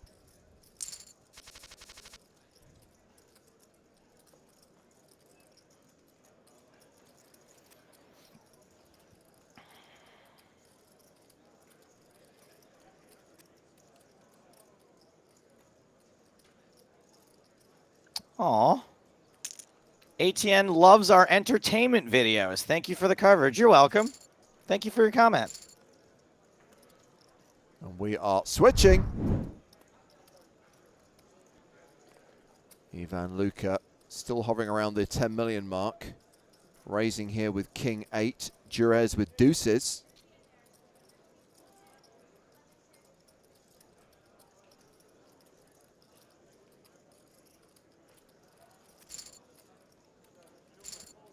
A lot of respect. Yeah, so it is Canyo who is the shortest stack right now with 6 million.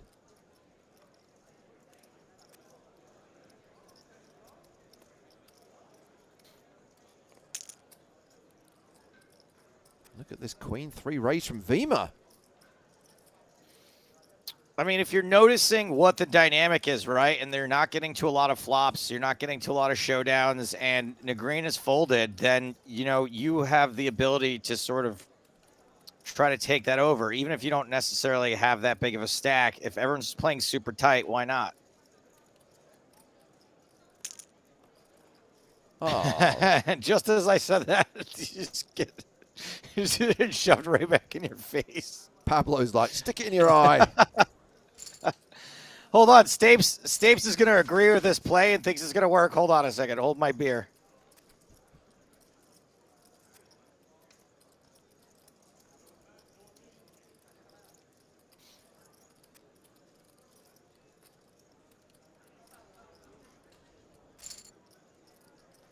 Wow, tons of respect.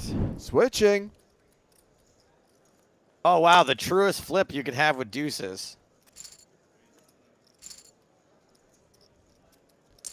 I guess we're going to squeeze in one more hand before the break. Is this going to be the hand that takes us to the final table? Ace-Jack opens. No, I don't think it is. What if Mario gets carried away here with 10 deuce? I will be very, very surprised, which wouldn't be the first time.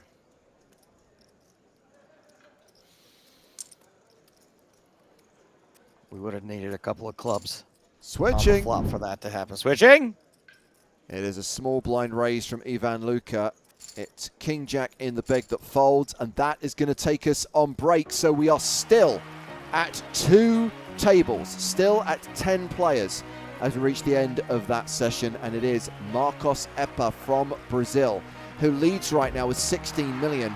Boy VN99, former chip leader, and when I say former chip leader, I mean like 2 orbits ago, is now bottom of the pile with 5.8 million.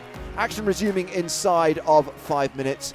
Griffin Benchers finished whatever it is he was doing in his kitchen and is back on stream. I guess you decided to use that hour, Griffin, to do some housework. Yeah, it was one of those things. I had a little food. I watched sort of listened to a podcast on. Yeah, no, I heard it. YouTube. I get to tell you everything that was in it. I didn't know you guys could hear me. I'm sorry. And then, yes, I realized, and I very resentfully did the dishes because I knew when my girlfriend gets home in about an hour, if I hadn't done the dishes, I would have been in trouble. So, Well, the good news, Griffin, is I do have the power to stop you from going to air, but obviously I don't have the power to actually mute your microphone from where I am in the world. So the more you know. Anyway, we need to hear from you now because you're back on the stream, and I just wanted to reiterate what we talked about a few hours ago, which is the I guess upcoming change to the Sunday Million. It feels really weird, right, to be covering an event that's an 8 max PKO and say, hey guys, from next week the Sunday Million is going to be an 8 max PKO. But strictly speaking, this at the moment is a special edition. The norm is the Sunday Million was a standard no limit hold'em affair and played 9-handed. Now, yes, occasionally it will be half price, it will be a progressive knockout, but now it's been decided that the standard format, the normal Sunday Million moving forward from this coming Sunday, will be a bounty event, will be a progressive knockout, just reflecting that that's what people want to play these days. And I think it gives the tournament its best chance of success. And look, Joe, we see the numbers every week, and we can't hide from the fact that it's considerably more popular, has so many more runners whenever it adopts this format. Yeah, and of course, I think that the focus on recreational players and players who are maybe not Sunday Million killers is that the PKO format is a little bit better for them. I know as a recreational player, it's better for me. I like the fact that half the prize pool is available to me without necessarily having to make the top 10% of the field or 12% or whatever it is that it pays. It's very, very difficult to win a poker tournament, even if you're an incredibly good poker player. And so I think that the focus on, hey, this buy-in level is still relatively new, right? I mean, it might be a couple of years, but in the grand scheme of the Sunday Million, the fact that it's a 109 is relatively new.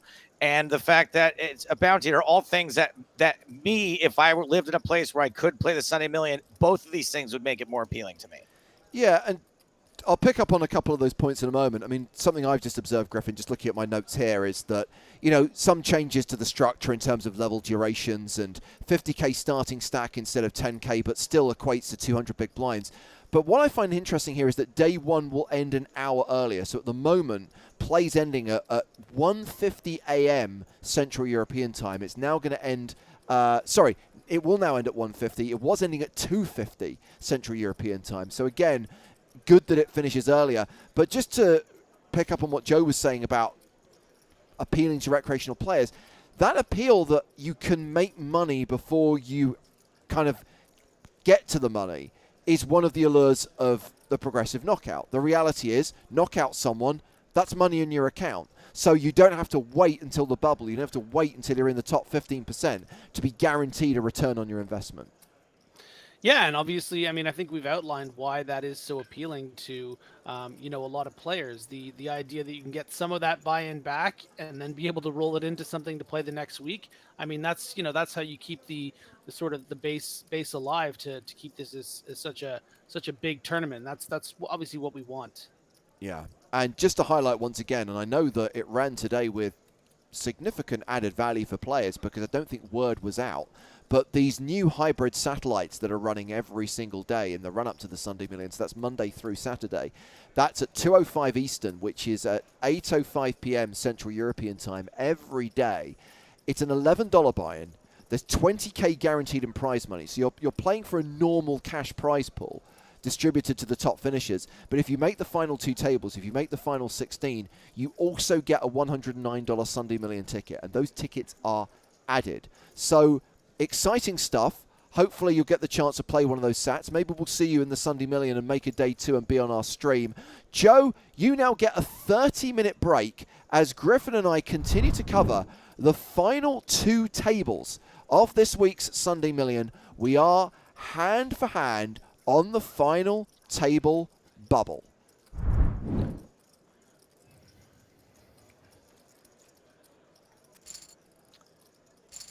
And we are switching. I gambled. I went to one of the tables.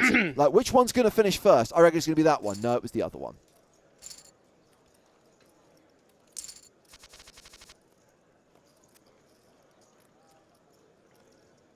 Wow, look at this other table that you switched to now. Look at this hand. Good job, James. Well, once this one's finished, guess what we're going to do? Switching. Switching.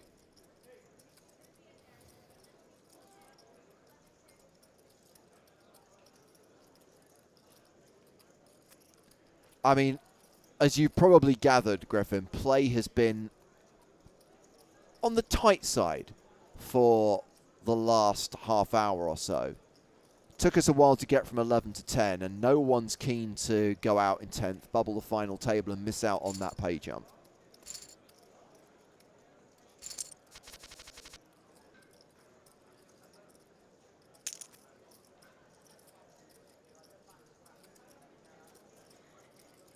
Ooh, Johnny's good spot to shove on the grin here.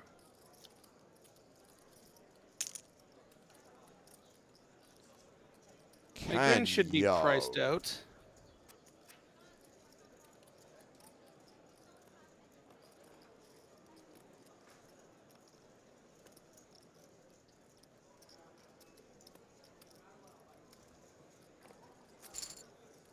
Yeah, folds the ace-9.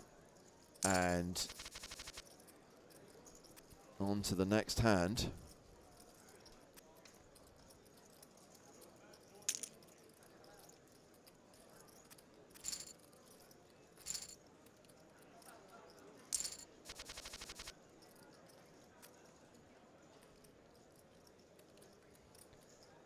Queens against Queen 7.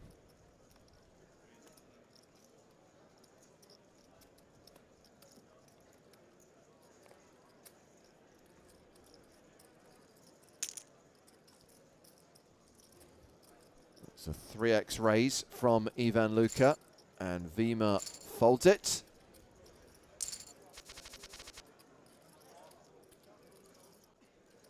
Yeah, these hands aren't the most exciting holdings we've ever seen. But with the stack sizes on both of these tables, going to be some forced all-ins sooner rather than later. The coolers will come.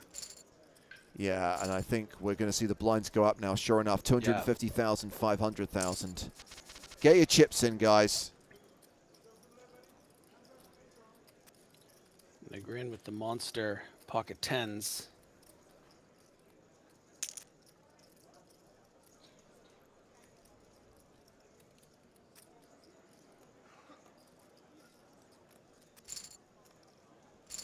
And we are switching. Switching.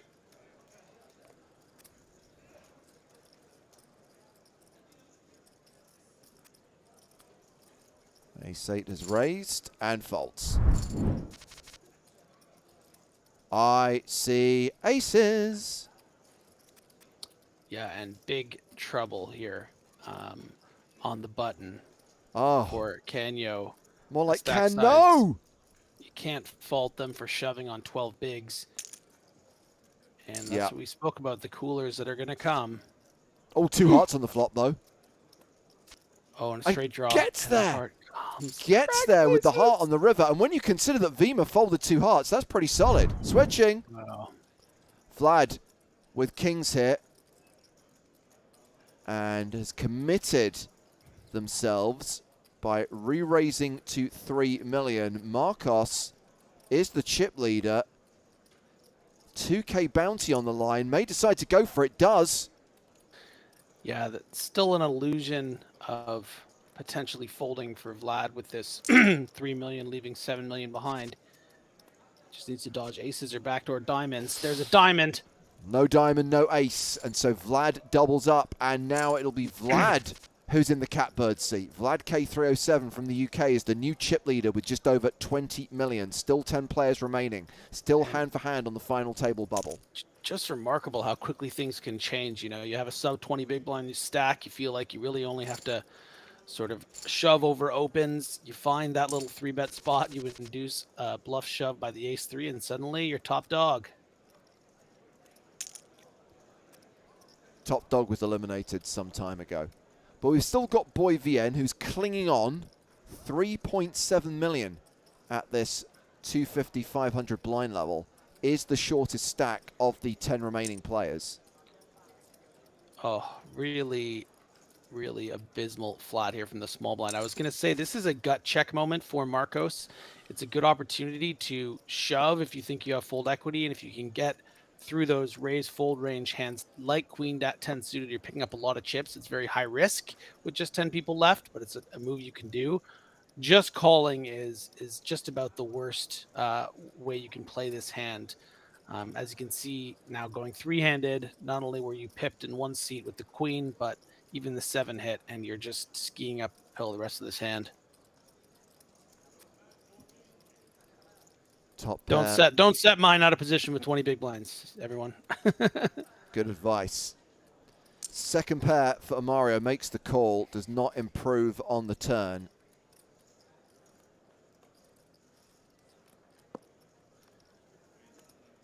Yes, Cav on Twitch, I intend to play the main event World Series this year.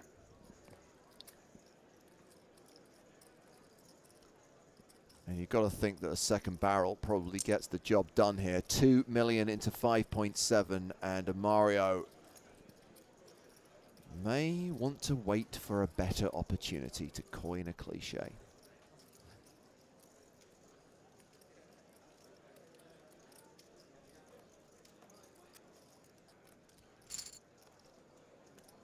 Next hand.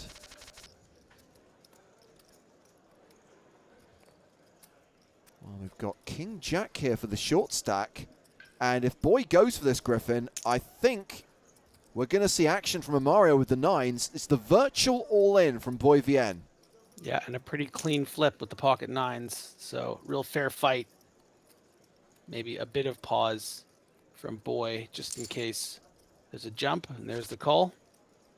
9's good. 9's holding. 9's win. That's it. Boy VN is KO'd, and that is the final table bubble burst. And off to day 3. This was great, James. Unfortunately, Griffin, there is no day 3. You and I have to keep going, buddy. It's not over yet. They are going to play down to a winner tonight. And we're going to follow that every step of the way. And right now it's Vlad K307 who leads the final table of this week's Sunday Million with a stack of 19.6. Let's get to the action. Final table is set. Congratulations to all the players who've made it here. Yeah, and just because the average stack is quite shallow, don't be surprised if you see some really cagey play on this final table. This is such a huge opportunity for a lot of these players, for any of these players really, but for some of them, this is a once-in-a-lifetime opportunity, and you know, hanging on a little too tight is definitely a range of outcomes we see in these situations from these less experienced players being here for the first time, and we can see some real blind out scenarios as this table progresses. But would like to see some action. Just there, the Queen 9 blind on blind, bit of a tight open fold. Luckily, Sword Jack did have the Ace Jack, and Yeah. you know, Marcos wouldn't have seen a flop. Griffin, I don't think this is a particularly bold prediction, but considering how slow the action's been for the last 40 minutes or so, I don't think we're going to have to wait that long until we see a couple of eliminations from this final table.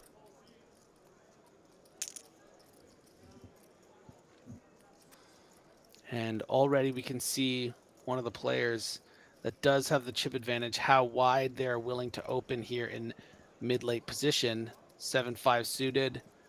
Gonna have to get through a big king and a little ace. And I wouldn't be surprised if it happens.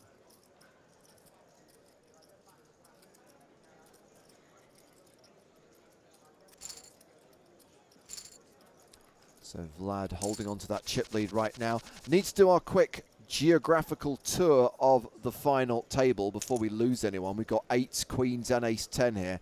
I referenced earlier on that the Brazilians have had a good showing, just as they did during Scoop. We've got Marcus Epa and Sorjak representing Brazil. We've also got 2 players from Argentina this evening, Pablo Pool 12 and Negrin, Ivan Luca. But it's Germany that has a third of the players at this FT. Jurez, Amarillo, and Canyo all playing from Germany this evening. Then we've got Vima from Canada and Vlad K307 from the UK. I think I've covered the whole table now. You did it. So 3 Germans, 2 Brazilians, 2 Argentinians, a Canadian, and a Brit. Walk into a poker tournament. And it is the Brit with the chip lead right now, and it is one of the Argentinians who is the short stack, that being Pablo Paul. Aces here.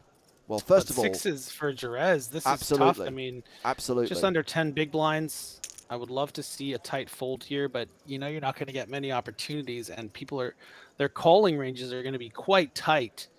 You know, you could even fold out a couple of the bigger pairs shoving in this seat. So really, you got to hope you're not running into, you know, 10s through aces. That's exactly what is happening.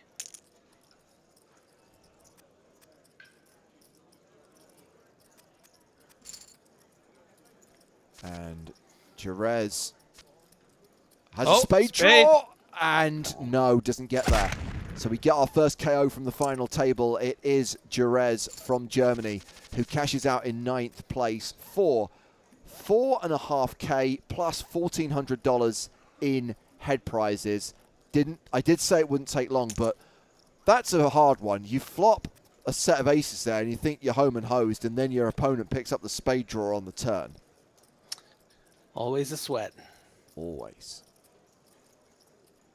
Pablo might have an opportunity to do what one of those call flop some equity situations, but elects to find a better spot. I mean, you do still have a bit of fold equity with this 3.5 million, so maybe waiting for a hand to actually shove. You know, you call another 500, you might find yourself too short to even get shoves through.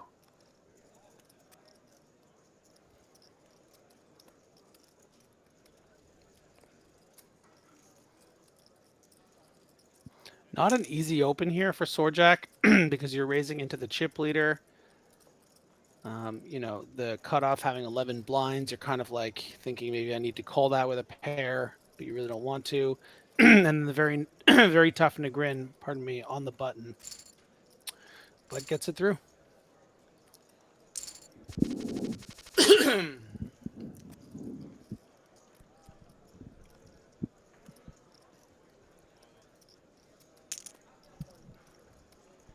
Well, it's Jack-9 opening here. It's Sorjak with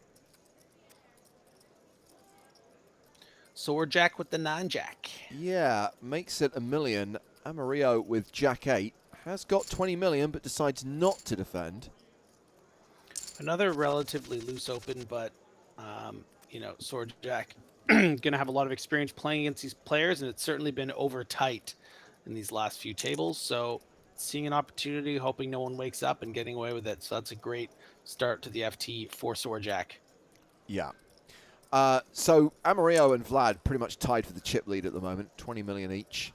Ivan Luka flatting here with the Snowmans after Canyo opened with Queen 10.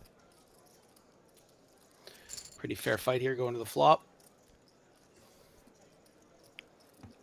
And 8's still ahead.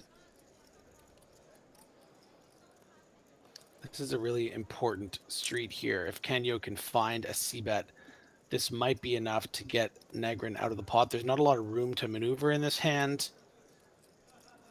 And, you know, Canyo is going to have a lot of aces in their raise range here. They have the range advantage, and that's why it folded out the best hand in Negrin.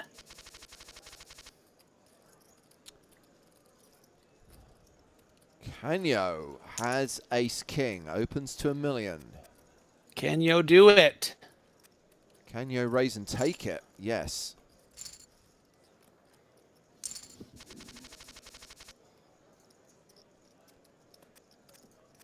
So with Jerez out in 9th, everyone has locked up at least 6,300, and of course the bounties they've won already. The player who's won the most head prizes so far is Marcos, who has the red target right now. Marcos is worth $2,700 if you can KO them, but Marcos has won $5,375 so far.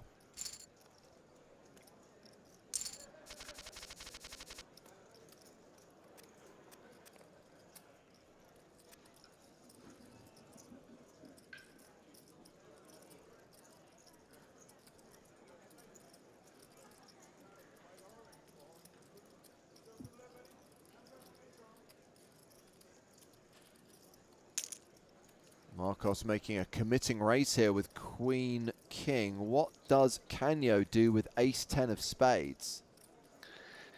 It's not easy because it's not like it's just 10 big blinds. It's more like 13 or 14. I would probably go for this because it is cut off. And he's worth $2,700. Well, yeah, the big is, yeah, absolutely. That's another great reason why, but makes a bit of a tighter fold as Canyo. And I think that kind of speaks to what we were talking about earlier about how we're going to see some tighter folds. Not as many small edges being pushed. Yeah. You know, you hate to reshove there and just be up against ace queen. And suddenly you're one of the short stacks.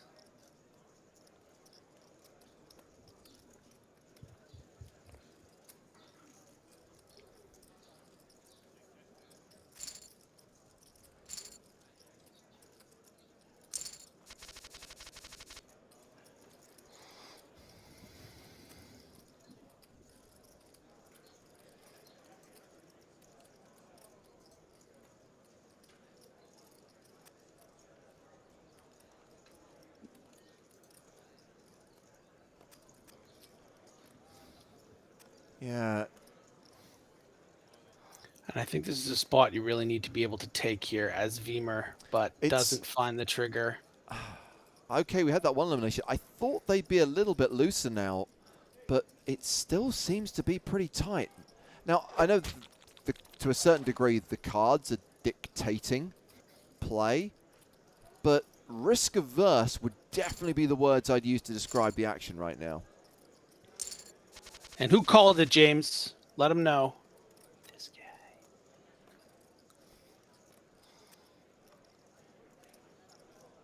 Griffin, the unicorn Benja. Yeah, and because everyone's playing so tight, you can get away with opens like this. And, you know, someone asked in the Twitch chat who my favorite to win the tournament is.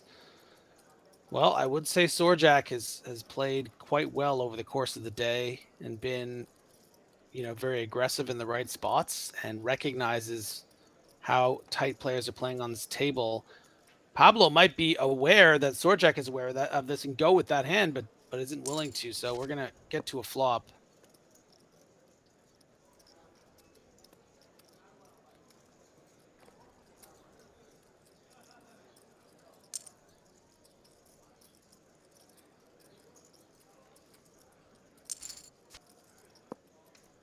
Okay, diamond draw now for Sorjak, and kings and eights also live. There it is, flush on the Wow. river.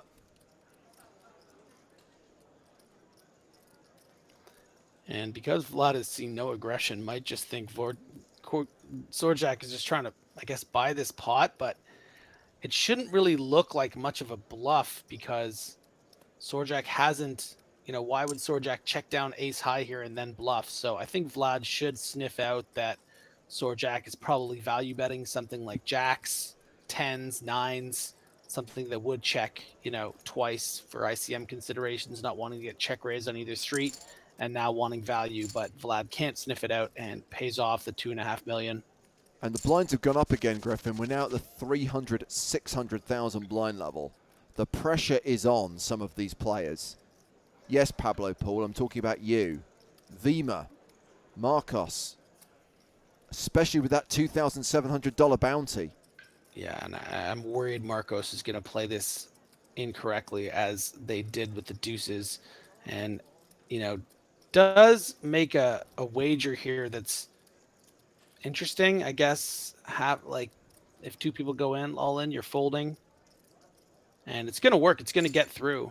Better than just, I guess, folding pre.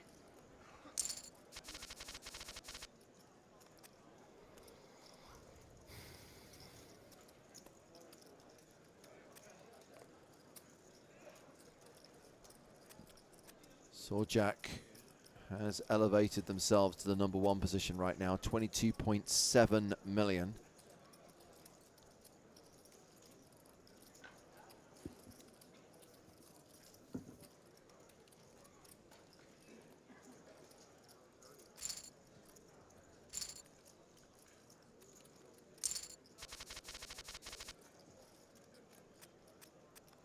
Pablo, ace, queen. Yeah, and just 5 big blinds. Repeat. Just want to address a comment on Twitch here. You heard me, boy. He has 31 bigs and made it 5 pre. Not true. Had about 12 big blinds and made it about 5. So committing kind of half your stack is this way of you're effectively going all in as Yeah. And Sorjak calls because of the short stack here. Well, Gonna need a 9 or an ace. Surprised it didn't go all in pre, considering Pablo made a virtual all in, but I'd like to think it's all going to go in on the flop. And right now it is a domination situation in Pablo's favor. But there's Barry Greenstein and 2-pair no good against the straight. And Pablo Paul is KO'd, exiting in 8th place, cashing for $6,339 plus $3,200 in bounties. As Sorjak continues to build that chip lead up to 26 million now.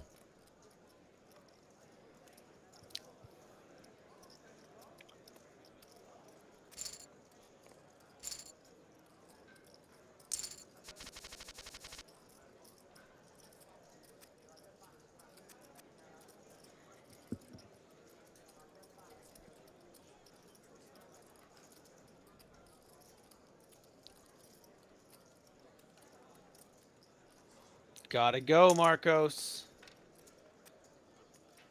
1.2. Yeah, with 15 big blinds, actually, it just, now that I see the stack size, actually plays really nice as a raise. If you shove 15 bigs here, you're only really going to get called by better. And look, you even folded out a hand that might have had some fold equity on you with the king-queen. Yeah.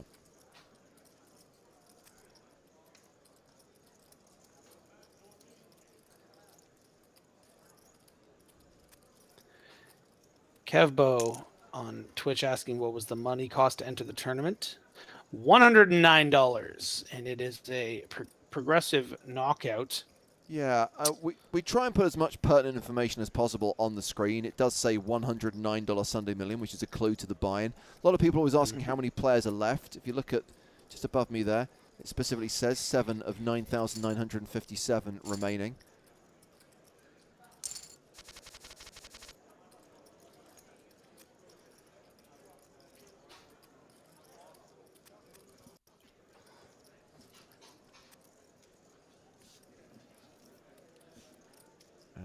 are we just waiting for someone else to basically just get blinded out of this stage? Vima all in. And this is ace-8 versus ace-8. Oh, diamonds! No, Oh. it is a chop pot. You know what they say, Griffin? Everyone loves the chop pot. Ding, ding, ding, ding.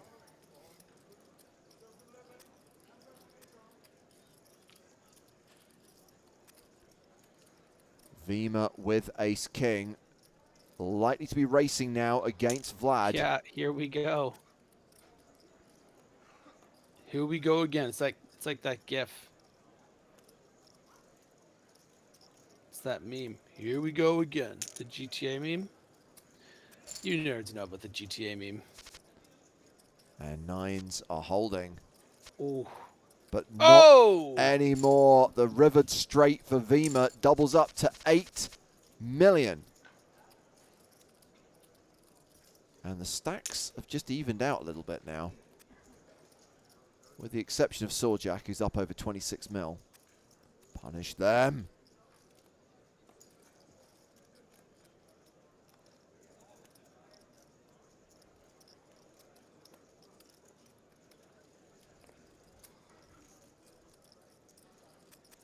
Negrin taking a pause with the ace-9, thinking, is there anything weird I can do here to try to acquire from some chips from the chip leader who's always at raising? Don't think it would have worked against king-queen suited. Would have had to have shoved pre, and you don't want to do that with ace-9 here.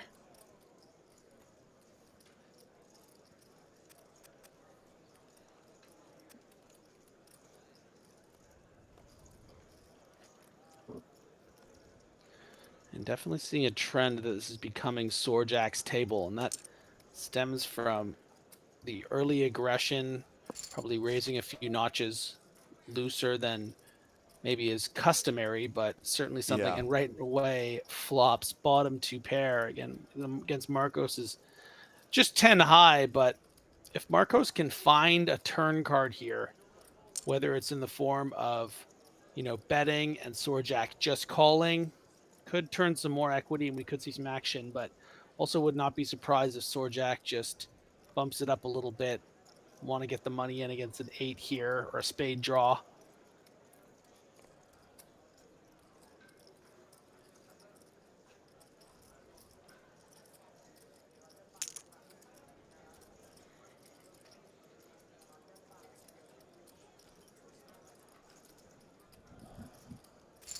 Unfortunately for Sawjack, Marcos didn't really have anything. But 30 million chips now for Sawjack. Putting a lot of distance between themselves and Amarillo, who sits in second place.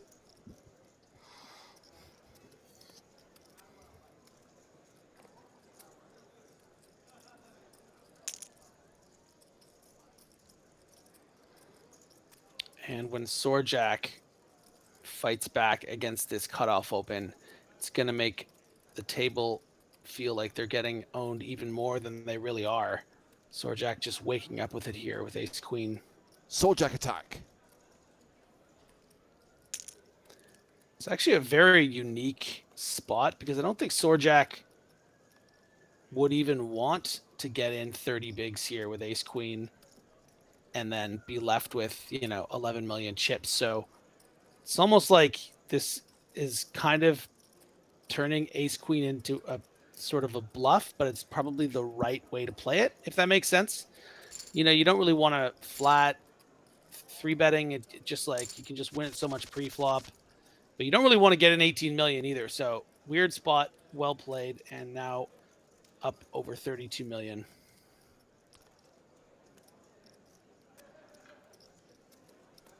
Yeah. Closing in on a 2-to-1 chip advantage now over the player who is second in chips. Queen 10 on the button, opens. And can either of these two players take him on?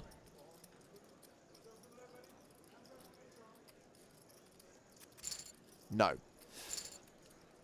Let's bring Mr. Stapleton back into the mix, shall we? As we continue to follow the action at the final table of this week's Sunday Million. Joe, I think this might require some cranking. It's kind of a little bit handcuffed right now. Yeah, I predicted a sloppy final table, and what you're saying is, I guess we're not going to get to the sloppy parts unless I crank it first. Yeah, I think that is what I'm saying. At least, I'd like to think it's not what I'm saying, but I think it is what I'm saying. Yes, yes. I think this last hand is a great example of, how much Sorjak is able to run over the entire table. I mean, Vimer has to be aware that Sorjak is raising, upwards of 70% of hands, and that something like Ace 9 in value really increases in a spot like right there. But because it's the Sunday Million final table, and even though you're last in chips, it just doesn't feel right. It's not the story you want to tell, all your poker buddies about how you went all in with Ace 9 when someone raised for 10 big blinds. And it wasn't even considered by Vimer in a quick fold. And of course, Sorjak just had 3-6 suited.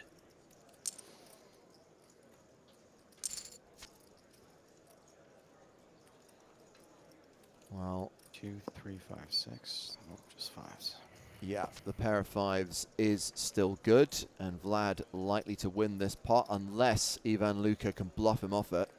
So what's going on? Sorjak's got all the chips. Are they doing the thing, or are they not doing the thing? Not yet. Playing aggressively, but not yet really punishing the rest of the table, which I, for one, cannot wait to see. Is that a lot of chips, or does it just look like a lot of chips? Well, I mean, it's a 2-to-1 chip advantage on the guy in second. I think we might get a big bluff here from Negrin, recognizing that, Vlad is going to have a 5x hand a lot of the time here. Maybe you can bet big enough and just win this pot. It's going to be hard for Vlad to call, let's say, an overbet of half your stack with just a 5 here. But there's a lot of dynamic that goes into this. And again, wow, Negrin decides not to. Goes check, check. Well, guys, I'm going to leave you to it. I'm going to let you close this out. It's been a pleasure, and I look forward to speaking to you both again soon. Goodbye, James. Cheers, James. We'll be here in a few hours still. He's like, I'm out of here. Griffin has. Oh, we've got an all in here from Vimer with Ace 4. Not going to get called. No, come on. Hey, Mario. Okay. Griffin, I know this is going to sound like a crazy question. Why is it called a PKO and knockout starts with an N? Oh, Is it because that's a good piano question. sounds too much like piano? Yeah, I think it's a piano thing. Piano would sound like piano, and but it's weird because K is not in the word knockout. So why is it a PKO? Right. Must be like one of those like internet meme things where they spell it wrong on purpose. Oh, okay, yeah. I mean, let's see. We have some internet meme nerds, and how do you spell? Oh, someone's spelling it. It's Chris Poker's spelling it with a K before knock. That's hilarious. That's so funny. Oh my god, Adrock as well. There's a lot It's of spelled Canuck. there's a lot of nerds that are into this whole like Jingo thing. This is a bit, right? This is like one of those. They must It's be like when they doing tell that. you that you make the Kappa face by writing gray face, no space. Yeah. Or what was the alt Ooh, something? we've that got you it all would in from do? Marco. Oh, here we Soryak go. out in front with 2 4s, but it's a 10 on the flop. That's a double up for Marco. He's going to keep that big bounty alive. $2,700 still in play. Yeah, that's a big bounty, and Sorjak almost got that knockout. Knockout. So weird. But Vimer the all in Griffin under the got gun. there.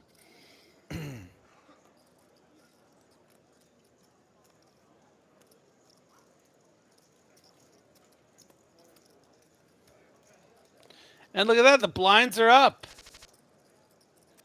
The PokerStars gods know I'm supposed to be on the ice in an hour and 26 minutes. Oh, boy. Oh boy. It's okay. I'll just in an hour if we're still not done. I'll just. It's not even summer in I'll call. Canada yet. I'll call James's wife and kids to wake him up. I play hockey in the summer, man. I'm an annual year-round guy. Is hockey spelled with a K too? No, of course not. These guys. Canuck is though. Canuck has a K. Canuck has a believe it or K. not. Yeah. Yeah, hockey is spelled HOCCEY. I always thought that was Hachi, but okay, I must have been thinking something else. Another pocket force. Oh, like the game when you play Hachi with Hachi balls. That's bocce. We're getting way off track here. Yeah. Kanachi Rulo asks, so how much is for the winner actually? Well, the winner will get the $58,058.45 plus their own bounty, plus the bounty of the player they knock out in second place. So it's very difficult to say right now what first place will be, but it usually ends up, I would guess that 58,000 is going to be more like 90 something thousand. Yeah. And first place also gets a ticket in the first ever official Sunday Million next week with the PKO structure, if they decide to take 109 from their winnings and register the tournament. Big cooler here between Vlad and Marcos. Oh boy. And Amarillo caught in the middle with ace 10, gets out of the way. Marcos about to get it in bad. Tenner needs a tenner. Only is one folded. 10 left. It 10. is over on the turn. Double up for Vlad.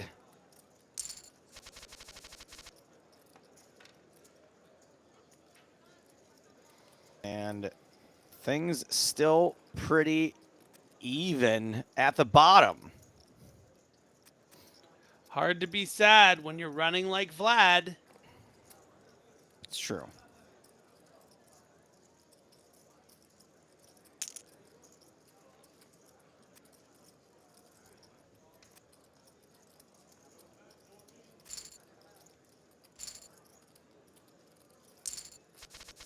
The green back up over 10 million.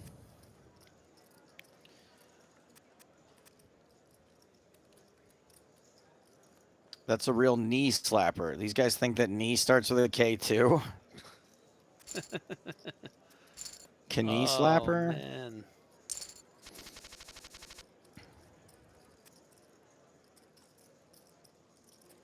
Nice to know you.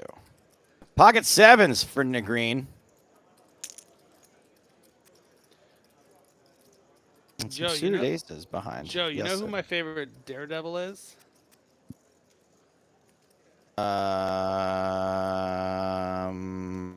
Who? Evil Knievel. Evil Knievel. Yeah. I thought you meant Jumping people who played motorcycle. Daredevil. Yikes, we got a set of sevens here against a gut shot draw. Uh-oh. No gut shot on the turn. Bet your sets to green. Let's go. I don't mind it. This board does technically favor the big blind, but you're just going to bet and get folds all the time. Rather, because you have the board so pipped with your 3 sevens, they're not going to have a 7 here, top pair, and check shove. Yeah, but they could have lots of cards that connect with this Or board they in a could have, straight type of way. They don't expect that you're going to connect with this board. They could have a 5 or a 6. No. Not that many, though. Not a lot of 5s and 6s are calling pre in this situation, right? Think about it. Like ace, we've been seeing raggy aces folded, let alone, so you would need to have like suited 6-8 or, and even those hands, some of them are getting folded right now. So I kind of like Negrin checking, and, the turn was a jack there, Joe, right? But it just as well could have been a queen.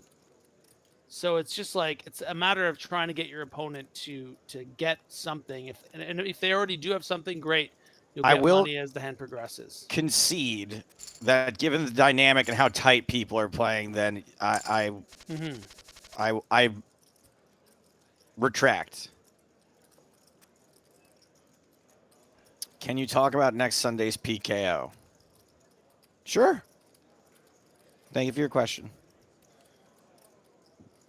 Ooh, could see. No, this player's been playing quite tight. Oh. He does it! Finally, makes the correct shove. Uses what's the thing where you check your thing, Joe? The app that tells you what to shove. Look at that. Oh, and it's an ace 10 on the flop. Veemer not looking good. Veemer eliminated. Out. Snap shove. That's the thing. Eliminated in 7th place for $8,900. So I'm of course referencing Snap Shove, which is a app created by Max Silver, which just tells you the correct shove ranges, I think. And we Smart might be ass, that guy. flipping for another tournament life. Woo! Pocket 8s for Sorjak. Otesk's. We are flipping. Oh! No ace. Gonna need No an ace queen. and king or queen on the river. It is an ace on the river. Flaming berries abound. And a double up for Canyo. Can yo dig it? Can yo dig it, baby? And you can see Sorjak still among, actually pretty much close to the chip lead because of how aggressively they have played on this FT. And Marcos with that massive bounty. They're coming for you, Marcos. They're coming for that $2,700. Ace 7, the Spraggy for Negrine.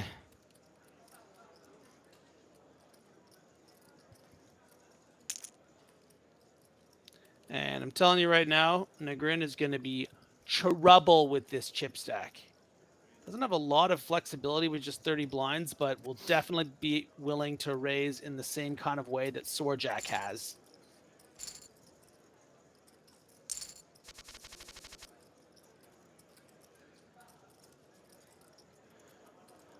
Negrin, is he look at he's willing to pop this up. You called it. Can you fold it? Can you fold it? Yes, you can. Griffin, I got a friend of mine, an amateur poker player, is down to the final 11 in the 25K at the World Series right now. Come on. A non-pro. Is he one of your hot celebrity friends, and that's why he's playing such a big buy-in? He is not a celebrity, but he's a very successful man, yes.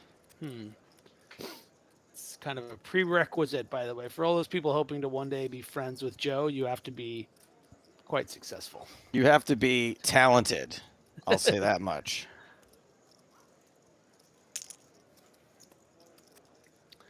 And an effective all-in here won't get any action for Marcos. Although, Joe, I will say with that bounty and the fact that Negrin does have all these chips, I mean, it's less than 10 big blinds. What do you do? I mean, do you kind of risk your position to be able to dominate this final table to pick up $2,700? I say yes. You're still going to be able to, like, and I really had to think about it. Well, now I know what the right answer is. Yes, yes, yes.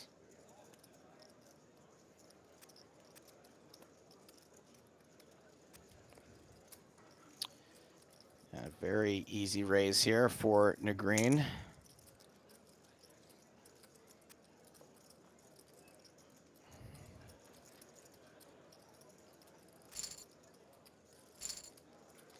You know what I like about Negrine's name is that it's not spelt with a K. You know? Right, Negrine, right? Yeah, Come on. like these people out here. Jack Deuce for Ivan Luca. Next, you're going to tell me you spell knife with a K. Can you imagine? We might have to warm up the vocal cords here, Joseph.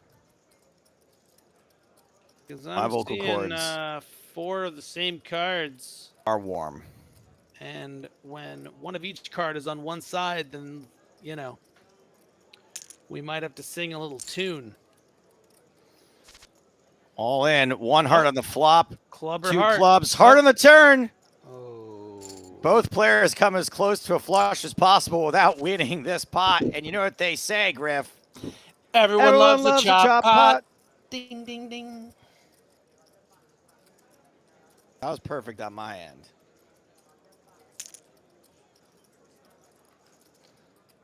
It was a bit late, I think. We're getting a lot of 4s and 5s. We have 1-7 from I'm So Harmony, so give him or her a promotion. Ooh, we have an 8 from Christillis. Thank you, Christillis. Pocket 6 is for Marcos. And Marcos shoving Marcos. over the top of this initial open from the green may not get a fold this time. Well, the hands certainly are similar, and Marcos actually has a bit more chips than before. But Negrin is suited. Negrin will have committed 2 big blinds. Look at this Benjamin Knudsen. Gives us 1 out of 10. Oh, well. You're someone kabanned. Doesn't Thank like you. like watching the stream. Actually, I guess we can't ban them from watching.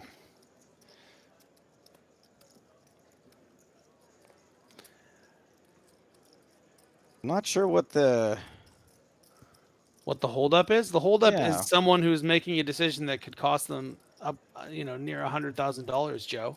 Come on. This is real money. This is real money. It is real money. I get a little jaded. Thank you, Griffin.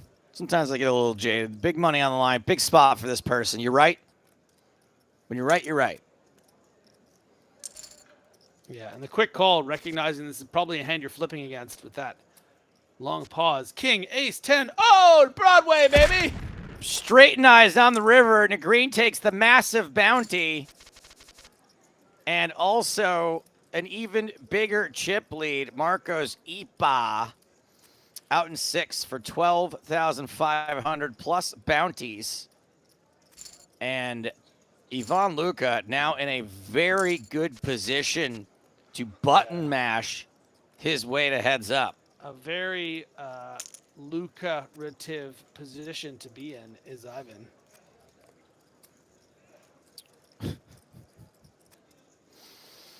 All right. All right. How does Staples stay employed? He is so full of himself. I will not accept Jamie Staples slander on this channel. There is one rule. He does not deserve it. He's a very nice boy. Yeah, it's amazing how much hate we get about Jamie Staples on our stream.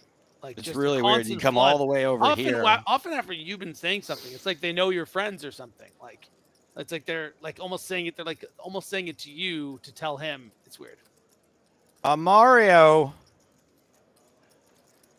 I'm a Mario. I'm gonna be dominated. Ooh, just calls. Flops 2 diamonds. That sounded like the Nintendo character. That's what we were That going sounded for. like Chris Pratt. Did you happen to look up the cast for that? Did you see Seth Rogen was playing Donkey Kong? I know you think I'm just making this up. Did you just take a week off the internet that week? Everyone was tweeting about it.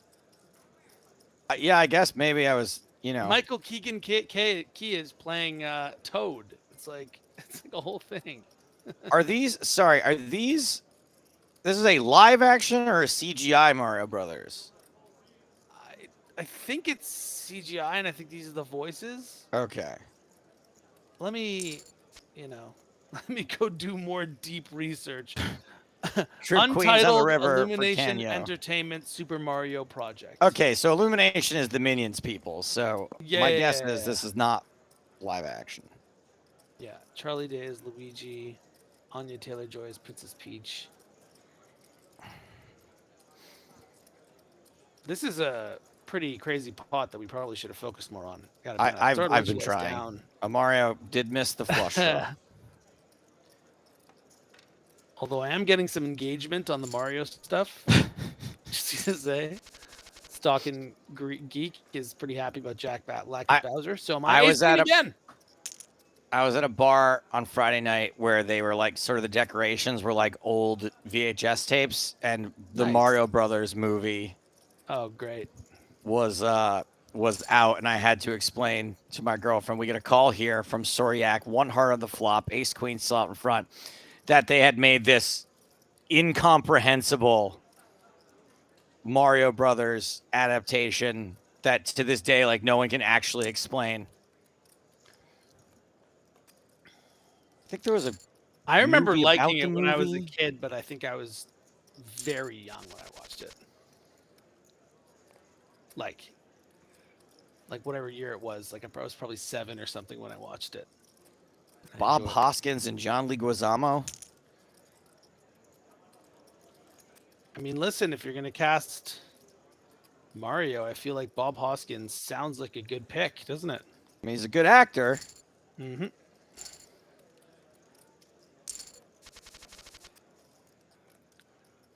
Mario. Queen Jack.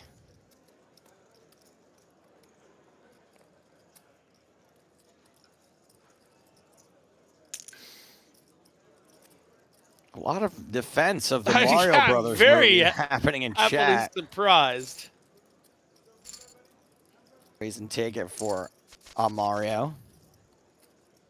I do like this crew jacket from the Mario movie from the 90s. That would be a cool thing.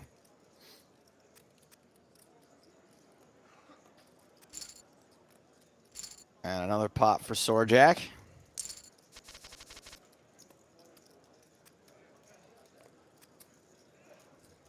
Jack deuce suited for a green.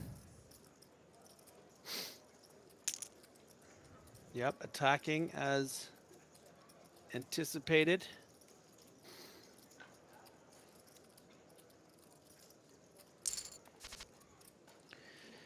And what a flop here. Both hit a straight draw, but it's a 9 that has a Mario out in front. Yeah, both a little something, something. A little something, something, little piece.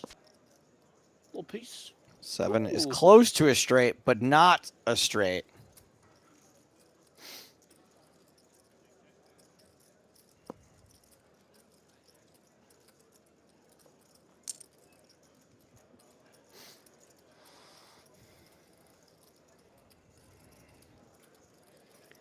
And a continuation bet from the green. Shoved on a Mario. Says, get out of my pot. Get out of my house. Get in my belly.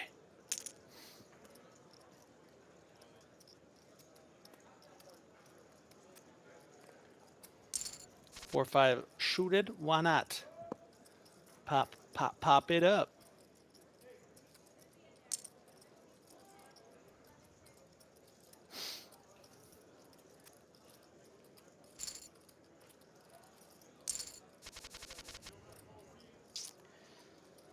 Jack 7 for a Mario. Nilo says, Joe, why so serious? I got a question for you. Why so banned? Thank you for your question.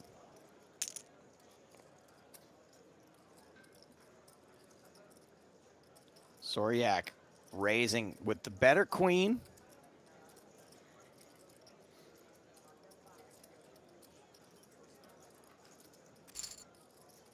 Gets the worst queen to fold.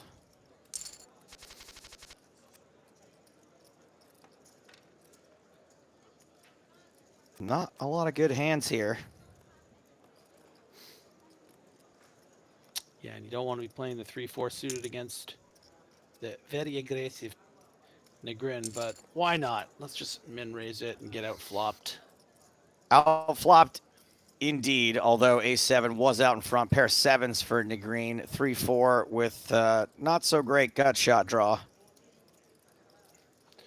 Yeah, I mean, seriously, can you find a better spot? Ooh, Huh? bets. 1.2 million does not get a pair of 7s to fold and shan't be getting a pair of 7s and a pair of aces to fold. Hello, Padre. Hello, Steven. Thank you for being here. The late stages of the Sunday Million, back after a month of scoop.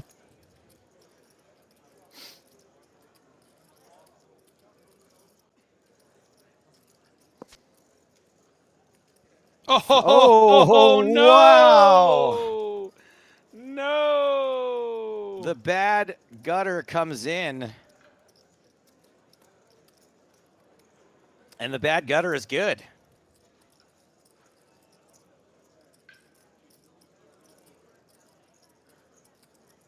This could be real trouble for Negreen. Is I was gonna say, is Canyo gonna be able to properly size a value bet here? Elects to check.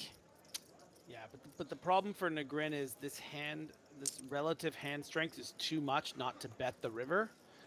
Because you're going to expect Kenyo to have some ace X here, might be calling to pick off something like 10 Jack, which could have been floating on the flop in Nigrin's shoes. So value bets himself, but not surprised. Just a bit of a cooler once that went check on the turn. And the chip lead has now barely changed. Oh, we're on a break. That came so quick. That's right. I was only in for half a level. Man, oh man. Let's take a look at the overall leaderboard here. Canyo barely out in front by a nose. Negrin, then Amario, Sorjak, and Vlad K bringing up the rear. 5 players remain, still playing for the $58,000 first and second place prizes, plus bounties. Griffin, I can't believe all the defense we're getting of the Mario Brothers movie in chat here. It seems like maybe it's one of those movies that people just watched when they were young and dumb and now have an affinity for it. But that's what I mean is I think that's where I am at with it, because people talk about it being the worst movie ever, and I'm sure it is, but I watched it when I was so young that like it just feels like this nostalgic thing, you know, like they were bad. They were Mario and Luigi for a little time there, and those were our games. Did you ever watch the movie The Wizard?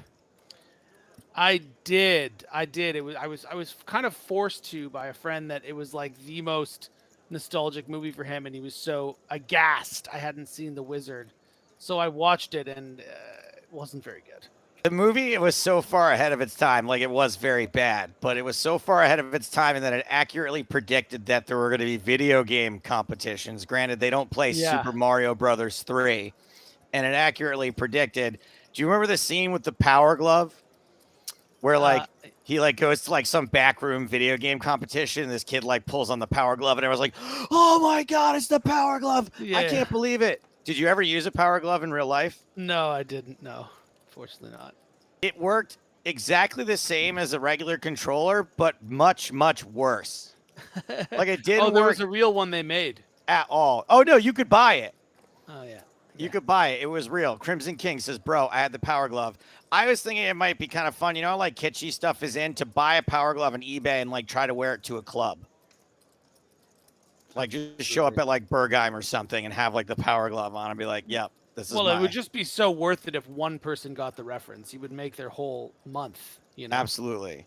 Yeah, my Power Glove broke in 2 weeks, says Sup CHC. My friend, I had a friend who had a single mom, and she just buy him everything he wanted all the time just to make up for the fact that, like, he had a bad dad.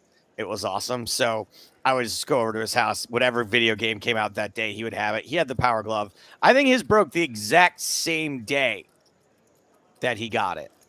I remember it just never quite working and being a huge disappointment, because in the movie they act like it was like something. Did you ever do this thing? I actually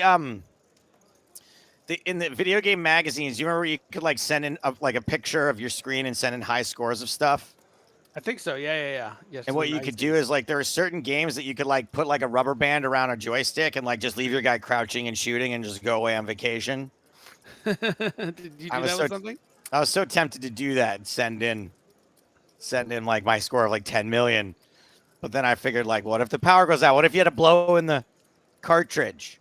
Well, what's the context where you can just, like, leave it there, like, shooting aimlessly? It's just like in the game Rygar, for example, you would just go like this, and the bad guys would constantly regenerate. So, you know, you'd get the high score over time. Doesn't sound like a great game either. No, Rygar is a pretty good game. It was a little tough. I'm traditionally very, very bad at video games. I think I only beat 1 or 2 NES games as a kid. Never beat original Mario. I don't think I ever beat it either. I think the only games I beat as a kid were Jaws and Bionic Commando. Do you remember Bionic Commando? Did you have that one? Yeah. Sinforce says they got a world record on the game Super Punch Out, knocking the first fighter out in 6.23 seconds. Problem is that many others done the same. Oh, I should have read all of that. That had a very anticlimactic ending. Thank you for that. So which games did you beat? So I was actually a Sega guy when I was a kid. Okay, you're a little younger than me. Sonic, yeah. All the Sonics I played through all the Sonics. Sega Genesis, not Sega Master System, right? Because there was a Sega version of the NES. Genesis, yeah. Sega Genesis, yeah. I remember Sega Genesis had actual blood in Mortal Kombat and Super Nintendo didn't. That was the big. But then N64 and stuff, I played like Donkey Kong. You know, I definitely beat Donkey Kong 64 and stuff like that. All right, well, enough talk of us playing. Time to get back to the real games being played. It all landed us back here with the adult game of poker. 52 pieces of paper still holding up after hundreds of years.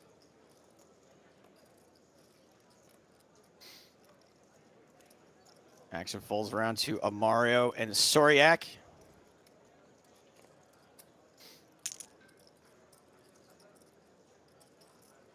And wow, this is actually, I don't know if you can really call this, even if you are ahead. It's 20 some odd big blinds. You're covered, so there's no bounty, and does let it go. Really tough, ace 10 suited. What do you do?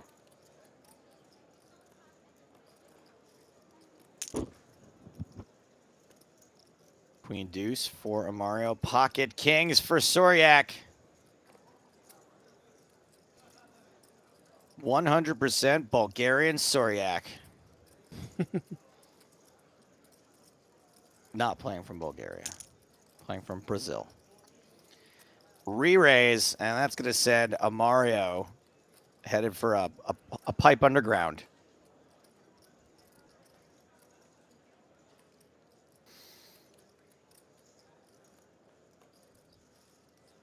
He's king now for Mario. This will be a much more difficult fold.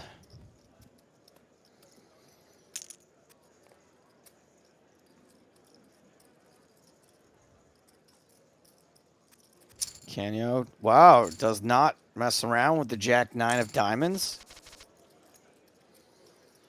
Oh boy, 3 aces dealt and pocket queens, the sickest and classicest of races. Sickest and classicest.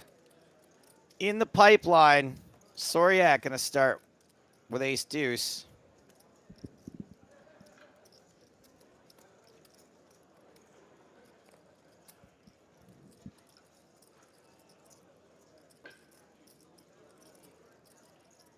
And green, maybe balancing some timing tells here, taking a few seconds before putting all the chips in. Vlad does not care. Vlad is calling all in. Soriak will be out of here. And it is a big old flip. Queens holding. Queens hold. Double up through Negreen. And that is absolute disaster for Ivan Luca. The biggest bounty of the table is going to be all in very soon. Fewer than 10 big blinds. And what is 9-8 suited worth calling 10 big blinds here if you're Vlad? I feel like it is. For $3,300? No. No? I don't think you can do that.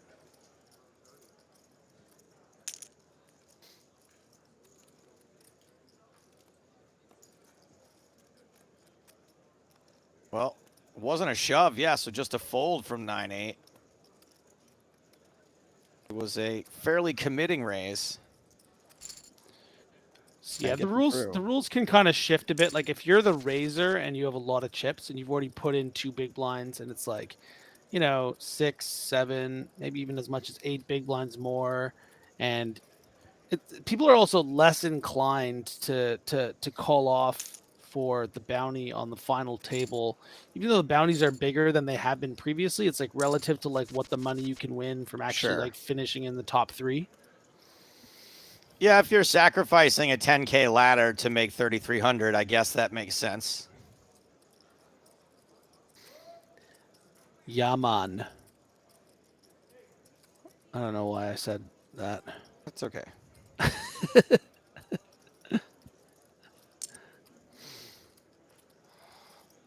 I don't know. I just like 9/8 suited. Yeah, hard not to.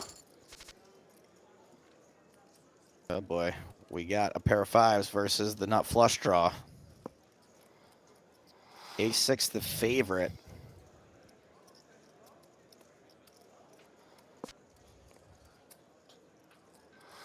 Oh, so much equity. Flip now.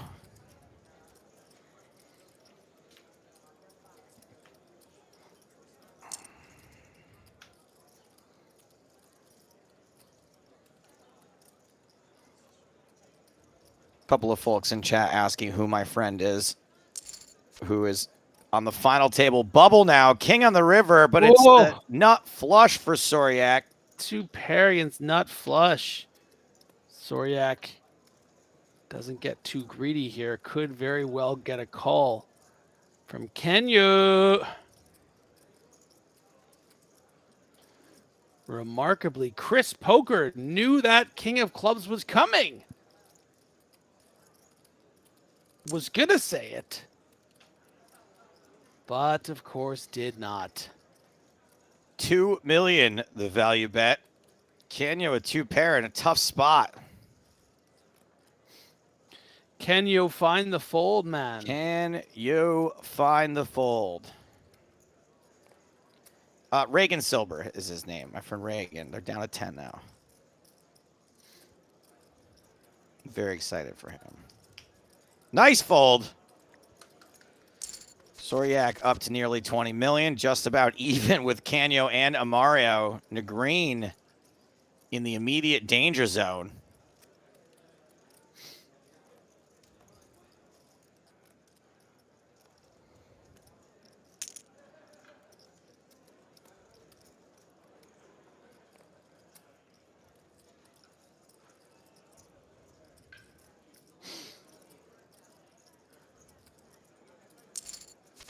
Canyo and Negreen going to the flop. King high out flopped by 6-7. Queen, queen, 7.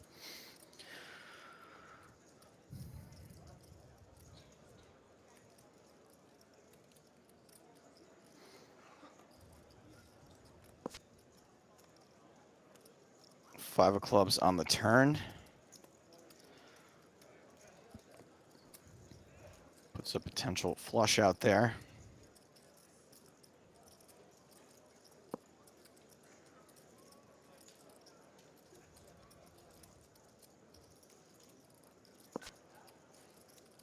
And a jack on the river is not going to change the fact that 7s will win at showdown. That is correct.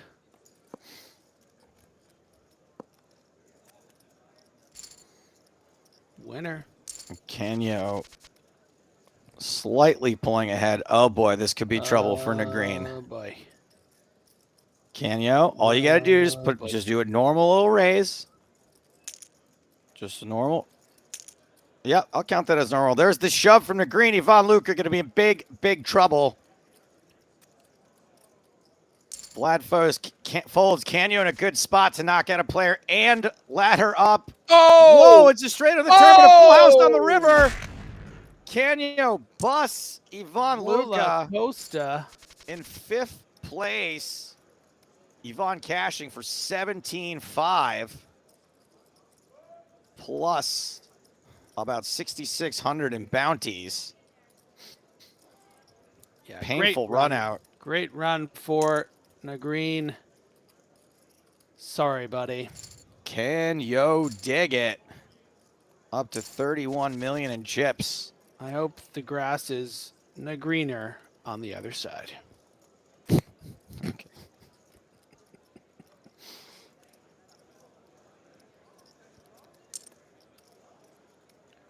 Grizz exclaiming, "What a run out!" Grizz, earlier you asked me if I ever do stand-up comedy. I'm doing a whole week at the Brad Garrett Comedy Club in Las Vegas, June 27th to July 3rd.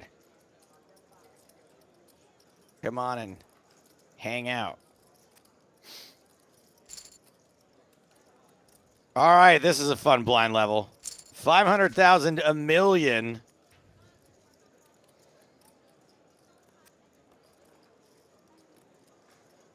Pocket fives for Soryak. Ace deuce for Canyo.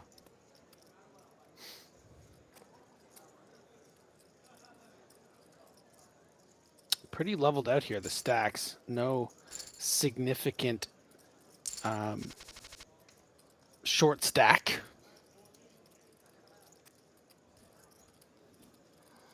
No short stack, but we do have a Sorjak. 10-9 suited for Vlad. The K is silent. 307.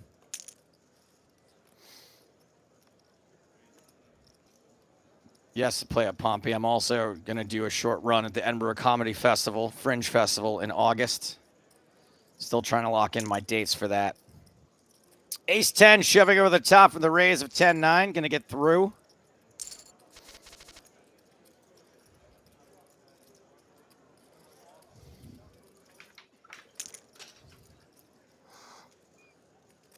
I did watch Ricky Gervais's comedy special. I thought it was mostly cringe. And I don't say that very often.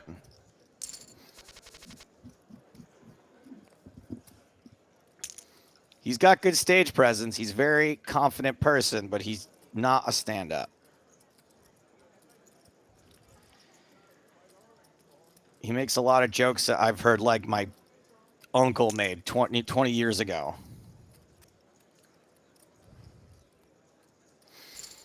Shoved by Mario. Gets through ace 10 now for Mario.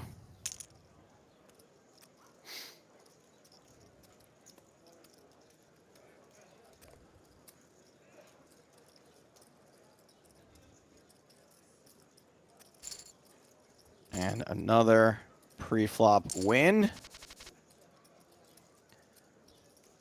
And Mario's nipping at the heels of Canyo. And Sorjak getting back to their raising ways.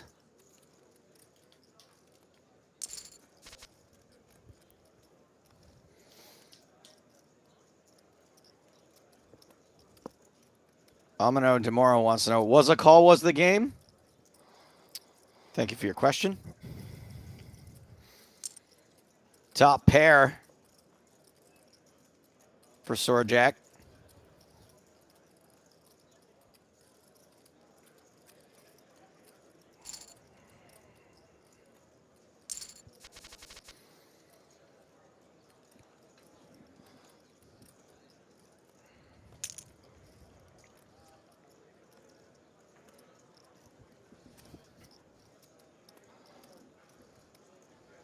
Mario facing a raise is out. Kaidino wants to know, Griffin, what do you think of these shoves of a Mario? A bit much or fine? I mean, I think it's pretty standard practice, with especially with a lot of, ICM implications to kind of just shove a hand like Ace 6 for 20 big blinds. The fact that it's actually going to fold out a couple better hands, which is quite nice. Yeah.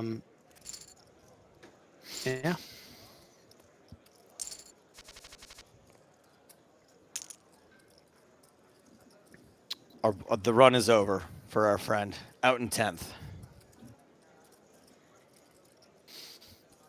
Poor guy. Who? My friend Reagan. Right. Doubled the final table. You're friends with Joe Reagan? Joe Rohan, as it always comes out when I'm typing it on my phone. You type Joe Rogan's name a lot, huh? No. That's why my phone doesn't know it.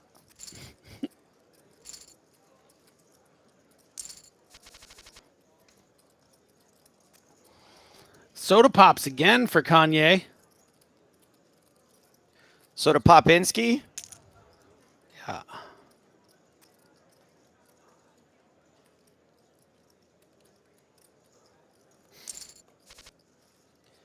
Queen 8 could be trouble for a Mario. Oh, yeah.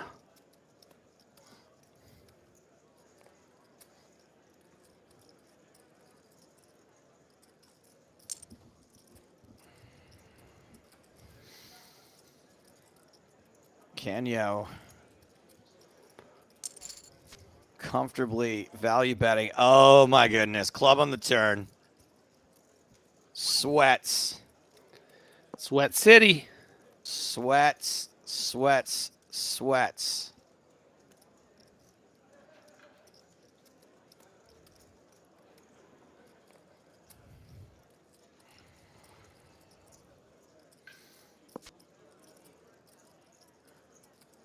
Jack in the river. Mario misses everything.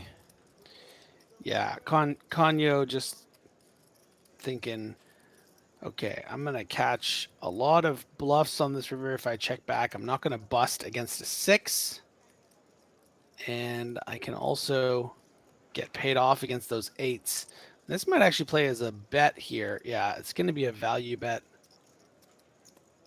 from Mario, expecting their opponent to have some ace high type hands, sometimes be willing to call because of all the straight draws it missed.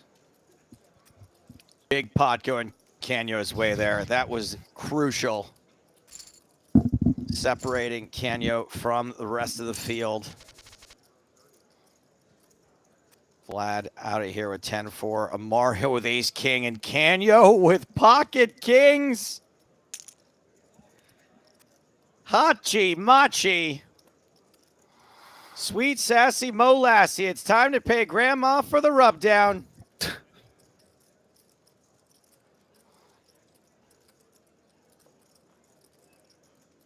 When is the money going in? Now or now? Now. No. Ace No. King does not suck out. Mario out in 4th place. Canyo with a massive chip lead. Mario cashes for $24,552 plus nearly $4,000 in bounties. We're 3-handed now. 3rd place pays $34,000. So we're just laddered up 10K.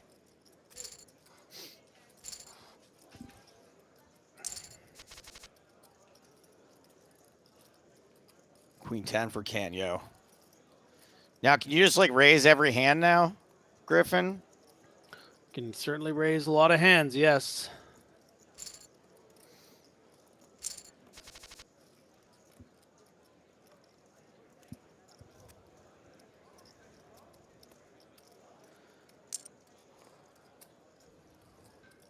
Clubs on clubs.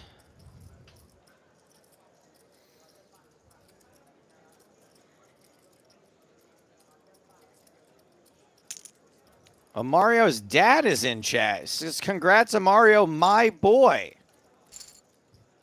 You must be very proud.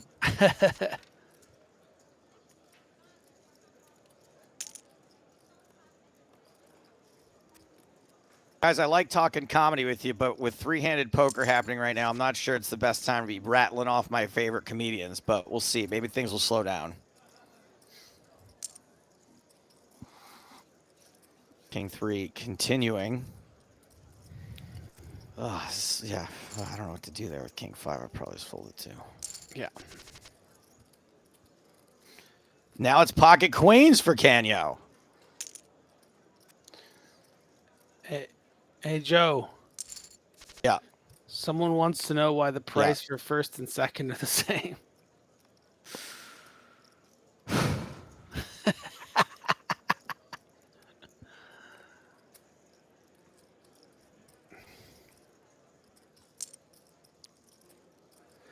I would tell you, but then I would have to ban you. Does Sword Jack ever make a play at this ace on the turn? Looks like no. Nah, your opponent's just going to be checking back a lot of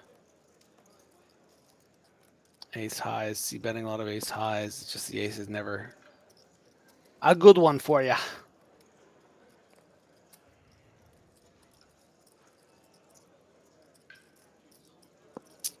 Pocket queen's way good. Can you value bet? Nope. Nah. Checks back. Up to 64 million though. And has pocket 6. Okay, that's over. It's not over. Just give me some of the drink. You ever watch that Lipton Brisk Guys tea commercial with Rocky Balboa? I'm not placing it, no. I think it might have been a more Canadian ad. There was a time where American celebrities wouldn't do commercials in America. They would only do them overseas, so it didn't like mess up their brand, but they still got to get paid. Overseas being Canada in this case. Pocket Right. queens again. Wow.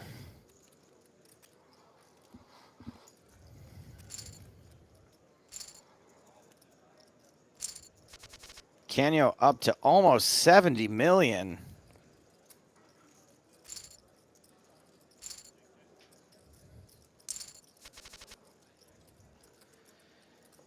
And these are some pretty bad hands. At least they're suited.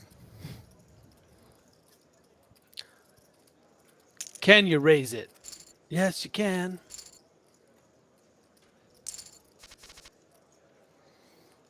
Ace 4 for Canyo. Man, Canyo is getting dealt the best hand pre like 15 hands in a row now. Until now, geesh. Nope, it's back. He's back to getting the best hand pre-flop. Oh, finally we might see a confrontation. Could do. Soryak with a monster. Canyo with a pretty strong hand, three-handed as well. 2,300 bucks is the bounty. There's the call. It's ace high, but there's one diamond, and Canyo is dead on the turn. That's a double up for Soryak.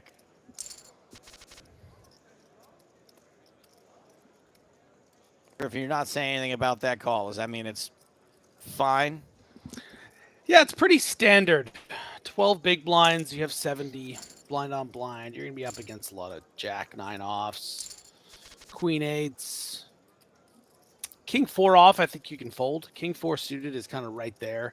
Yeah. And, obviously the bounty to consider too. Again, we've talked about how it isn't as relevant, but it's a little bit relevant here. I think King 4 suited is right on the line of probably one of the worst hands you should call with. Maybe like, King 8 off being the worst non-suited king.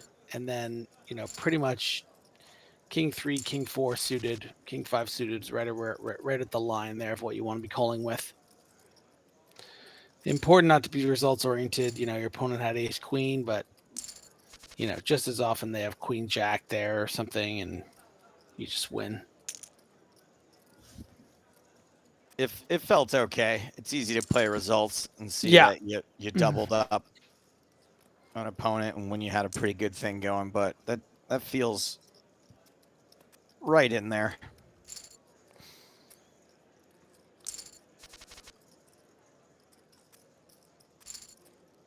All right, so walk for Soryak. Is he not better leaving the other two stacks at the same size? I think there's an argument for that, for sure. But again, we're talking bounties. We're talking about a hand that's close, but not. It's in there.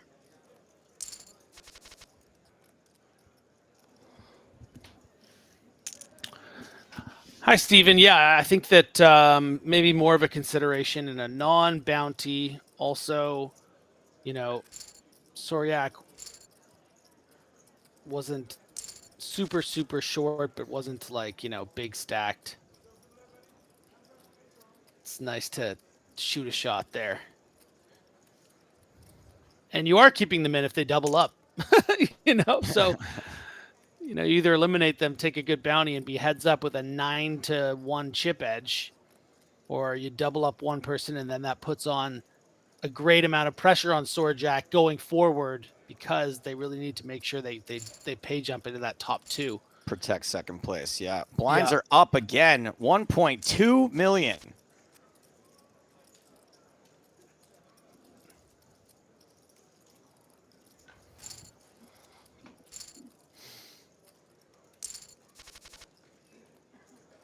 Queen 9 for Soryak. So 26 million is what? 22 big blinds? Something like that. Correct. Yeah. And Vlad with fewer than 10 big blinds now.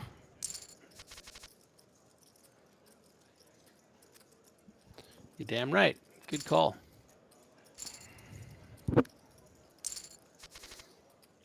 What's up, Triple Cook? Thanks for being with us. We appreciate you.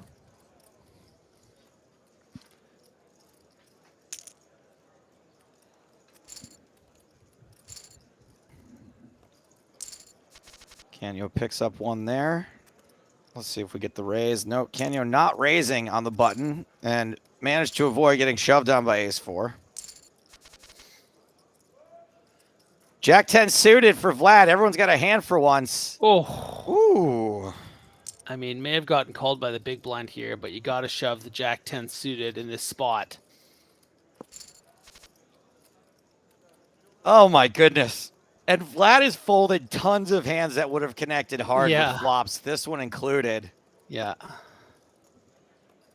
Domination rotation for Sorjak.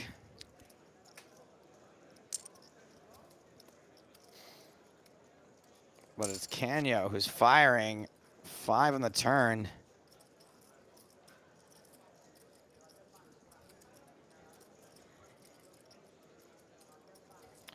Kev wants to know what's my biggest cash ever. I don't know, $100 bill? I think that's about as big as they go. Thank you for your question.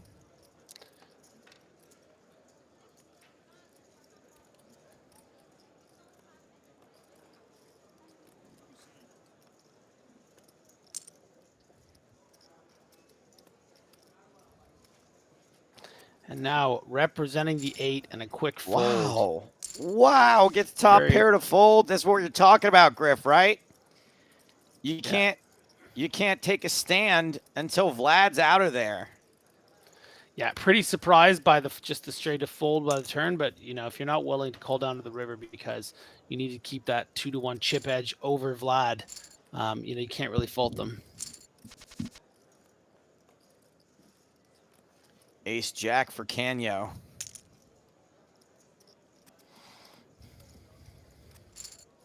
Goodbye, says Soryak.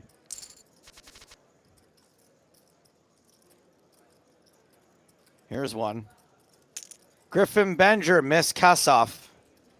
Question mark. Canyo with Queen Tray of Spades. What's it gonna do? What's it gonna be?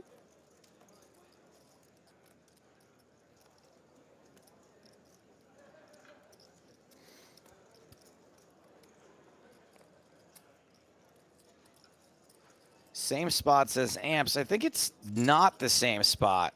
I actually can totally understand folding Queen Tray there. Pocket jacks for Canyo.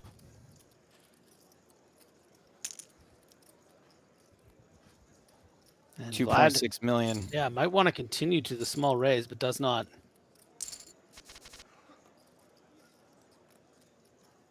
AI Collector, you're typically a pretty chill viewer, someone that we like having around, but you throwing around cheating accusations, is, even as a joke, is not cool.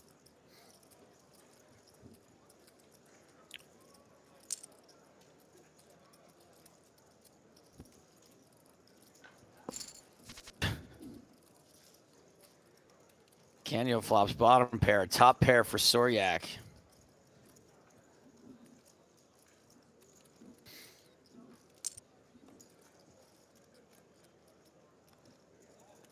Soryak betting pretty big here with top pair.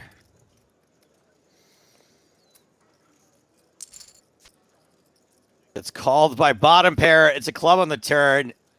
That's a lot of ways for Soryak to get sore. Action, action, action.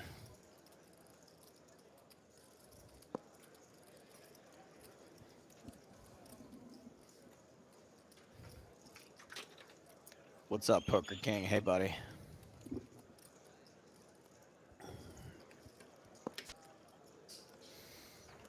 And that 5 on the river is not helpful for Canyo. 7's good.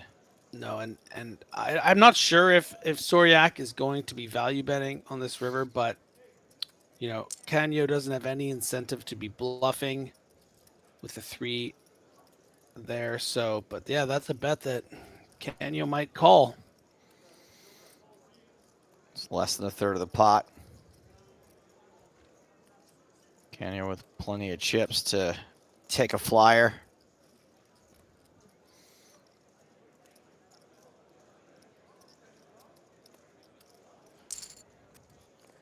And yeah, Canyo does pay off Soryak.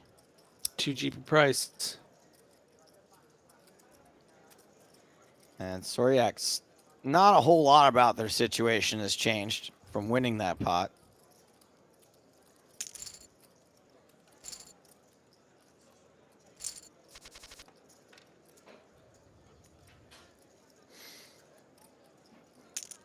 Canyo with King 10. And kind of just have to rescind to, you know, the massive stack there. And a shove from Vlad for 5 big blinds. Yeah, we see the call. 6-9 suited, bounty hunting. There's a 6 on the flop. No king, no jack. Vlad is out. Done. Gone. Eliminated. 3rd place. $34,443. 4K in bounties. That bounty ships over to Canyo, who's now worth $45.55. So if I remember how you do this, you add them together and you double it, and that's what the winner's going to get, right? Yeah, sure. Think so. So another 14K on top.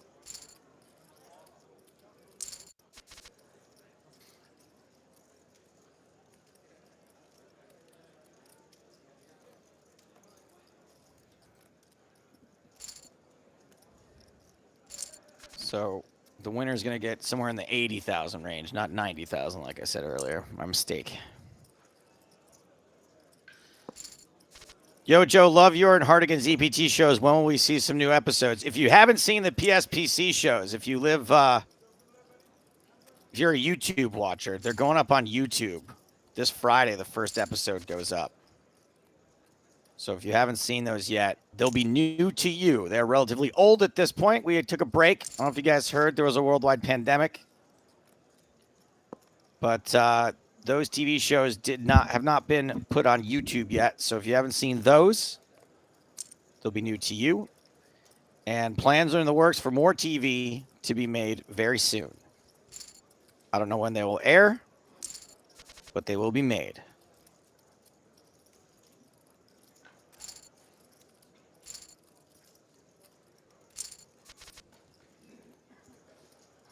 Ooh, 7s. The hockey sticks.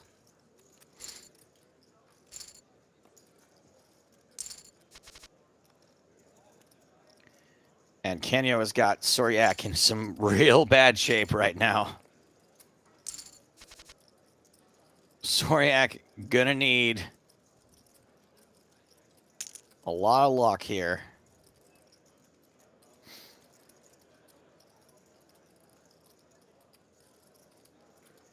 $619 Poker King says, I seen all the old reruns on PokerStars. That's how I learned poker. I'm so sorry. If you learned poker from me, I'm so sorry. Queen 5 and Jack 4. Nobody's got any of this. Canyo just gets to be a bully. Ace 5, a little sourdough. Do it, Griff.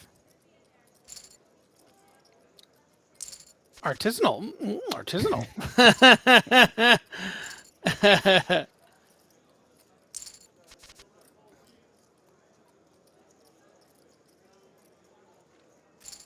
Deuce 5, pretty raggy. Soryak slowly bleeding out. Okay. Ajax the average. We're going to explain this one more time. The reason why the prizes of first and second are so similar to each other is because when you win the tournament, you get the bounty of the other person who has a huge bounty, and you get your own bounty. So it increases what you get for first by like 15K or something like that, right? Is that what we decided?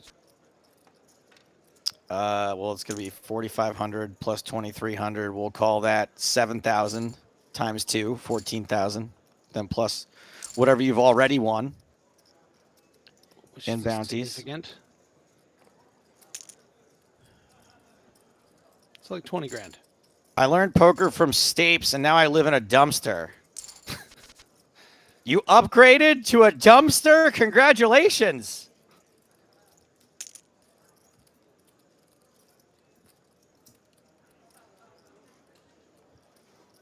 Canyo trying to win this with pure mustard, and it's working.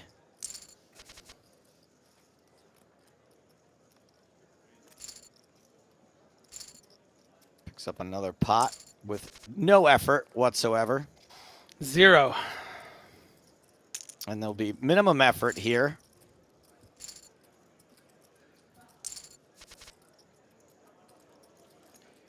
Ace 9 for Canyo. I mean, really, Soriak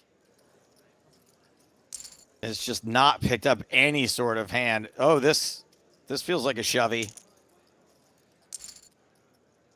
Ace 10 shoves in the king 5. King 5 calls. It's a king high flop, a 10 on the turn, and a straight on the river. Canyo gets it done. Canyo dig it. Knocking out Soriak in second place. Soriak walks with 58,000 advertised, plus 4,700 in bounties for a total of 62,700. Canyo wins a total of 23,000 in bounties, plus the 58K advertised, for a total of $81,000. Not bad takedown. Very well played. It was very well played and very, they ran hot. They played hot. It's hot outside. Griffin, how long do you have to be on the ice? 23 minutes, and it's 23 minutes? All right, I'm going to make this taxi. Quick. It's fine. I get dressed real quick. So the Sunday Million special edition is in the books, and next week we start the brand new permanent knockout Sunday Millions. We'll be back with another broadcast, but before that, James and I are recording the season finale of the Poker in the Ears podcast on Wednesday. That will be released on Thursday. Until then, for James Hardigan and Griffin Bender, I'm Joe Stapleton. Smell you later.